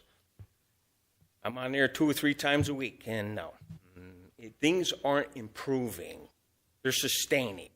They're not improving. These gentlemen here and their staff are doing something. Now we want them to do 2 things. Focus. Focus on one thing and one thing only right now. Success. What is each and every individual sitting before me, going to provide them for success? Diversity? You know, another option? No. We need a golf course. We have a golf course. So at the end of the day, they need 100% of your support, the city's support. They got mine. Thank you, sir. Yes, Ms. Chantel. Chantal Pröninger. A golf course is wonderful, but it has to have a budget that fits itself. It should not be for the residents to pay for. So the options to sell it, and I know a lot of people in this room don't want to sell it, but here's my question. If we ever came to sell it, could it be to sell it to stay a golf course? It doesn't mean that because it's sold, it will not be a golf course. But whoever would buy it might have extraordinary ideas and budget to make it work. How about the golf carts? Should the city buy new golf carts? While you wait to see if they manage their budget better? I don't think so, because that would be more cost for the city without knowing can they do it or not. But then if we wait like March or something, and if they can do it, and the city said, okay, we'll buy the golf course, well, we're back in the hole again. So there must be a solution somewhere, but the people or the city should not pay for it. Thank you, ma'am. Yes, ma'am. My name is Celia Puglisi, and my very one reason that I came here is our beloved Palm Harbor Golf Course. You're talking about RFP for sale, Mr. Gambaro, talking about RFP for sale. Our city attorney a few months ago have mentioned, clarified to our Councilwoman Pontieri, that if the city sells it, it's totally out of the hands of the city what it will be done with the golf course. Exactly what happened with Matanzas Golf Course. Now today, Matanzas Golf Course, the huge 279 acres of the giant sponge of the L section is not working because it's been plugged with housing. And like I never seen before since I lived since 1991, the streets in the L section are flooding. And the yards of the people are flooding. And the people are starting to see chain link fences in the back of those golf course lots that they bought higher price because we're in the golf course. When we bought our homes around the golf course, and I am the president of my association, I represent all the people in my association, as well as I heard the people in Covington Park, in the fairways, in the Oaks, also in Lake Forest, the people in Courtney Lane, and the people in the C-section, like Mrs. Hobbs, my friend, that owns 62 Cooper Lane, the second house after the first one when you go past Loopers. All those people don't want our golf course sold. All those people don't want our golf course lease because we already had the disaster for 5 or 6 years with Kemper Sports, what they did with the lease of the golf course, and we had to sustain them. We need to keep the golf course public, municipal. It's an amenity. You do not ask Mr. Gambaro how much $600,000 costs the new recreation center that we all have to pay for. You are not asking why we spend, which I asked for to Mr. Coty, go ahead and spend $3 million so we can reopen those children's splash pads in the Holland Park. The Holland Park cost us more than $17 million to build and open and the splash park. All the other venues we have here, whether parks or sports, we all pay for that. But you know why? Why every other so often time they come here, oh, let's sell the golf course. Let's go look for a reason to sell the golf course. Because it's 147 acres that some willing developer is really wanting to buy, to put those condos there that we fought with blood and sweat since the year 2005 not to be there. It's our golf course. We got it donated. We came here with all these people and all the owners like me around on that old city's community center, you know, raging for our golf course. Do not sell it. Do not lease it. It is a lie. If you sell it, we lose it. We'll be Matanzas golf course, and we'll lose our drainage on the area with it. This golf course is supposed to stay municipal, and it's supposed to even, if it can, break even. It's an amenity. We all pay for all the other parks and all the other sports. Celia, your time's expired, dear. So thank you very much, Mayor, for your position.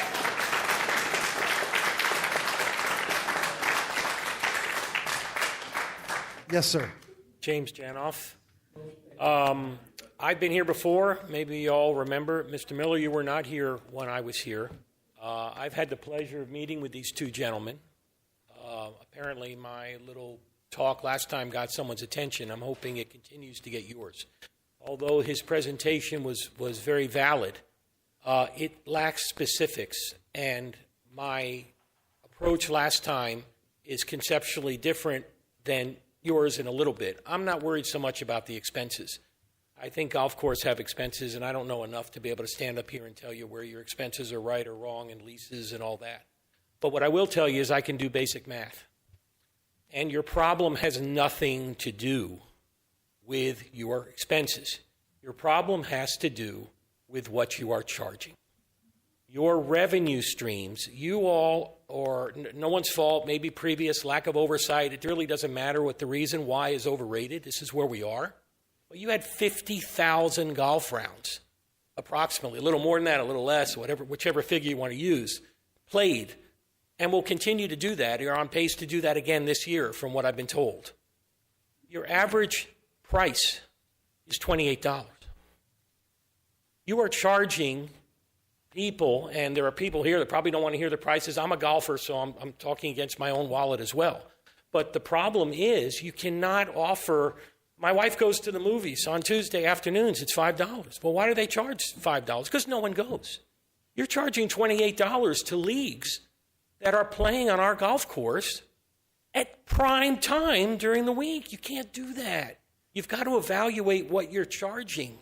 Somebody has to dig in there and look at all the different price points you have for all these different things and come up with a realistic approach and what you want to charge to increase your revenue. You have 50,000 rounds. These are not golf courses that aren't profitable. The golf courses that aren't profitable across the country are people that aren't playing on them. You have people playing, and they will continue to play if you charge appropriately. And by the way, you'll end your other problem of the other golf courses complaining that you're not charging enough. So it solves two birds with one stone. But theoretically, if you just look at what you're charging, it's a very easy problem to fix. I've done if you can add and you can multiply and divide, you will come up with the numbers that I came up with. We discussed it. Last but not least, your revenue, you're talking about the annual pass. Don't give up your guaranteed revenue. It's $80,000. You've sold I think it was 400 of those. And in a course where it can rain and all kinds of things, don't give up your revenue, but charge appropriately. Charge the revenue that you're supposed to for non-residents, for leagues, for different things. Give them a free bucket of balls as an incentive to play. You don't have to charge them nothing to play the golf course. As a golfer, I'm willing to pay the proper price. What's fair? Do it for everyone. Thank you so much. Thank you, sir. Yes, sir. Good morning, Nelson Sestoki, W section.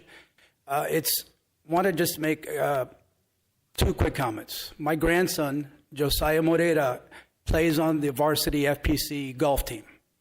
And it's quite unfortunate that because of the turbulence and turmoil that has happened, and just in the last 6 months, the coach had to leave Palm Harbor and go to Grand Reserve.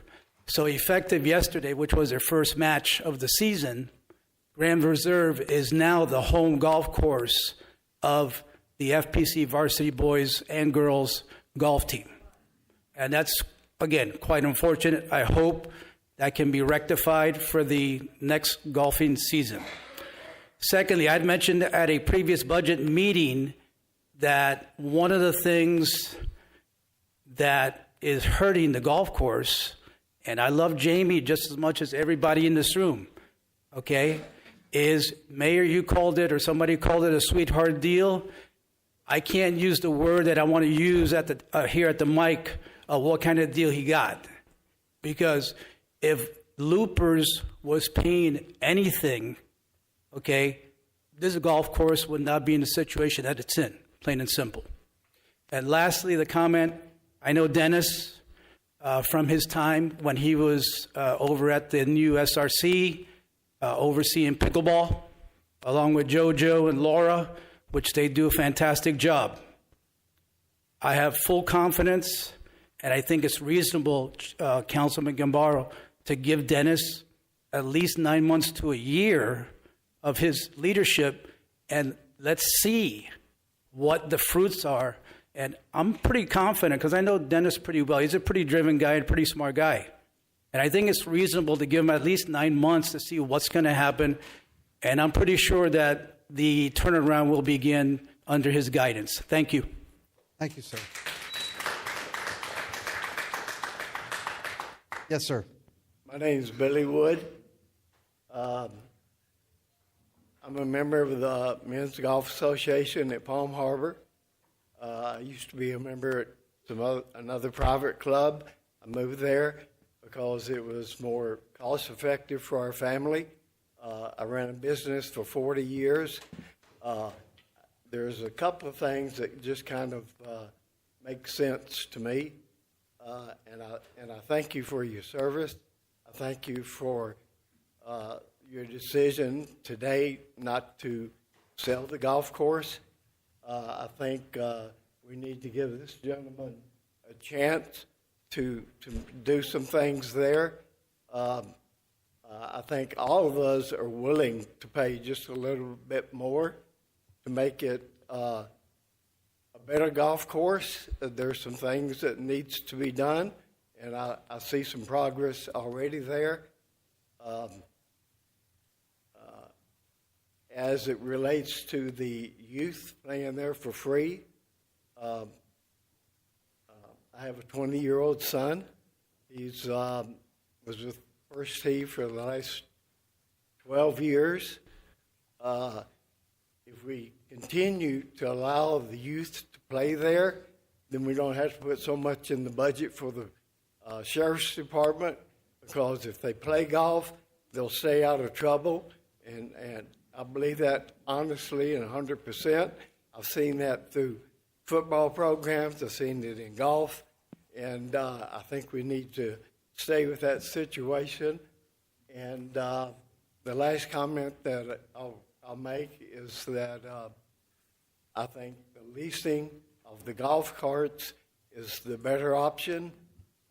Then we have a guarantee, but we also need to look at the leasing company should, and with other golf courses that I've been involved with, they have to take care of the repairs and the problems and get it where at the end of the lease, we're not having to pay them a bunch of money. That can be negotiated up front with a good golf club provider. Thank you. Thank you, sir. Yes, ma'am. Jeannie Duarte, value versus auction. We know what an auction would do to this property and where it would go. And it's easy to fabricate such a study. You have golfers here offering to assist. They are the ones that have the knowledge and the know-how. I would propose that our golf community create a committee that our staff has to work with. Because I don't think up to this point that staff has proven that they are capable of doing it on their own.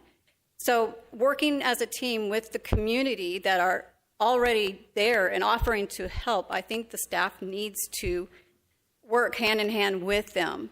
Doing it on their own isn't working. It hasn't worked. And they said that they can. They say that they can turn it around. So with the help of the golfing community, I think together is how they can turn it around.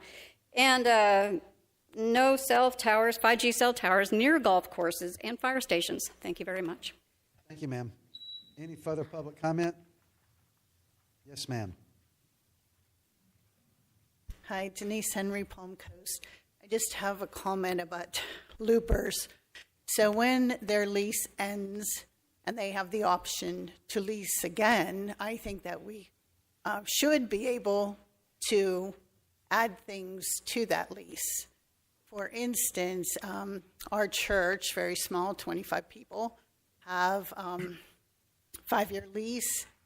For 3 years, we were never charged maintenance fees. And this past year, we were slapped with $3,000. And that's a lot of money to make up for a church. So I think that we could add in maintenance fees on their next contract. They don't have to accept it because it's the option to rent, to have the option to rent first. So that's something to consider. Thank you, ma'am. Yes, sir. Joe Runak, 7 Courtney Court. Just very happy to hear the attention this is getting at this meeting. I am a homeowner with the backyard is the golf course, 15th. That's a very important situation. That's the reason we did buy the home that we did. One thing I did ask last time is Roger seems to me, and I've been a golfer for many, many years, an excellent greenkeeper and knows what he's doing. And that any input from him regarding getting a sharper pencil, making this thing work the way it is. Also, we do not have a pro shop, frankly, in the golf course. And that's like trying to fight with one hand tied behind your back.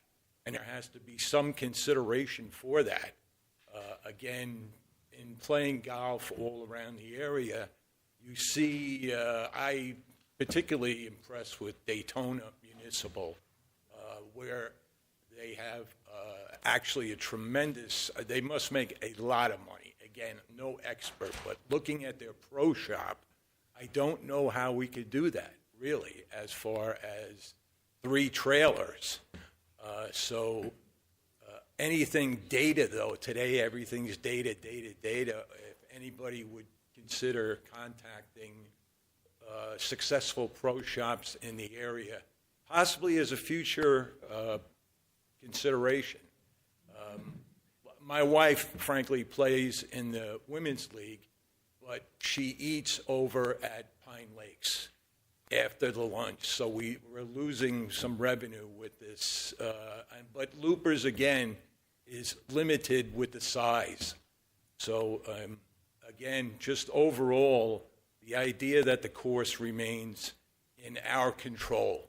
Frankly, it's our golf course, and everybody has opinions about that. But the idea of looking at Ormond Beach has a huge problem with Riverbend Golf Club.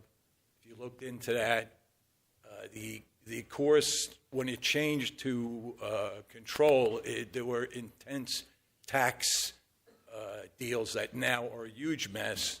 And also, again, our Matanzas course, if anybody could have looked at that years ago, nobody would want the situation that exists today with that. So, and thank you again to all your attention on this. And let's keep the course in Palm Coast control. Thank you. Thank you, sir. Yes, sir. Mark Gregoire, just a couple of comments about outsourcing golf course operations. I'm glad we're not going to rush into that right away. I think as long as the golf course stays under city control and city operations, if it starts to turn a profit, as we expect it will, those profits are going to get reinvested in the golf course. If we outsource control to some third party and they start to turn a profit, I'm pretty sure they're not going to invest it in the golf course. The golf course needs new greens, which is a sizable investment.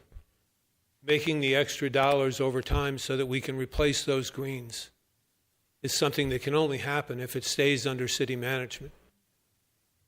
Right? So nobody's going to take over control of the golf course, generate extra profits by their own efforts, and then put it back into the golf course. They'll come to the city and say, oh, it's time to put put in new greens, you guys have to pony up the money to do it. So keeping it under city management, I think, is the right decision.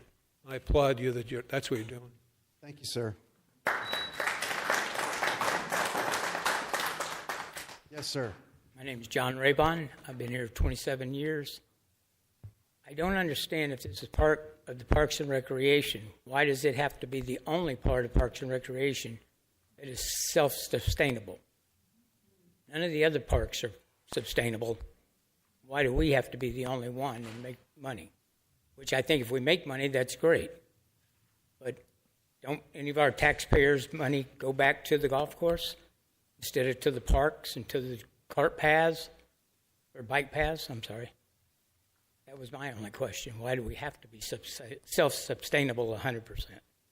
Thank you, sir. Any more public comment? Seeing no one come forward, we'll bring it back to the dais. Any follow-ups? I got some. Yes, sir. So to John's question just now, the reason why I view the requirement for the golf course to be cost recovery, so break even or better, is essentially because there's multiple private entities that can also offer golfing, right? So we have other options, whereas like a trail or certain amenities that the city provides as a park, only cities can do that. Only federal, state, city governments can do that type of thing. So nobody else is going to buy a bunch of land and make it a trail and then make it free for everybody, but a city will, a state will, a county will, things like that. So that's the only reason that I view it a little bit different, is because this is kind of a private business that's being operated by the city rather than a park that we don't charge for people to enter the park or things like that. So it's expected that they're just going to cost money over the course of those operations. Any more follow? No, sir. No, sir. Public comments over. Any further follow-up? Yeah. I had a few. We have consensus for the course of action. You good with that, James? Mr. Miller wasn't finished. Oh, I'm sorry. I didn't. All good.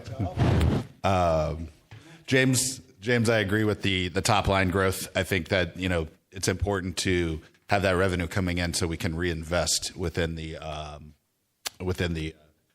golf course and make it a better place. So having more money for operations rather than cutting corners and making it less and less desirable to play there. The pro shop mentioned is a good example too of different ways we can provide more revenue. City attorney, in terms of that 5-year renewal, that's both parties have to agree to that, correct? No, the first one is an option for loopers. They have an option. So they are the sole decision maker in that situation. Yes, and then the second 5-year option is both parties. Okay. So that one ends in 3 years. So they have the option to renew that, and then after that, it takes 2 parties. Okay. Right, so it's likely that we'll continue on that lease for 8 years. Most likely. Soon.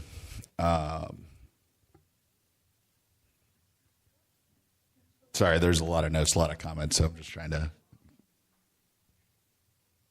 look through all of it.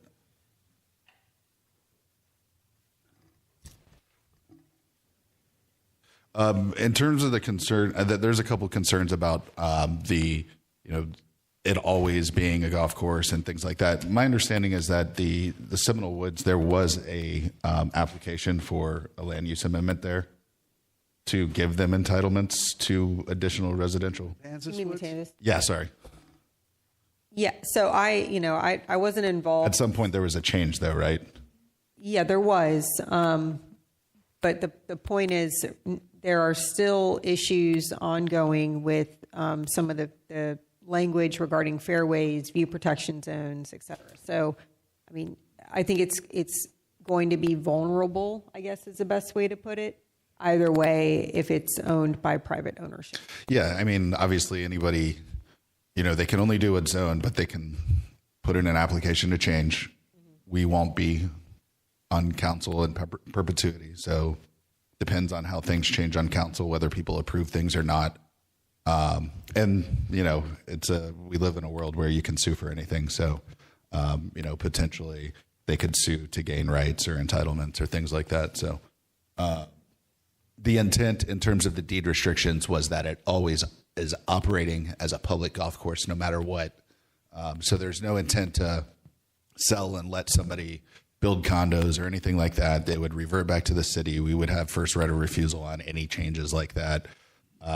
So there's a backstop there. It's not, it sells and then maybe tomorrow it's now moved for development or something like that. Again, as mentioned, anybody can sue for anything. So there's potential for things like that to go through. But yeah, I don't think I have any other comments to address any of the public commentary. All right, thank you. I've stated what I want to state. Anything else? Okay. Thank you, guys. Thank you, Turn it gentlemen. around, Dennis, please. Sorry. Did it? I did want to add, in terms of that rate study, the capital improvements, that needs to be incorporated in there as well, right? So that we're laying aside money to pay for those future costs, so to speak. Mayor, just trying to forecast for the rest of the afternoon. Did you want me to order lunch? Do you want me to? Do you want to schedule a break? What's the consensus? Everybody want to take a break? So I actually have to leave for a work engagement at about 5 minutes to 1. So I'd ask that we not break before that, because I know I'm not going to be able to stay here for the entire meeting. Okay. So at the very least, if we could wait until then. Okay, so I'll order lunch. I'll get sandwiches and then have them delivered. While the public is coming in and out, do you have your city manager lists? I have one. I already gave mine to you. Do you mind if we collect those? That way Renina can I start. just lined through them. I didn't do a I asterisked mine, spreadsheet. so yeah. I gave my list to Rainina already. Okay. She has it. I didn't either. Jamaica, man. If you give it to me, I will go give it to Mayor, if you just lined through yours, I just asterisked mine, and they were able to make a list from that. I don't know. Well, and I got a couple extra resumes too. I did too. All right. So break at 1 o'clock is what I'm hearing. Yes, we'll break at 1. Okay. All right, we're going to move on to item 3, presentation 3. Yes, good morning. Carl Cody, Director of Stormwater Engineering. I'm here today to provide an update on the findings of the stakeholder engagement meeting for the adaptive reuse of Fire Station 22. So, individual and collective community input meetings were held on June 12th and July 29th with the goal of identifying community uses for Station 22 and to guide the programming and future design of the existing facility. At the April 8th workshop, Council approved a contract with Forefront Architecture and Engineering, and they subsequently held stakeholder meetings with the various local community organizations identified by Council, along with representatives from Palm Coast Fire Services and city staff. These respective groups provided insight into the organizations and offered suggestions regarding potential uses for the facility and their desired level of involvement. So we'll go over those on the upcoming slides for each entity, stakeholder. So the meetings with the stakeholders were formatted to gain insight on some key elements. The vision on the potential purpose of the building, identifying uses of interior and exterior spaces, the respective organizational's function and programmatic needs, specific infrastructure and parking requirements, and their notions on the preservation or reintegration of the building's historical architectural features. So we'll move on to the summary from each stakeholder meeting. So in discussing with the Palm Coast Chamber of Commerce, these were the items that they identified. Preservation priorities included maintaining the architectural style and rebuild the original bell tower. Proposed uses for the facility: offices and rentable meeting space, museum with cafe or restaurant, visitor center, income generating facility through rentals. Infrastructure needs identified additional parking to support increased occupancy. The Flagler County Tourist Development Council identified the community vision, highlight key city attractions, ecotourism, and sports. They identified proposed uses: affordable and accessible meeting spaces, permanent space for the Historical Society, museum reflecting historical evolution of Palm Coast. The focus on community function rather than commercial development. So the Palm Coast Historical Society identified proposed uses and features: historical and art center with event flexibility, open concept museum area with glass bay doors and access to large outdoor patio, reconfigure or relocate pond to improve circulation, catering kitchen, office, storage, flexible meeting rooms, mechanical room, as well as reconstructing the bell tower. And they indicated the current visitor load is 20 to 30 people at peak. Flagler County Cultural Council identified proposed uses: flexible community gathering and exhibit space, catering kitchen for income-generating events, art displays, film presentations, art league programming, outdoor green space and farmers market area. Additional needs: storage, display flexibility for permanent and temporary exhibits. And then the Palm Coast Professional Firefighters identified proposed uses as a fire museum accessible to the public, showcasing of antique fire truck along with fire department memorabilia, hosting of community events, Christmas celebration, Hall of Terror department ceremonies, as relocating their monthly Union Hall meetings from Fire Station 25. And they requested to be active participants in the process. So the common themes and programmatic priorities were meeting rooms and flex space for organizations and community use and potential rentals, a welcome center / museum exhibition space that's public facing, it's educational, it's interactive. A few mentioned a catering kitchen to support events and rentals, office space for historical society and shared use, storage and cataloging rooms for archival, operational, and display materials, historic preservation to rebuild the bell tower and maintain the existing architectural integrity, outdoor use, space for food trucks, vendors, and farmers market, as well as overflow for events, and then infrastructure, needed for the facility, electrical, mechanical, and parking improvements. So with that information, the team put together 3 options of trying to squeeze all that into the fairly small facility that's there.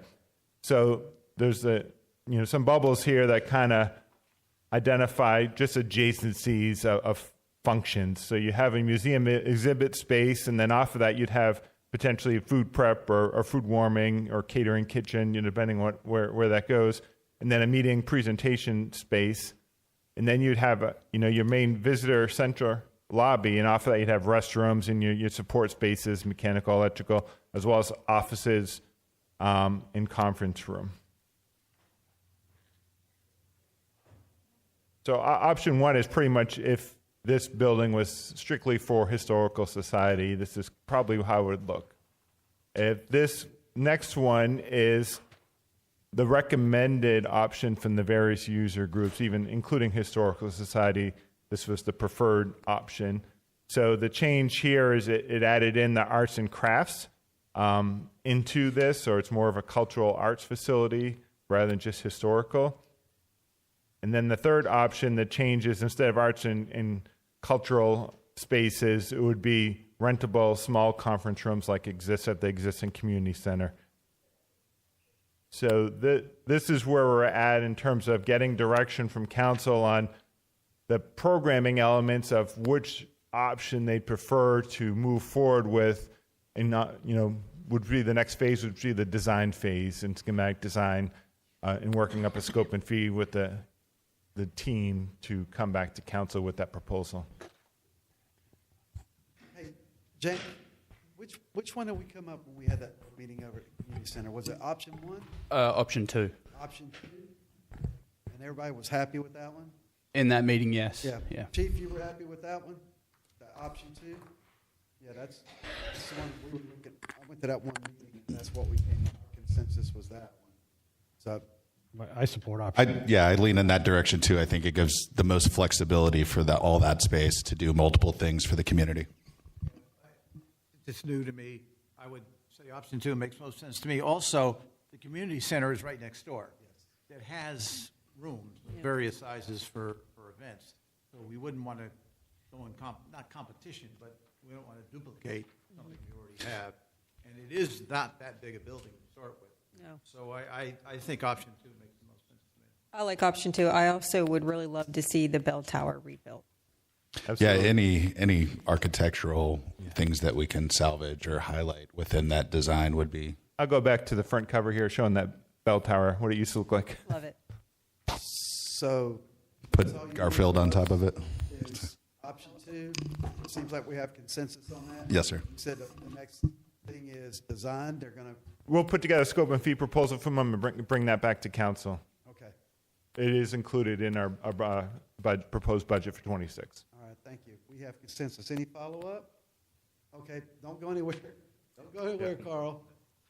Mr. Hurst, we're going to open this up for public comment. Anyone have any public comments concerning Fire Station 22? Seeing no one come forward, we'll bring it back to the dais. Any last words? You have our guidance, Mr. Hurst. I have one question. The parking, the expansion of the community center parking, we didn't talk about that in this presentation, but that still goes forward. Right. We've already approved the design contract for the parking. We started that. We're kind of pausing so we can work out the surrounding elements of this building in with that design, so it's cohesive. Like the external space and those things. Correct. If we do have potential space for food truck and access and those sorts of things. What plan do we have for that walkover? Within that design? I assume there'll be some sort of managed crosswalk. Yeah, we have a partial pond along Clubhouse Drive, so it will limit the access points across the street, but the goal would be you'd have the signal light, and obviously people aren't going to want to go that far, so we're going to add one probably right at the entrance drive that leads right up to the doorway. Okay. So we're trying to work with that with the entrance in this facility and traffic, pedestrian circulation. It'll be a little bit of a challenge. Even though that's just a small stretch of road, there's a lot of, it's pretty busy. Right, and there's a curve in the road with sight distance as well. Or people turning around essentially on Palm Coast Parkway. There's a lot of traffic through there. Yes. All right, thank you, gentlemen. That's it for that. We're moving on to 4, presentation Palm Coast Aquatic Center and YMCA. Yes, Mayor, City Council, as James is pulling up the presentation, this was follow-up. You asked us to come back with a proposal for what it would be for the YMCA to manage Frida Zamba Swimming Pool or Palm Coast Aquatic Center. And James and I did meet with their team, and there is a representative today here in the audience with us as well to work through those options, dollars and cents. And there's 3 options that are going to be proposed to you today. Go ahead, James. All right. Good morning, Mayor and City Council. James Hurst, Director of Parks and Recreation. So today's presentation is the Palm Coast YMCA and Frida Zamba Swimming Pool. As Mrs. Johnson just said, we do have a representative in the crowd. So if you any questions, we can bring her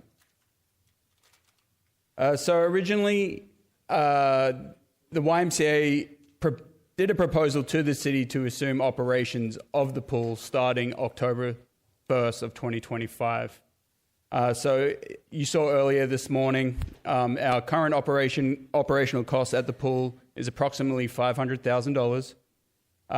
In their proposal, the YMCA requested the city to subsidize the operational cost for the YMCA at $450,000, but the city would continue with maintenance costs of approximately $50,000, and then also adding on some insurance, facility insurance and liability insurance to the facility. So, as the city manager said, we did meet with the YMCA staff, and it was determined that there would be no financial benefit to the city of Palm Coast to have the YMCA operate the Frida Zamba swimming pool. However, there was a discussion that we could work on some sort of partnership with the Y to kind of offer the unique programs that they can bring. And you'll see them in the next slide, but they have about mermaid classes, scuba classes, things like that. So that was the thought, is that we could partner with the Y and kind of work on offering those programs to our community while we manage the swimming pool and continue with some of our lessons. So here is just a quick breakdown of some of the lessons they can offer and what they do offer at some of their facilities at the moment. Some of these we do, some of them are unique, like we tried Mermaid Camp. Would love to bring that back. We do scuba classes, which would be a great asset to our facility, and some water safety classes as well for the schools. And this is just a quick picture of some of their programs. As you can see, they're pretty cool. Scuba classes. And so here are the options that we are proposing to City Council to move forward on. So we would maintain operations of the pool is the first option. The second option would be to partner with the YMCA. We would maintain operations until the new pool is built. And then after speaking with both parties, this is what we would prefer. And that or the YMCA takes over pool operations with the city continuing the maintenance of the facility and infrastructure. And that concludes our presentation. So if you have any questions for the YMCA, they're here to answer any questions that you might have. Thank you, sir. Any comments from the council? Yeah, I just have a question. When we're talking about number 2, what does this partnership look like? Like how? It would be more of a, they would kind of come in, do some programming that we cannot get to because of just staffing numbers, things like that. Maybe offer some more swim lessons, more private lessons. Maybe do, the mermaid class, mermaid camp. These are the things that we just can't do with the staff we got because, lifeguard, they experience the same thing, lifeguard shortages, staffing shortages. So if we can kind of combine that, we think that would be a great opportunity. So I guess my question is, would it be additional cost to the city in terms of budgetary implications for this programming, or would that programming be costed at, whatever the needs are? We actually talked about a revenue share. So if they're using our facility, but it's their staff, then maybe we could split the revenue because it's enhanced programming. I'm sorry, they had me at mermaid class. I've got an almost 4-year-old, and this is right up her alley. And then, we are a seasonal facility. So when there are times that we're closed, we're looking at the ability to have our members go to their facilities that are still operational. And we're at very early days. Probably after this, depending on the consensus of this meeting, if we do go with option 2, then we would start this meeting with the YMCA and kind of working out the fine details. Yeah, so for me, if we're looking at it from a financial standpoint, it's basically break even, and then you say, okay, well, maybe option 3 provides a little bit more programming, right? A little higher service level, potentially. But option 2 gives us that without having to change anything. So to me, option 2 looks like the right option. I don't know what everybody else thinks. I agree. I think option 2 is the best way to go. We can offer more programming, but still allow operations to kind of stay status quo while we work on our new YMCA. I'm with option 2 as well. I'd agree with option 2. Same reason that it keeps us in the ballpark and in the game as we move towards ultimately the YMCA. Thank Option you, sir. 2. I'm good. Everybody's on board with option 2.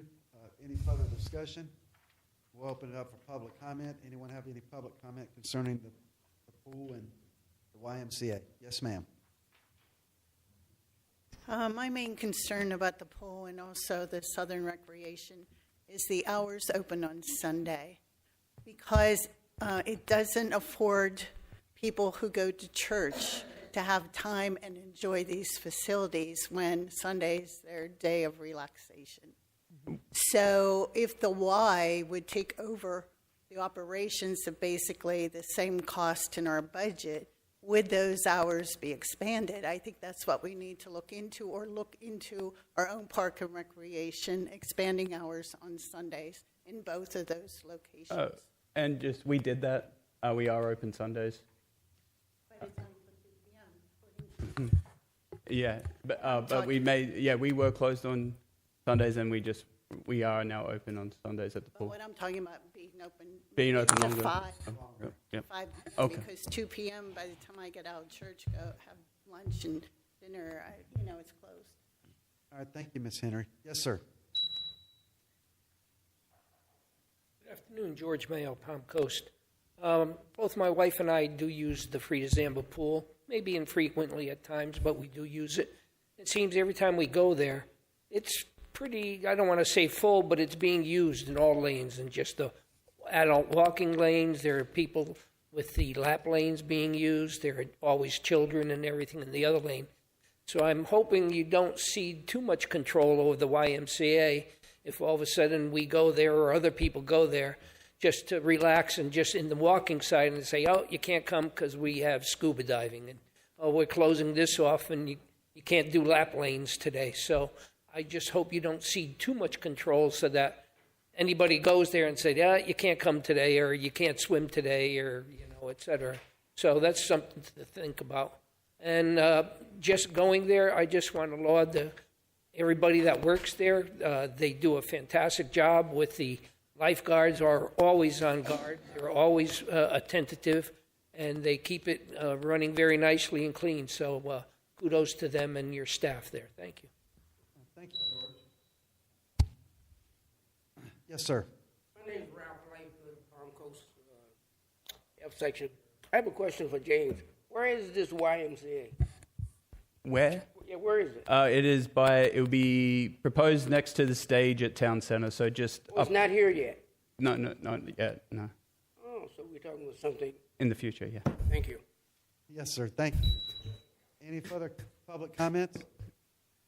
Seeing no one come forward, we'll bring it back to the dais. Any follow-ups? I just have one question to confirm. So I would assume we have to enter into an agreement with the YMCA for this arrangement, right? So will it come back before City Council? Yes, we'll work through that in the next couple of weeks. So when we bring it back, to Mr. Mayo's point, let's just make sure we're being mindful of open lanes versus programming versus all those things. Sure. All right, thank you. Anything else? Good. All right, thank you, James. We're moving on. Well, you stay where you're at. We're moving on the presentation 5, the Southern Recreation Center. Poor James, this is like his agenda day. He's had like 4 presentations. Mayor, City Council, as you requested, we received a grant from the USTA of about $700,000 for 5 additional courts. And part of that grant process was for the USTA to submit an assessment and management services proposal to us. So James has their presentation, and they are here in the audience with us today, as well as when we've talked about these facilities before, Vice Mayor, you've mentioned looking at apples to apples and what is the facility operating at current. So James put together a presentation with what's currently going on at the facility as well. So go ahead.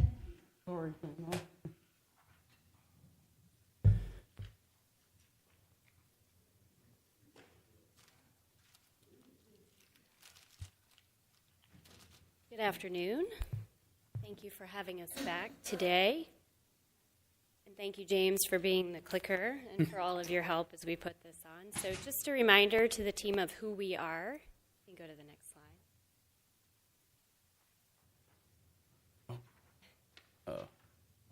There you go. Okay. So we've been here before, but just for a reminder for those that are new to us, we are a nonprofit volunteer-run association. So we are the governing body of tennis in Florida, but our mission is actually to promote and develop tennis for all. We currently operate 4 public tennis centers across the state. We have been doing that for about the last 7 years. And in addition to that, we invest millions of dollars in public park infrastructure every year. We're one of the few NGBs that actually offers millions of dollars in public park grants and support. It's one of the things we're most proud of. The other thing that is important to know about us is everyone who works for us, whether they're a staff person, a coach, any type of provider, and all of our volunteers that volunteer on our board and for our advisory teams meet very stringent safe play requirements, and we adhere to all legal standards when it comes to what we're offering on the court. So we did partner with the City of Palm Coast. We've been doing that for a couple of years now. I think my first time here was in 2023. And there are really 4 things that we are providing to you.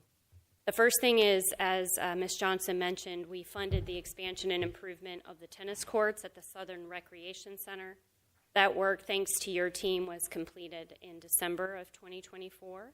and it is now considered a best-in-class facility in the state, and we're very proud of that.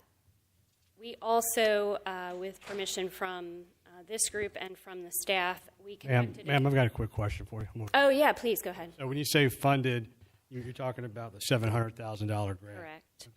Okay. And just to be clear, we provided, what, $1.2 million as part of that partnership? Okay. Yep. You're welcome. We did conduct a community outreach process in the months of March and April, and we really wanted to identify what the residents want most from this facility, so we did a couple of things there. We hosted a community outreach day at the facility. We invited all members of this council. We invited the staff through Ms. Johnson, and we invited the entire community to come out and join us. We also invited Flagler County School Board members to come to that day as well. We had all of our advisory team members there, and then we had a survey that was open for 2 months following that event. It was important for us that everybody had an opportunity to provide us with their feedback. The third part of that was to provide a full assessment report, and we did that at the end of May. We sent that via email to the city, to the council members, and also to Lauren, and we certainly offered a letter where we were happy to present that to you, and that is included in the packet we submitted for this meeting.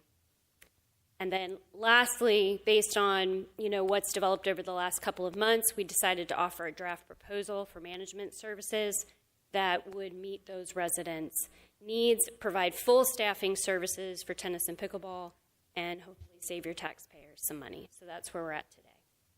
So here's what a question on yes, that. Please. How would you save the taxpayers' money? Great question.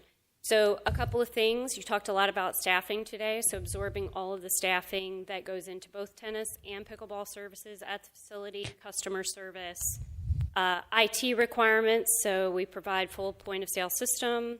We also cover all of the benefits, everything related to the staffing of those. So I'm a bit confused because it was my understanding that the management agreement was really only for instructional and programming, and that the city would still maintain the facilities. Is that accurate? There is some language in the proposed contract where it does indicate that some of those expenditures would still remain the city's responsibilities. Okay. I think it needs to be more specific. I will tell you, based on what the materials that I have, I'm not prepared to make a decision on this today, because to me it's unclear what we would still be responsible for versus what USTA would be responsible for, and I have not seen a cost comparison to then what we would be paying USTA, because it's my understanding money would be going out. That's not what's included in our contract. Okay, well, that's part of the problem, and that's why I'm saying I'm just not prepared today to make a decision, because I haven't been able to compare the current, what we have there currently doing instruction and providing these services versus what it would look like if USTA were to come on board. So I'm just saying, generally speaking, from my position, that's where I'm at, and that's why I asked the question, because my understanding of what the dichotomy of management would be, I don't think we're on the same page here. And may I answer that in terms of the materials that we presented to you, and hopefully, I don't know what was sent to you, but we did do a side-by-side comparison chart. That's in a Word document. We also provided, as part of our packet in our assessment, we provided a budget chart that showed the amount, the cost savings that would be offset. That's in the assessment report. And we had provided a draft contract which did outline scope of work and terms. So we provided 5 documents as part of this material. City, were we provided these? Yes, that was emailed to you, and I copied Laura and James and the team. I believe I sent it last week.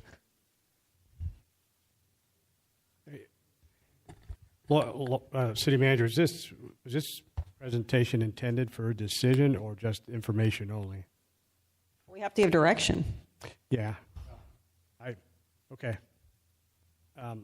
Just for everybody to consider. I mean, we just went through the whole piece of the golf course about not being comfortable in outsourcing there. I'd be reluctant to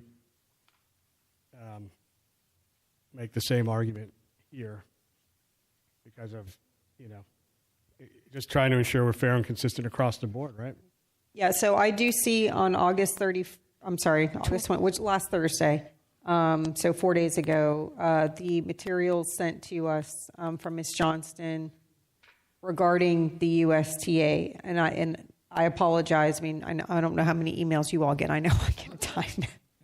I didn't realize that those were what we needed to essentially rely on in order to give direction for today. So I apologize for whatever my part in that is, but I'm with you, Councilman. I think this needs to be tabled until, it doesn't sound like anybody has looked at those. I won't speak for anybody, but I'm not prepared to make a decision on this today. Well, I think I looked at some of the documents, and I thought they were in the packet, because I didn't go that far back, because I looked at the email. And my main concerns is staffing, and maintenance of the facility. And I read in there that they will maintain the courts and all that stuff, all the play courts. But my biggest concern is like the building maintenance, the grounds maintenance, all of the staffing that goes along with that facility. Right now, James, how many personnel do we have working at the Southern Recreation Center? For maintenance or just in general? Total. We have about 8 to 10 employees, yeah. 8 to 10 employees. And would the USTA absorb that staff and pay those salaries and benefits? In the proposal, I don't think so. I mean... So they will be supervising people that work for the city? Yes, if we were to take over the community... That's not correct. What's in our proposal is that we would supervise all of the staff. The customer service, what James provided me was there are 15 staff persons there.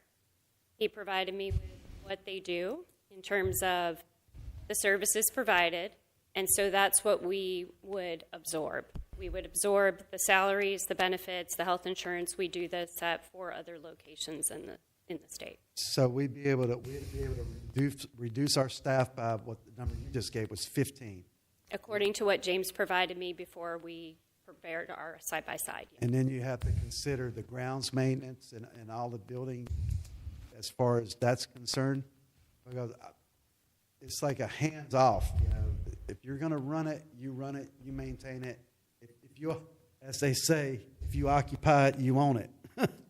So that's my main concern. And I'm not looking for a decision today. We were asked initially to come on July 22nd to present to you. Mm-hmm. That was not feasible, and at the time there was another contract being done with a third party. Mm-hmm. So we met with Lauren and James and asked some additional clarifying questions. James was kind enough to provide us with the information we needed. Mm-hmm. And so that's why we're here today. We're not asking for a decision, but we wanted to make sure you had the full assessment report, all the materials, and based on what James had provided us, that we could provide you with that side-by-side. The assessment also highlights the additional programs you would get. So the questions you asked to the YMCA were good ones. These are the additional programs all highlighted in the assessment on top of what you already provide. Less cost absorbing the staff, and my understanding is that some of the maintenance is provided from your maintenance, not direct to that facility, but from your facilities maintenance team. That would continue. So again, that's really the point of today, was to give you guys all the information you had requested so you could take the time and analyze. Yeah, and I apologize if I came off as faulting you all. I'm not, you know, it's as much my fault because, you know, when these materials were emailed, I just didn't appreciate that this was what we needed to essentially rely on to make a decision on this issue. I would like to see, and I'm not going to rush through these documents right now because this is an important decision. But what I would also like to see is from staff a cost comparison from you. So after looking at their materials, what do we pay right now, staff? What are our costs that would then be absorbed by USTA so that we can actually do that apples to apples? So where'd you get this? Well, I think I wrote down the current Southern Recreation is $761,000 a year. We can run that and bring that back to you. Okay. Yeah, I think we should table it and try to do that. No offense to you, man. It's just to get us caught up on the it's the right decision. Yeah, and I'm happy to communicate back to my board. The only thing that I would just like to share for the public and others is that We did send the original assessment at the end of May, and so my board is very interested in moving forward or having a decision. So I will report back to them that it's been tabled, but if there can be a date certain in the future that it would be considered, that would be wonderful. Next workshop, right? Is that good for you, City Manager? Next workshop? If you look at the schedule? Sure. That would be September 9th. It's an evening meeting.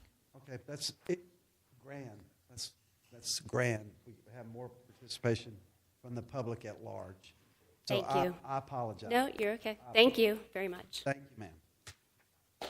Mr. Mayor, I would just like to reiterate that we just went through this very similar assessment on the golf course, and since it is the will of this council, the decision that was just made on the golf course, I'd be reluctant to support outsourcing. Yeah.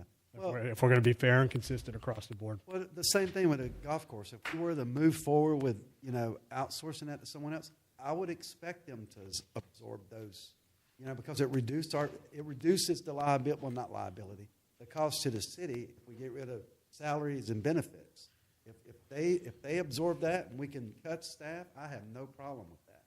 And there's multiple levels to it too. I think this proposes that they're generating the revenue, right, and then reducing our costs, whereas they keep all the revenue as well. Right.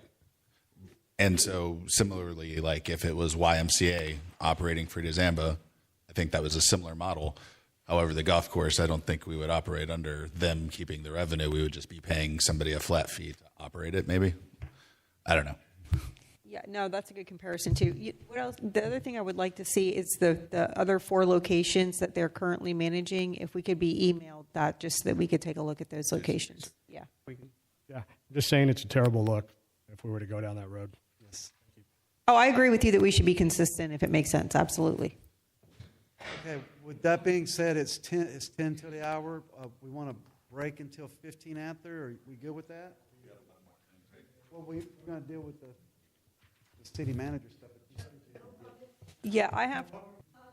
Oh, I'm sorry. Hold on, Mr. Mayor. So you guys did not take any official action. You're not required to do public comment. If you would like to, you're more than welcome. Okay, we'll give it a couple of minutes for public comment. Do we have anyone that wants to make a public comment? I'm We sorry. would need consensus. But Well, can we let people make public comment? Because this has been percolated for a while. It has been.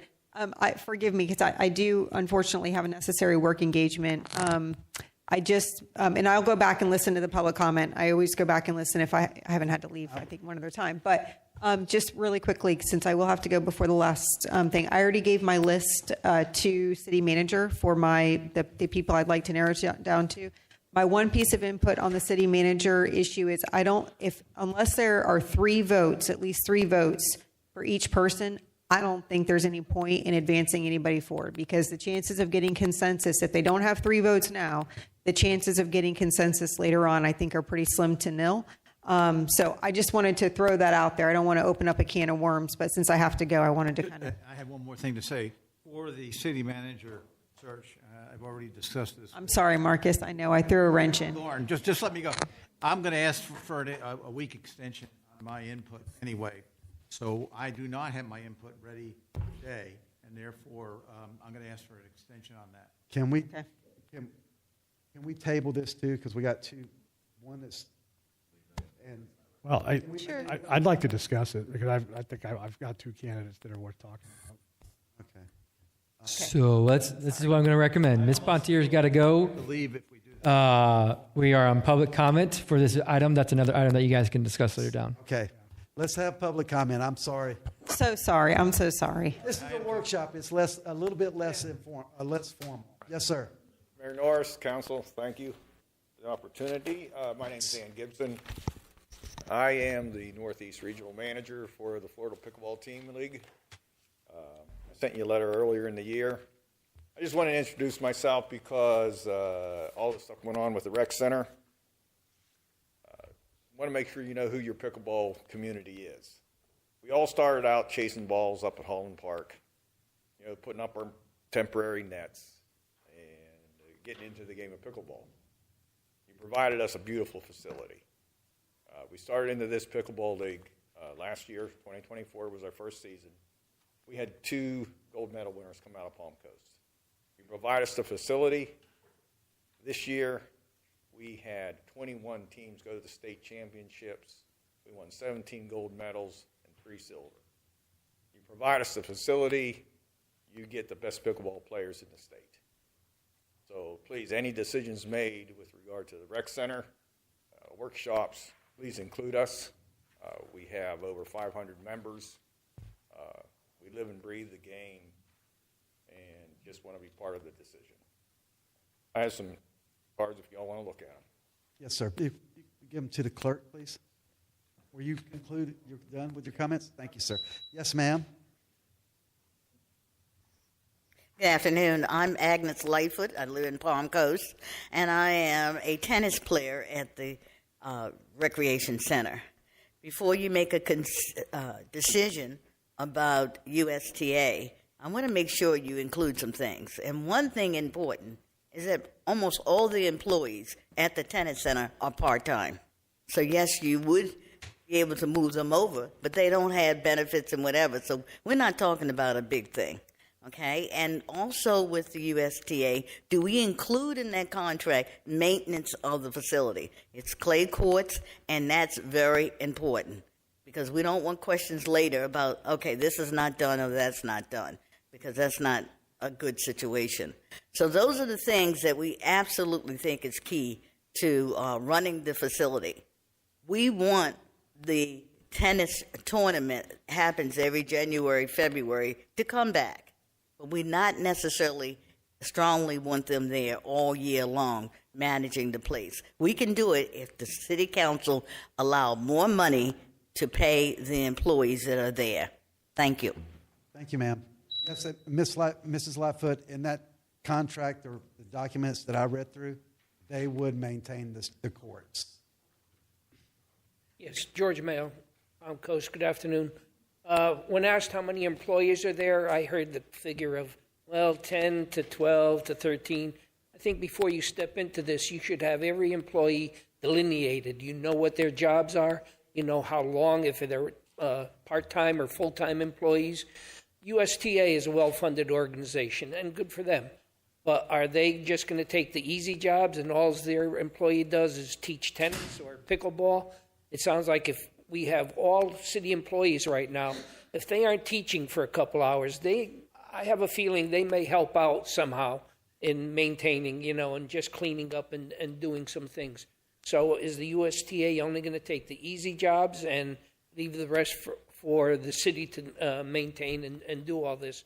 And make sure, as I said, you have the exact number of how many people are working there and what their jobs are, so you could say, okay, they're taking 5 jobs and they're taking these jobs, and then we have to take care of this. But know what you're getting before you do it. Thank you very much. Have a good day. Thank you, sir. Yes, sir. Vasilnikov, Palm Coast. I'll speak as a tennis player. Bring it up. But also, sir. Also as a taxpayer, and we have to find the balance that everybody will be happy. I remember the city and now the county was looking for taking multi-million dollars loan to build sports facility somewhere up west, hoping that somehow it will generate economic benefits for the city.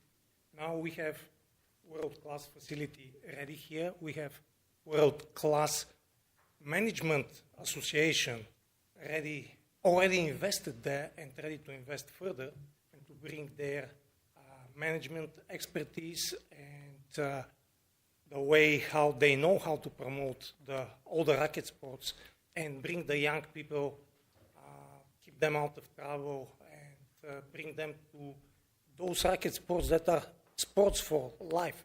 It's not like playing basketball or football that once you're out of school, you forget it. This is a sport that you play for life, and it's a family sport also. So it's a no-brainer for me that, assuming that they'll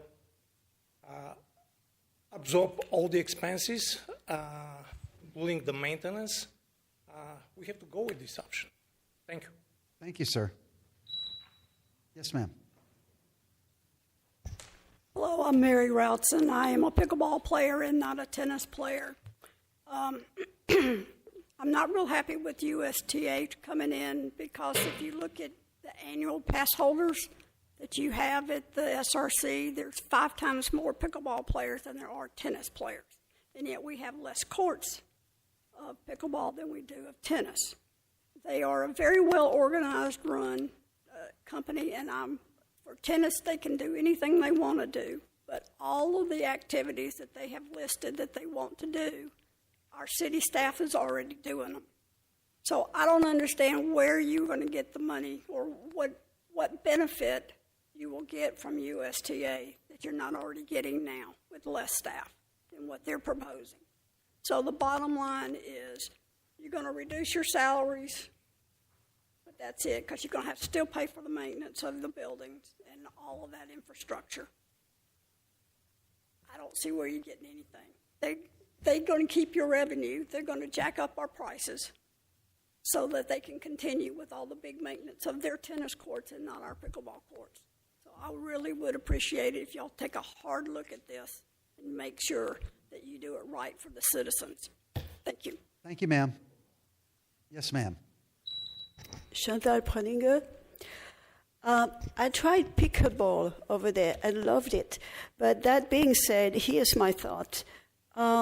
People have many needs, many ideas, but whatever program that it be, golf, tennis, or something else, in the end should not be an entitlement at the expense of the city, but be self-funded.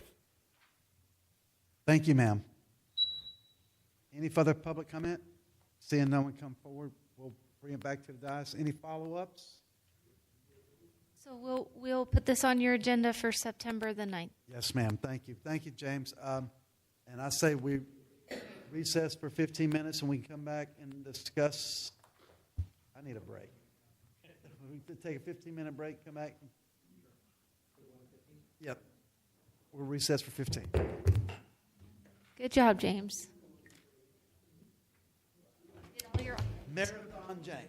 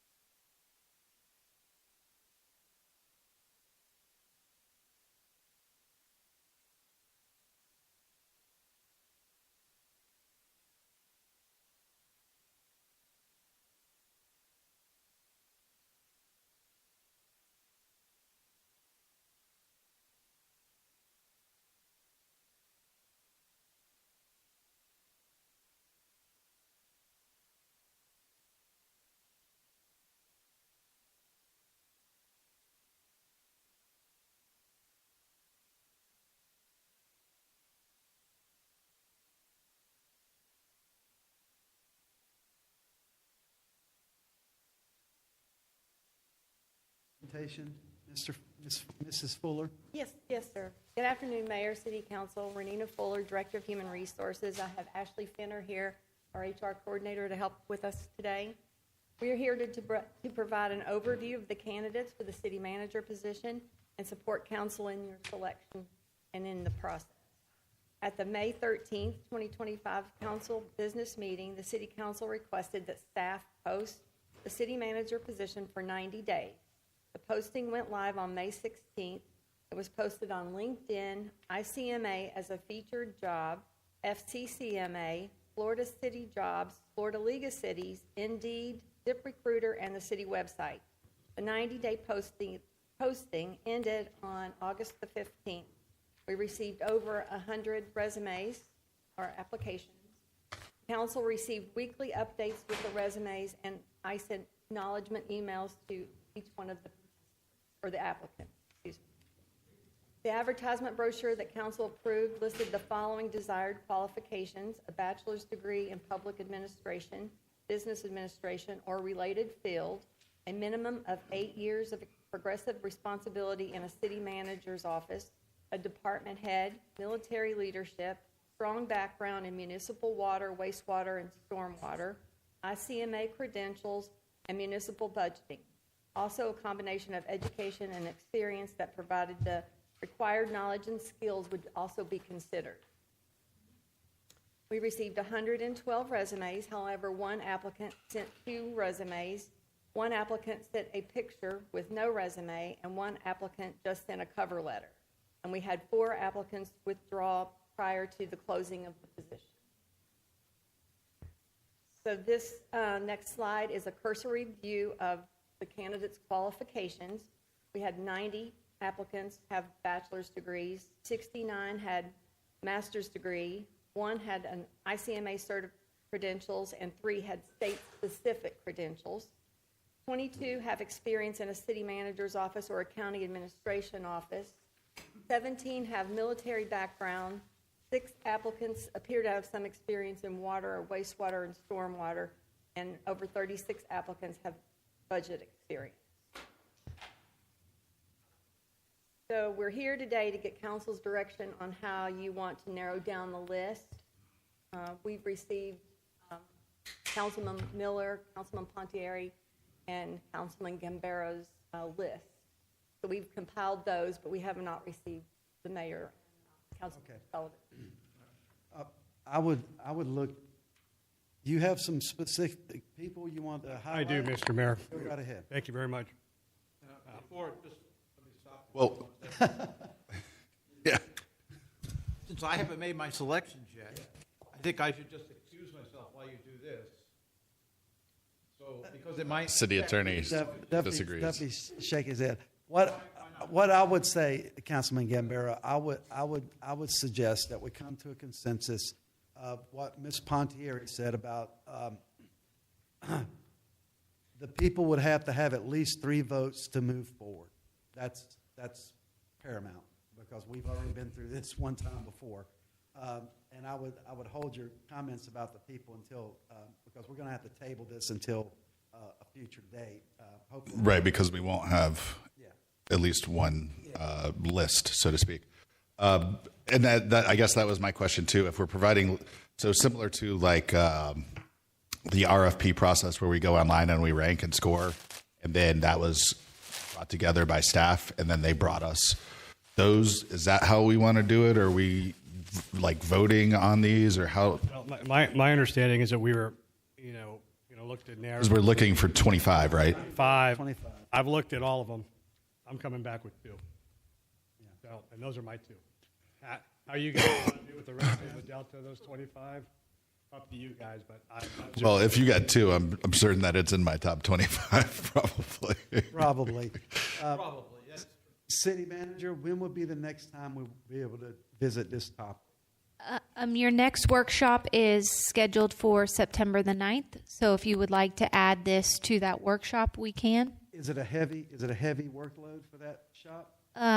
We have several items already scheduled, and then we just added the USTA item. So, okay. Yes. I would say, how about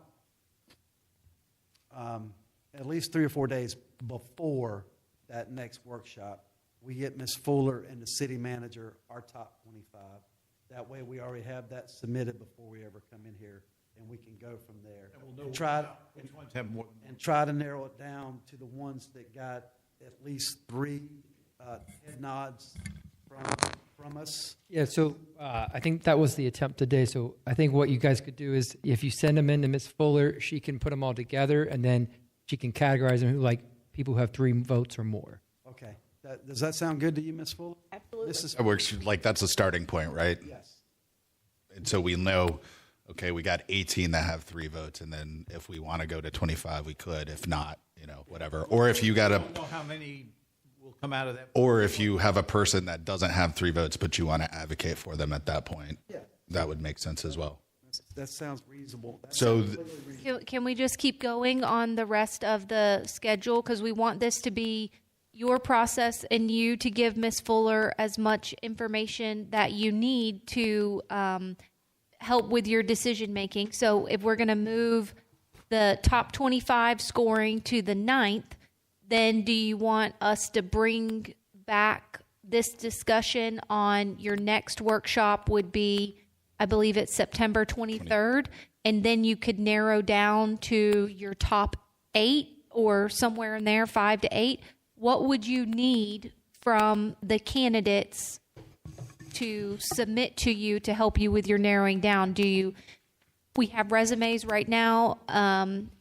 The last time this was done, Mr. Thomas had videos of the candidates, white paper, presentations, just Mayor, maybe some of your background here in HR would help. What would you like to see to help narrow down the candidates? I've got a couple thoughts just kind of right off the bat. So, given that we went through a process recently, so just want to make sure we're gonna feed Ms. Fuller all the information on our next workshop. They're going to come back. She's going to come back with the 25.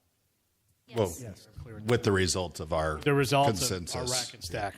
So can I ask a question on that? Do you just want to see the people who have the 3 votes, or you want to see all? Well, I think the top 25, right? Okay. Top 25. And we can advocate if we need to. So if there's 18 that have 3, but there's 7 that only have 2, something to that effect. Or if it comes back like 27, there's 9 of them tied for that last 7 spots. That way we can decide between the 9.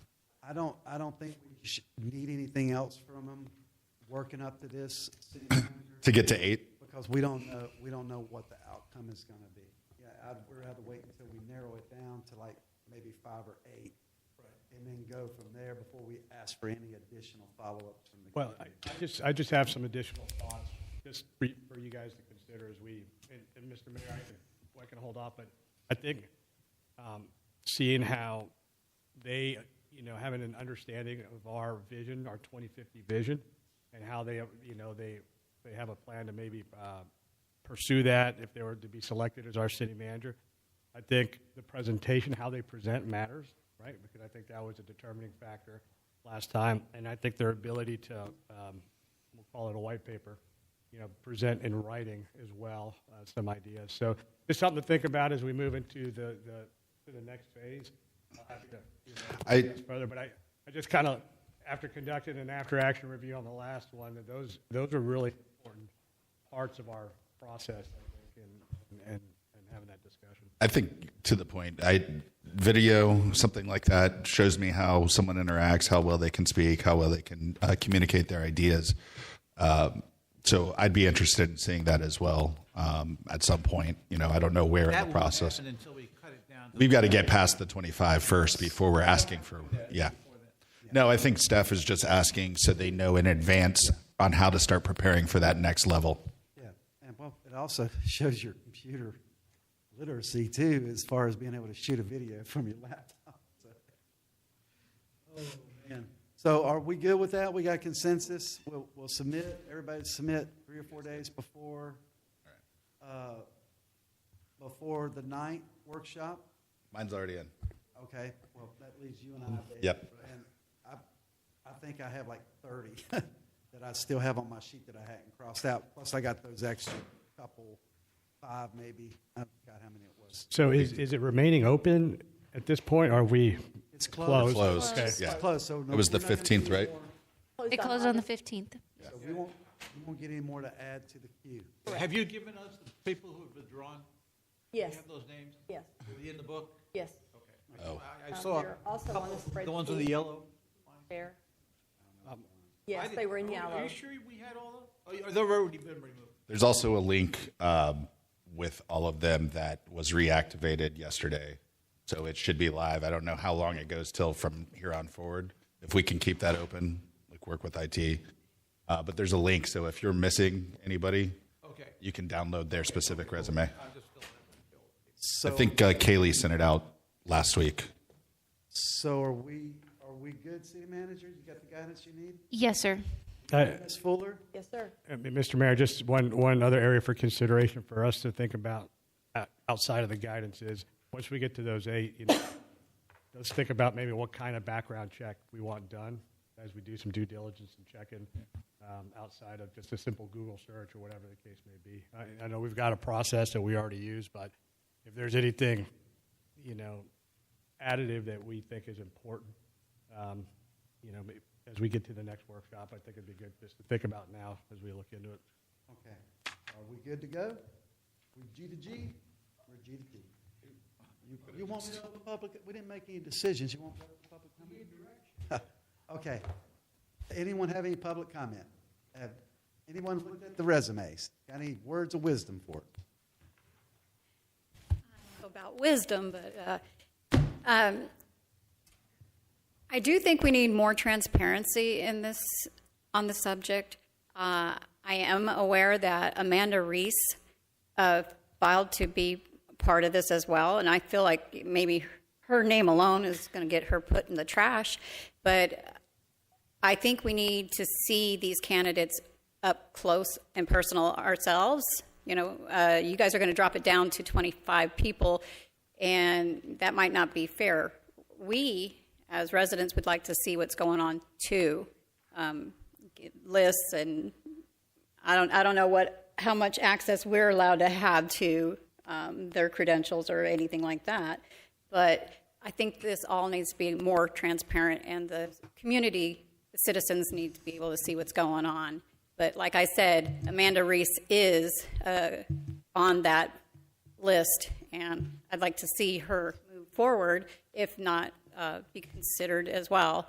I don't know the whole background of all that, but she is a candidate for that. Thank you. Thank you, ma'am. Anyone else? Ms. Hatfield? Do we... Real quick, is that public record, the I was getting ready to resumes? say public privacy. Yes, it is. Actually, I think we had one who was Requested. former LE that they're exempt. Okay. They've requested. Okay. Yeah, Yes, ma'am. only the stuff that would be exempt, like if they're law enforcement, prior military. That would The same exemptions that apply at all the public. But they would have to apply it. It's not the city's responsibility to exempt them because they're not employees of the city. Because I think I got an email from Doug's search, a lady saying, hey, take me off your website and stuff. Okay.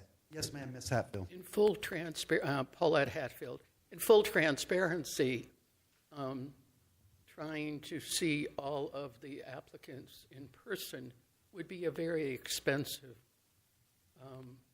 application, simply because over 50% of them are from other states. There's only 65, I believe, that are local, and that's not necessarily local Palm Coast. So I don't think that makes any sense. I think we have given you the opportunity. We've elected you to make the decisions, and I think that you can make them a lot better than any of us. Thank you. Yes, ma'am. Yep, we won't bring anyone in unless they're in serious consideration. We're not going to have a bunch of people coming in for the application. Yes, ma'am, Ms. Henry. Denise Henry, I think it would be beneficial to know if there are any Palm Coast applicants, because it's only listed Florida's out of the 113. Yes, ma'am. If you pull up their resumes, you can see where they live. There are a bunch of them. Okay, any further public comments? Seeing no one come forward, we'll bring it back to the dais. Anything else from us, Ms. Fuller? Anything else? We got any follow-ups from the city council? No follow-ups? Okay, we're going to move the city council matters not on the agenda. Anybody got anything before we get out of here? We just did public. Final public, non-agenda. My final public comment. I'm sorry. Anyone for final public comment? Seeing no one come forward, we'll bring it back. All right. Matters not on the agenda. Anybody have anything for the group? Yes, sir. College football kicks off this weekend. Yes, sir. Go Gators. Go Gators. I was really impressed through the golf course discussion that we had a conversation about lights in residential areas. And so I will tell you that I've begun a conversation with one of our county commissioners about seeing how we can expand the availability of fields for some of our sports leagues, maybe outside of City of Palm Coast properties, in order to help, in my estimation, to continue to try to address this issue about the lights in Ralph Carter Park. And I still think it's a quality of life issue, just like as it came up during the discussion of the golf course. But what I would like, and Marcus, if we could, Mr. Duffy, if we get some agreement here, properly notice it, make sure it's a open to the public event, is I would like for each of you to join me at the corner of Rickenbacker and Richardson down in the R section at night when the lights are on, to come down and see what those lights look like. Because I think once you see it, you can't unsee it. It's not okay. And so I think so I'm asking you guys to join me, and the vice mayor, if she's listening, please come down and visit with us and visit with the residents more than just Ms. Petruzzi to see the effects of those lights. And I don't know if everybody's had an opportunity to actually go down there, stand there when the lights are on. And what I'm trying to do is also find an alternative to still allow our sports leagues to have an opportunity to still continue to play with the support that they need. So trying to push our way to a win, but I would like for you guys to join me. So any thoughts? I've already been out there. I've been out there several times as well. I'll come out there again. I mean, if that's... I know there's light pollution, but, it's a park. It's a park. It's an established park, and they put the lights up years ago. So I don't think I need to go out there. It's just something that we have to live with. I lived over by Indian Trail Sports Complex. You probably still get some of that from your house. You can see it up there in the atmosphere. The only thing I get together, I have not done that, but I would say that as far as I know, there was a proposal from the city to the Tourist Development Council to put in some additional lights on some of the fields here in Palm Coast. It wasn't accepted by the TDC, but that would be maybe a place to start. If that hasn't, I don't know where we are on that process, but if that hasn't been done, that would at least be a start where the city's already thought that it would be a good place to put the lights. Well, Mr. Sullivan, the county moved the additional capital projects fund where those grants came out of to the beach. So that that grant funding is on hold right now. Say again? That 20%? Yeah, they moved the funding to the beach so that grant program. I know it didn't get accepted. Right. What I'm saying, though, there's a plan for where they would go. Yes, there is a plan. So that would be a starting point along your lines, like other places for the lights to be put in. So we did 4 diamond fields this summer, and then city manager, can you tell me? I know the other 2 fields, the rectangular fields, are planned. Do we have it in 27's budget? I believe is the multi-purpose fields at the schools. That's the only remaining fields that need lights. It's in 27's budget. What, 2 or 3 fields? 3. 3. We have pricing, and then if the grant for the TDC comes again, we'll go for that. Right. Those fields as well. So it's not in your budget that's being proposed right now. It would be another fiscal year out. But Mr. Gambaro was saying, Let's find. Let's. a place an objective of where we might do that now. Let's find an alternative we can maybe all agree on. I don't know if we will, but it's also an opportunity to expand and for our sports leagues to have something to also play on, another field to play on, versus waiting 5, 6, how many years down the road. Was there, you mentioned talking to county. Was there is there an idea of where you're talking about for? The fairgrounds is one idea. Yeah, so they already have Babe Ruth there, right? But not, Babe Ruth is the baseball fields. They do, but yeah. And I can tell you, all these Palm Coast organizations also use Babe Ruth as well for those types of things, but those are diamond fields. We don't have rectangular. Right, but I'm saying further out. Back behind there. Into the fairgrounds. And I've talked to the director of the Extension Service out there. I mean, there's options that, we're going to continue to have these discussions. We've always had options. Yeah, and so, will there be an investment? Sure. Is it a joint investment? Or do we wait, 6, 8, 10 years down the road before we do that? I don't know. I'm working towards an alternative that we can all agree on, but I think it's important. And if you've already been out there, I encourage you to come back, but I think it's important to stand there when those lights are on just to get that perspective. I'll come back. I mean, okay. Like I said, I've been there. All right, so we got 3 of us. Did you have anything else? No. He's just making sure. Understand what I was talking about. There was a project put forward by the city. It was, yeah. To the TDC, and instead of doing that project, like we got $725,000 for the Southern Recreation Center 2 years before. The next 2-year program, you had a proposal. My point is, you've already done a proposal to put lights at fields. It wasn't approved. That was for the baseball, softball, and we 6 moved through 8 as and we well. move forward. Yes. They're actually So you are still going forward with yes. it. Yeah, we're still trying to pay for it one way or The another. TDC now is suspended capital projects, so there's no hope there for a couple of years. I will take a ride out to the fairgrounds. I haven't been out there in a while to take a look and see what kind of problem it is. Yeah, appreciate any help. Let's look it up. There's plenty of space out there to the left of the big rodeo. And If it's not wet. that's where the funds are going to come in to fill that area in. Yeah. If you go down the road, there's 2 fields, like 2 Little League fields you can put in right there, right along the road, and then you can go in the back over.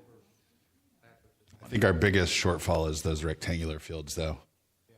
Well, Little League fields.